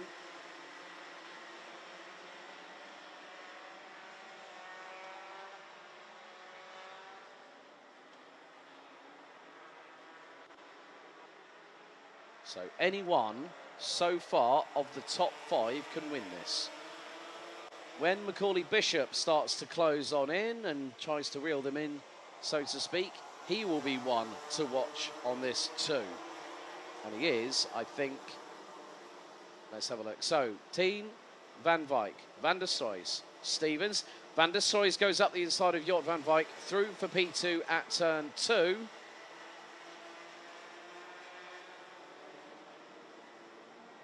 Stevens in 4th, Jungling 5th.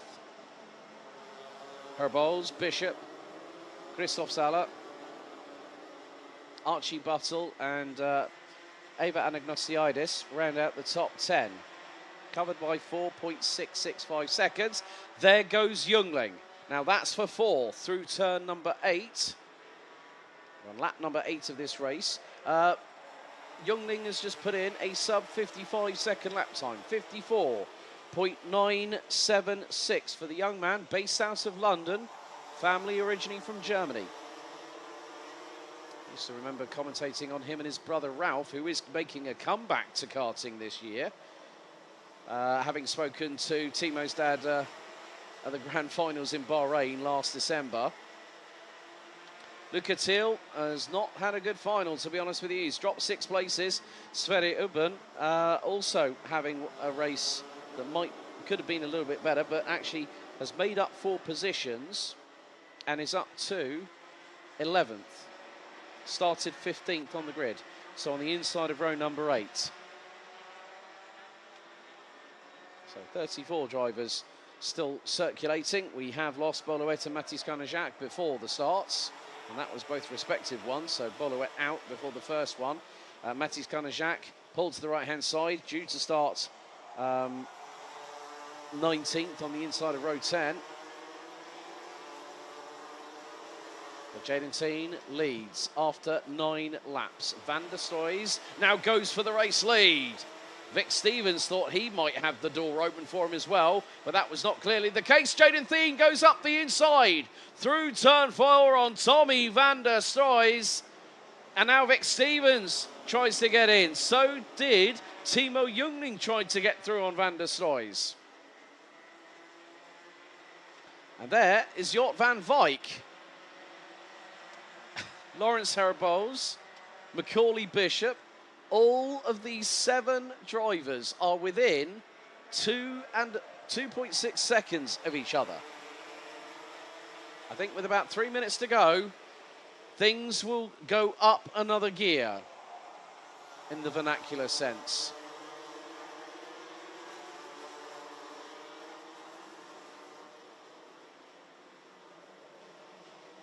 There we go. Van der Stroys, I think, might have just gotten a little bit of a touch from Timo Jungling, and that dropped him from 3rd to 4th and put him in the path of Jort Van Wyk. There is Lawrence Herbols. Macaulay Bishop is 1.8 seconds from the lead after 9 laps. Ava Anagnostiidis, unfortunately, has dropped to 12th. She's been very consistently running in the top 10 all weekend long, as the Australian. So a good first effort for the 314 from Dan Holland Racing. But there is one of her teammates leading the way. Jaden Teen from the Netherlands, the 359. Has been on the podium before at the Grand Finals. 2021 as a junior, 2nd place that year behind a man who now is going to be running in single-seaters, Latvia's Tomas Stolchamanis. And now it's all for themselves.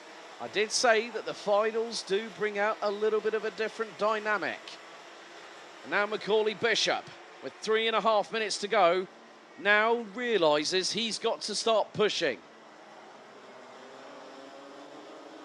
But with the migraine and the sore throat that he's been suffering with, he will know what he needs to do, and he's got through. Good job there by Macaulay Bishop to squeeze up the inside of Jort Van Wyk through turn number 7 off of the Europalan. And now Youngling, I think, is feeling a little bit, there's a little bit of desperation creeping in. Possibly not the sense of urgency, but if he goes for a Hail Mary move, it could end up probably going south very quickly if it's not executed in the right way.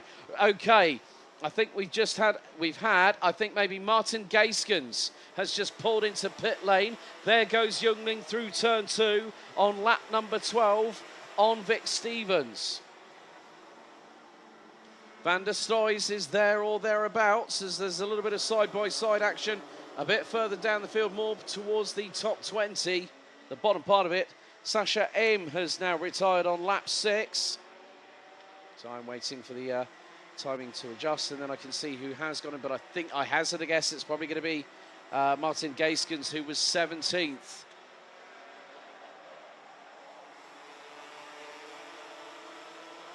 So it's like saying pick a card, any card, and hope you win the bet. Well, at the moment, it's difficult to call, even from my perspective. All of them are worthy winners, but it's about who wants it the most. And Youngling seems to be fired up. Jaden Teen parking the cart on the inside line through turn 2. Now 3. Stevens is running line astern with them, so that's 3 in a row. Van der Stoys has the ringside seat. Stevens goes high and wide to get the undercut. And then has to slot back in behind Youngling, who now goes for the race lead up the inside of Jaden Teen. Stevens gets through, so does Van der Stoys. Through one corner alone, Jaden Teen has not only lost the lead, but has been forced off the podium. With 1 minute and 20 still to go. And Van der Stoys goes defensive. It is a winner-take-all. Every one of these drivers wants to book their place at Le Mans, and Vic Stevens at turn 12 gets through on the UK's Timo Youngling. 1 minute to go. Including this, we'll have 3 more laps. They've been running in the low 54s to 55s. Van der Stoys runs wide. That's Macaulay Bishop now up to 3rd. Oh, and Van der Stoys and Teen tangle out of turn 3. Big time hit for both Van der Stoys and Jaden Teen coming out of turn 3. Macaulay Bishop did a number on all of them, and now Bishop has got a chance for the victory. Less than 30 seconds to go in this race, plus an additional lap. The anticipation is palpable right now, because any one of these 5 drivers, well, not possibly the driver that's just had a moment. I think that was the 339. Well, that was possibly the 339, but we have only got a couple of seconds to go. Right, on to the penultimate lap. Vic Stevens' lead is just 0.3, and there we go. It's the Dan Holland Brigade getting through, and Stevens gets muscled out. So it's Youngling, Bishop. They now lead the way. Then it's Stevens, Jort van Wyk, and I think that might be Lawrence Herbose, possibly the end of that train. Or is it? I'll keep an eye on what's going on with this one, because we now have 0 on the timer. 1 more lap to go. Roll a dice and hope you land on your number, because this is going to be an exciting final lap. Last lap board of the weekend for the seniors, and Timo Youngling is the one to see the sign first. Here we go. Lawrence Herbose rounds out the top 5, covered by a second. Going on to our last lap. This is the point where it matters the most. You've done all the hard work, and now you've got to really kick it up another gear. Bishop has now got to try and do something if he wants to win a place on the International Trophy at Le Mans in July of this year. Youngling at the moment hanging on, as Bishop might try something, but it won't be until the last gasp. As there is a change, that's a change for 4th, but out of the final corner. Here we go. Who's teeing it up? Who's going to get the win? Youngling is going to stride forward. It's Timo Youngling that wins in seniors at the Champions Winter Trophy and provisionally books his place at the place where legends are born at Le Mans for the 2024 Rotax Max Challenge International Trophy. Macaulay Bishop takes second with Vic Stevens completing the top three after 15 and a bit minutes of racing action. It was going to be very, very close to see, but hang on a second.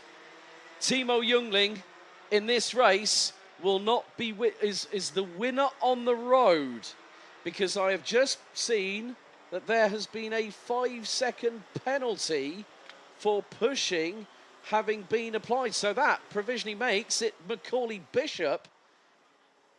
So Timo Youngling on the road is the winner by 0.163 of a second. Vic Stevens, Jort van Wijk, Lawrence Herboz.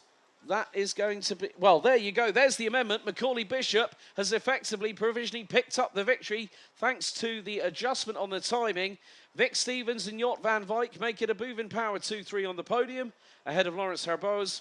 Mika van der Pavert, Tommy van der Stroys, Christopher Zala, Timo Youngling demoted to 8th post-race. Archie Buttle, Eva Anagnostiidis, Ralph van der Pavert, Krik Knorren, Luca Thiel, Wout Kirstens. There was also a penalty for the 356 for overtaking on the runoff area. But there you see the likes. So it would have been Zino Valka, Martin Geiskens, Paul Hamburg, Casbos House, Luca Schlegel, Luca Prima, Danny Shields, Puck Gubbles, Kevin Navis, Alexandre Aim.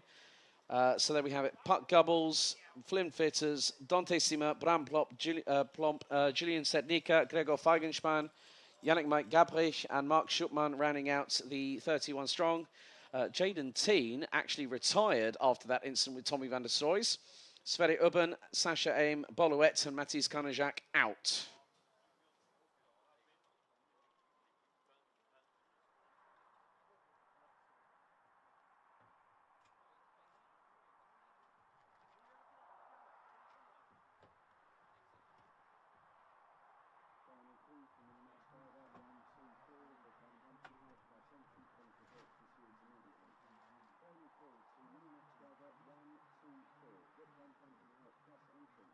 Please report to the stewards immediately.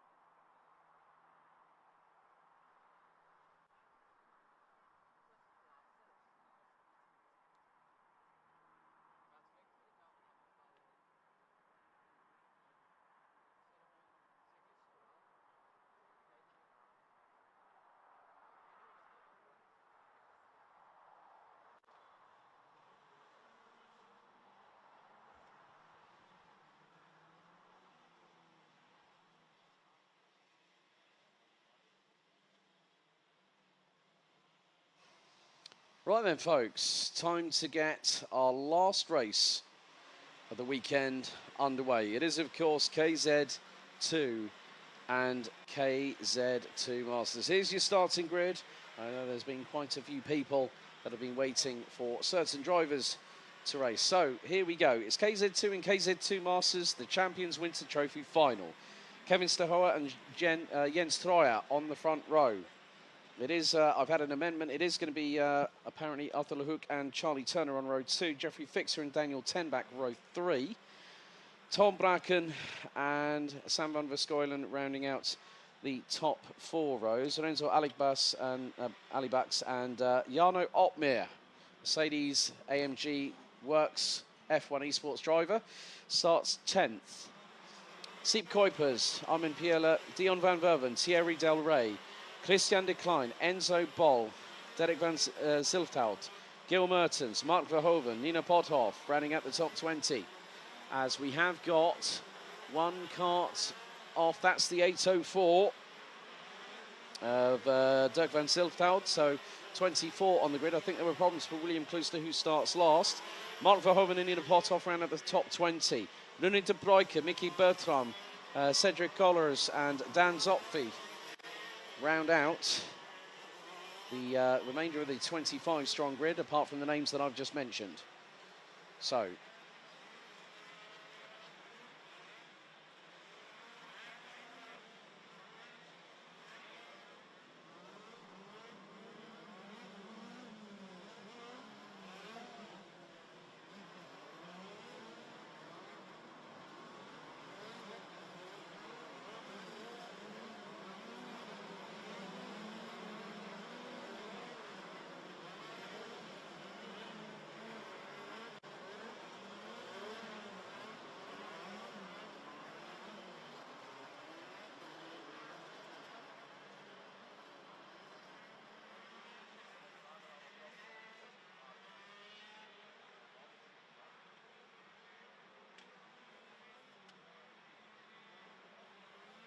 So 14 minutes on the timer.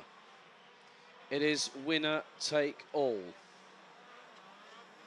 The points have only helped the drivers to get to this stage of the competition, where it is, as I said, winner take all. Bram Ossevada, good to have you back with us, aka Red Actions. Good to see your other half, actually, Vitska Vissa, the younger sister of Beiska Vissa, on the saying hello on the stream. I clocked it and I completely forgot to mention it. But the drivers now make their way onto the start-finish straight. KZ2, action, it's full throttle, it's standing start, it's aggressive, it's dynamic, and it's entertaining. First 2 rows have lined up. Now row 3, row 4, and row 5. Over half the grid now assembled in their grid positions.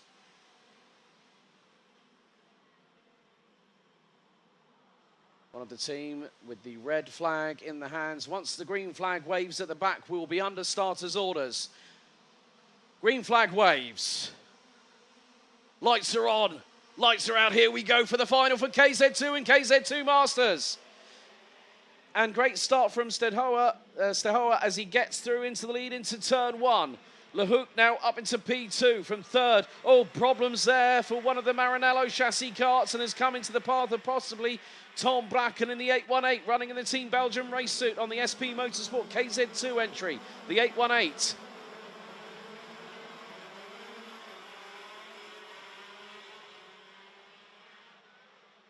Drivers now making their way through into turn 8. And we have at least 4 drivers at the front end of the field at the moment. It's Stehoa leading LeHouk. Then we've also got Troyer, and that's Charlie Turner in 4th. And in the superheat that Leon, he actually got hit, and that meant he had a 180 right through this corner at turn 12. 30, and now LeHouk goes for the lead up the inside, but Stehoa was quickly wise to it. Oh, LeHouk just barges his way through, forces Stehoa wide. Troyer now tries to get through on the inside of turn 3. And that has really put the cat amongst the proverbial pigeons. Otmir up from 10th to 7th. We've got Steve Kuipers in 6th. So this is going to be very, very close indeed. This is a winner-take-all. Who's going to book their place on the Dutch KZ National Championship that starts in 2 weeks' time? There's multiple drivers that have the capability of doing so. Arthur Lehoek has the fastest lap of the race, 58.752 seconds.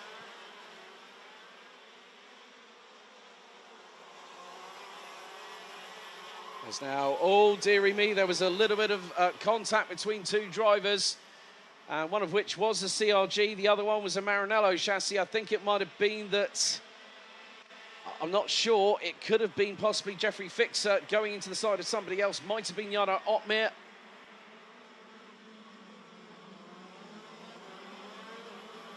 So the drivers now making their way down the Uniplan once again, and Lehoek has got a lead.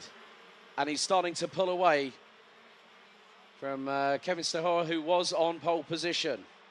Jens Troyer and Charlie Turner round out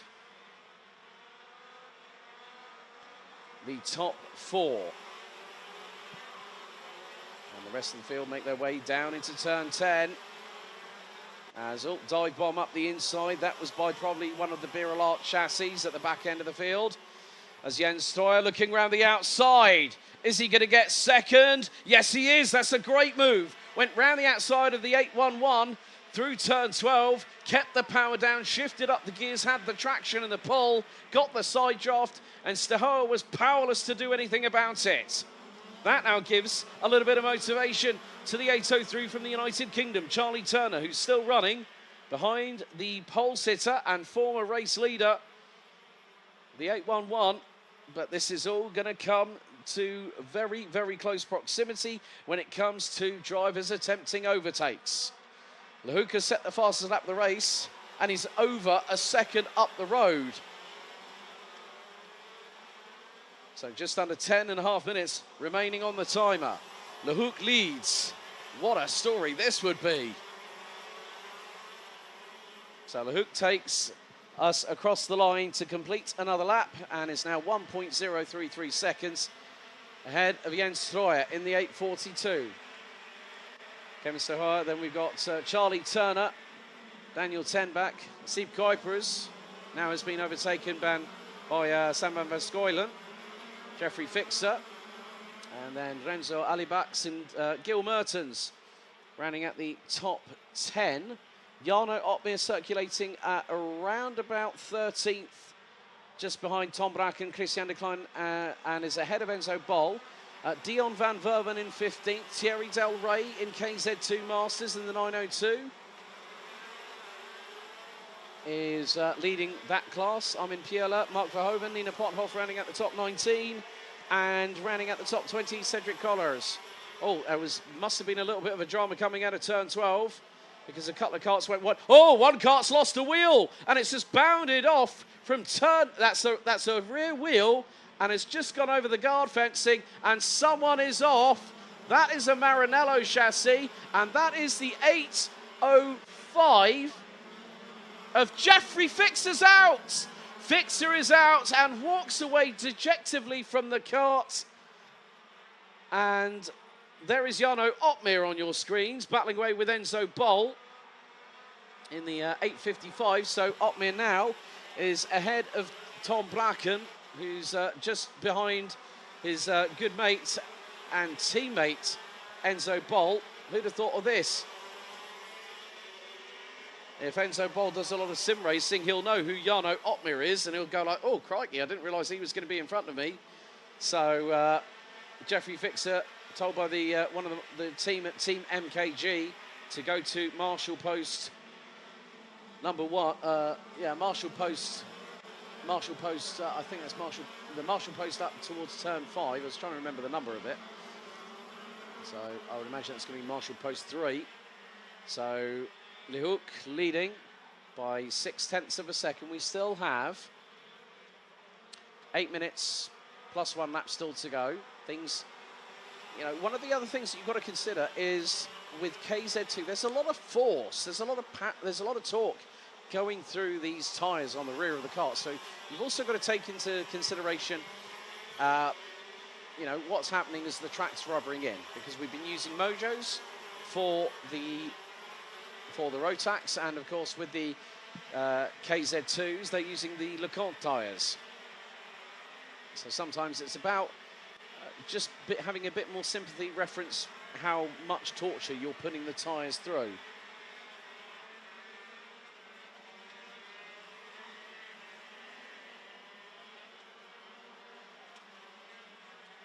So Arthur Lehouk still leading by about 6/10. We're halfway through the final race of the 2024 Champions Winter Trophy here at Karting Genk. About an hour's drive from Brussels Zaventem Airport, also just over an hour's drive from Eindhoven in the Netherlands. And Jens Streuer is closing on in to Arthur Lehouk. And Streuer is a further 1.1 seconds behind this battle. But the 809 from France, not a great qualifying, qualified.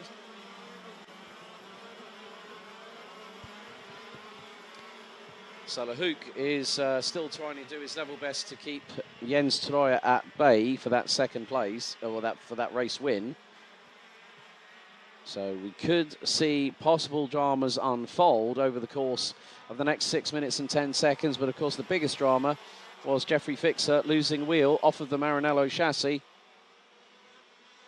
and then literally going over the fencing just off of the slight hill that we've got just off of turn 6. So now we still have, well, Jarno Otmir not in the top 10 now. He got overtaken by Enzo Boll, and I think is also more than likely, well, it depends on where Tom Bracken is at the minute. So I'm just waiting to see where the respective drivers are. So Arthur Lehouk leads from Jens Streuer, Kevin Stehoer, Charlie Turner, Sam van Verskuilen. And then we've got the 823, Daniel Tenbach. Sam van Verskuilen, Siep Kuipers. Okay, right, just got to read on where Jarno Otmir is at the moment. Currently 13th behind Christian de Klein. But that was with 10 minutes. That was 5 minutes ago, so I am waiting for the timing to refresh. Ali Bax has dropped behind Christian de Klein, who's motoring a little bit further forward. So the 899 up into 8th position.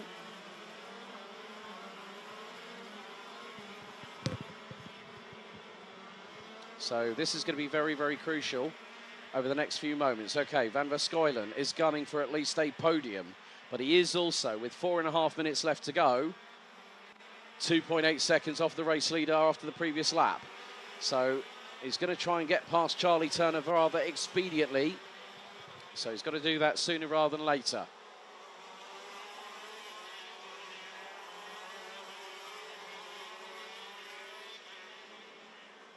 And Lehouk is keeping that gap between himself and Jens Streuer to about half a second.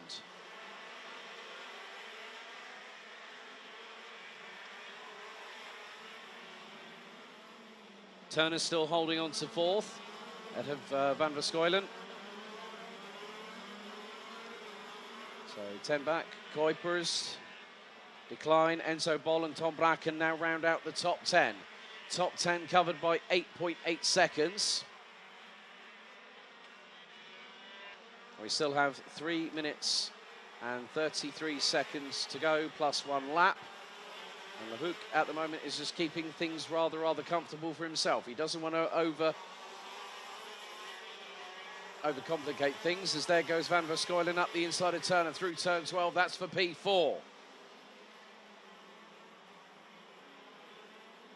So the 819 doesn't have far to catch up to the 811, who was one of the dominant forces over the course of the weekend.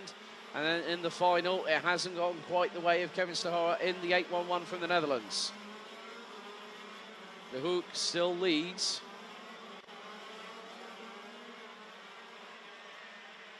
Enzo Boll is about a second away from the 8.99 of Christian de Klein. But time is fast running out for everybody.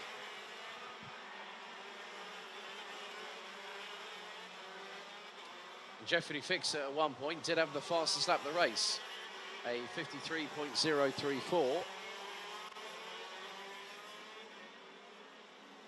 There are your two race leaders. They still have the opportunity to have a little bit of a battle coming towards the end of the race.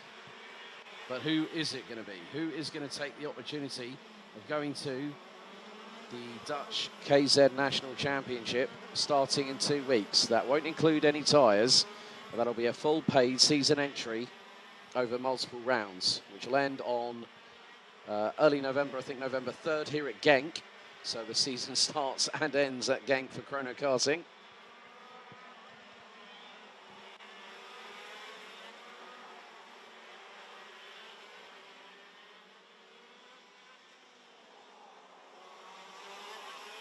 So the timer continues to run down eventually to 0, and it's been an absolute pleasure seeing these KZ2 karts in action. Top speeds of around 160 kilometers an hour, 6-speed shifter karts, 0 to 100 kph in about the best part of 3.5 seconds. And they are absolutely brutal. Leaders now down the Europolon as we have 1 minute and 10 seconds still to go on the timer, plus 1 lap.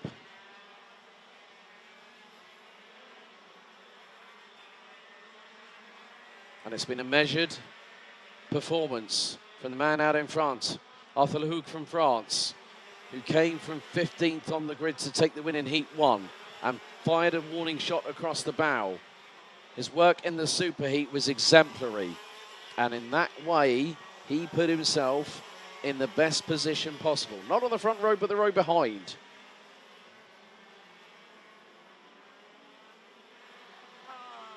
And Koen van Ginkel saying, come on Jens, come on, let's get him. And there is the battle for the final step of the podium. Sam van Verskuilen trying to close in on Kevin Stahauer for 3rd place. So it's 8.19 versus 8.11. Charlie Turner is being closed in on by Daniel Tenbach in the number 8.23 as the timer now counts down. And it hits 0. Yellow flags into turn 10. As we have got one kart being pushed down into the pit lane. And that is the 8.10 that is out. We're on to the final lap. That's René de Bruyker. As all stumble from Arthur Lehoux. Oh, dearie me, he was 3.7 tenths of a second ahead of Jens Troyer. And then it nearly fell apart. Of one of the places at Karting Genk you do not want to have a big drama at is at turn 2. But Lehoux has got to hang on. Troy is going to try everything. He's going to try and throw the book at the Frenchman in front. Down into turn 10. 2 more turns to go. Lehoux defends. Troyer starts to try and attack. This is where he's going to wind up. Troyer to the outside, heading into the final corner on the final lap. He's going to look for the over-under. Is he going to get it? They're going to be nearly wheel-to-wheel. Lehoux wins the final. Lehoux going to compete in karting in the Dutch National Championship by a whisker. 91 thousandths at the flag.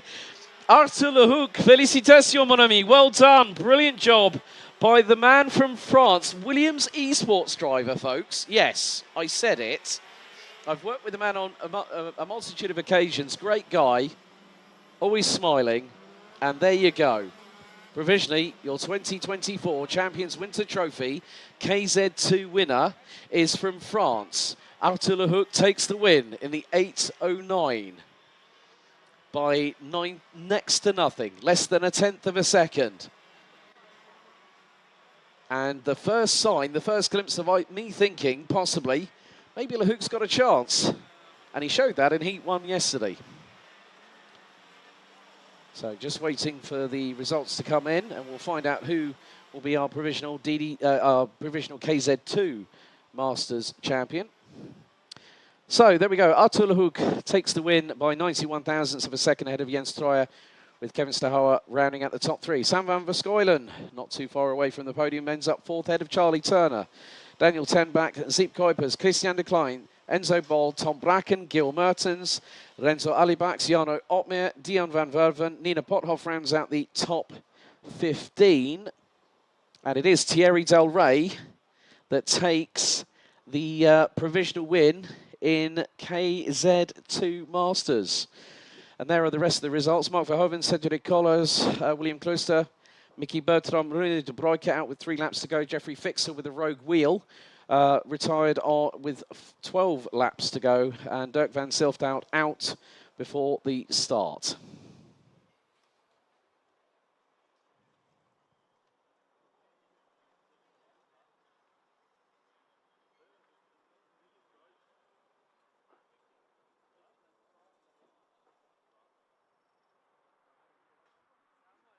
Right, that's it for the Champions Winter Trophy here at the home of Champions, Karting Genk in Belgium. What a weekend it's been. We've had thrills, we've had spills, we've had great racing, and it's really great to help kickstart the 40th anniversary celebrations for this iconic Limburg-based circuit. Just for a little bit of a reminder for those that are wondering when the respective championships for Rotax Germany, Chrono Karting, and BNL and Belgium Max Challenge will be starting. Well, BNL Karting Series kickoff starts on the 23rd and 24th of March. We also then have Rotax Germany Pro Kart Raceland in Wackersdorf on the 20th and 21st of April. But as I said earlier, the Chrono Karting Dutch Rotax and KZ2 National Championship starts in just 2 weeks' time at the here at Karting Genk on the 25th of February. That will also be live streamed on the Sunday. A big thank you to everyone behind the scenes at the respective people, Company GmbH for live timing, race control and streaming. So a big thank you to them. Brenda Svennen and the team here at Karting Genk, Patrick and the team in the a la carte brasserie. Also the stewards team from KNAF and the RACB, headed up by head of stewards division, Wim Coles. So a big thank you to him and his team. Every one of the teams in the paddock, the drivers, the families, the mechanics, thank you very much for attending. Also, a big thank you to our men and women in orange around the circuit who have braved the elements over the last couple of days. Big thank you to Team MKG. That's it from us here at the Home of Champions. Plenty more racing action in the world of global and international karting still to come. From myself, Alex Goldschmidt, good night and enjoy the rest of your weekend.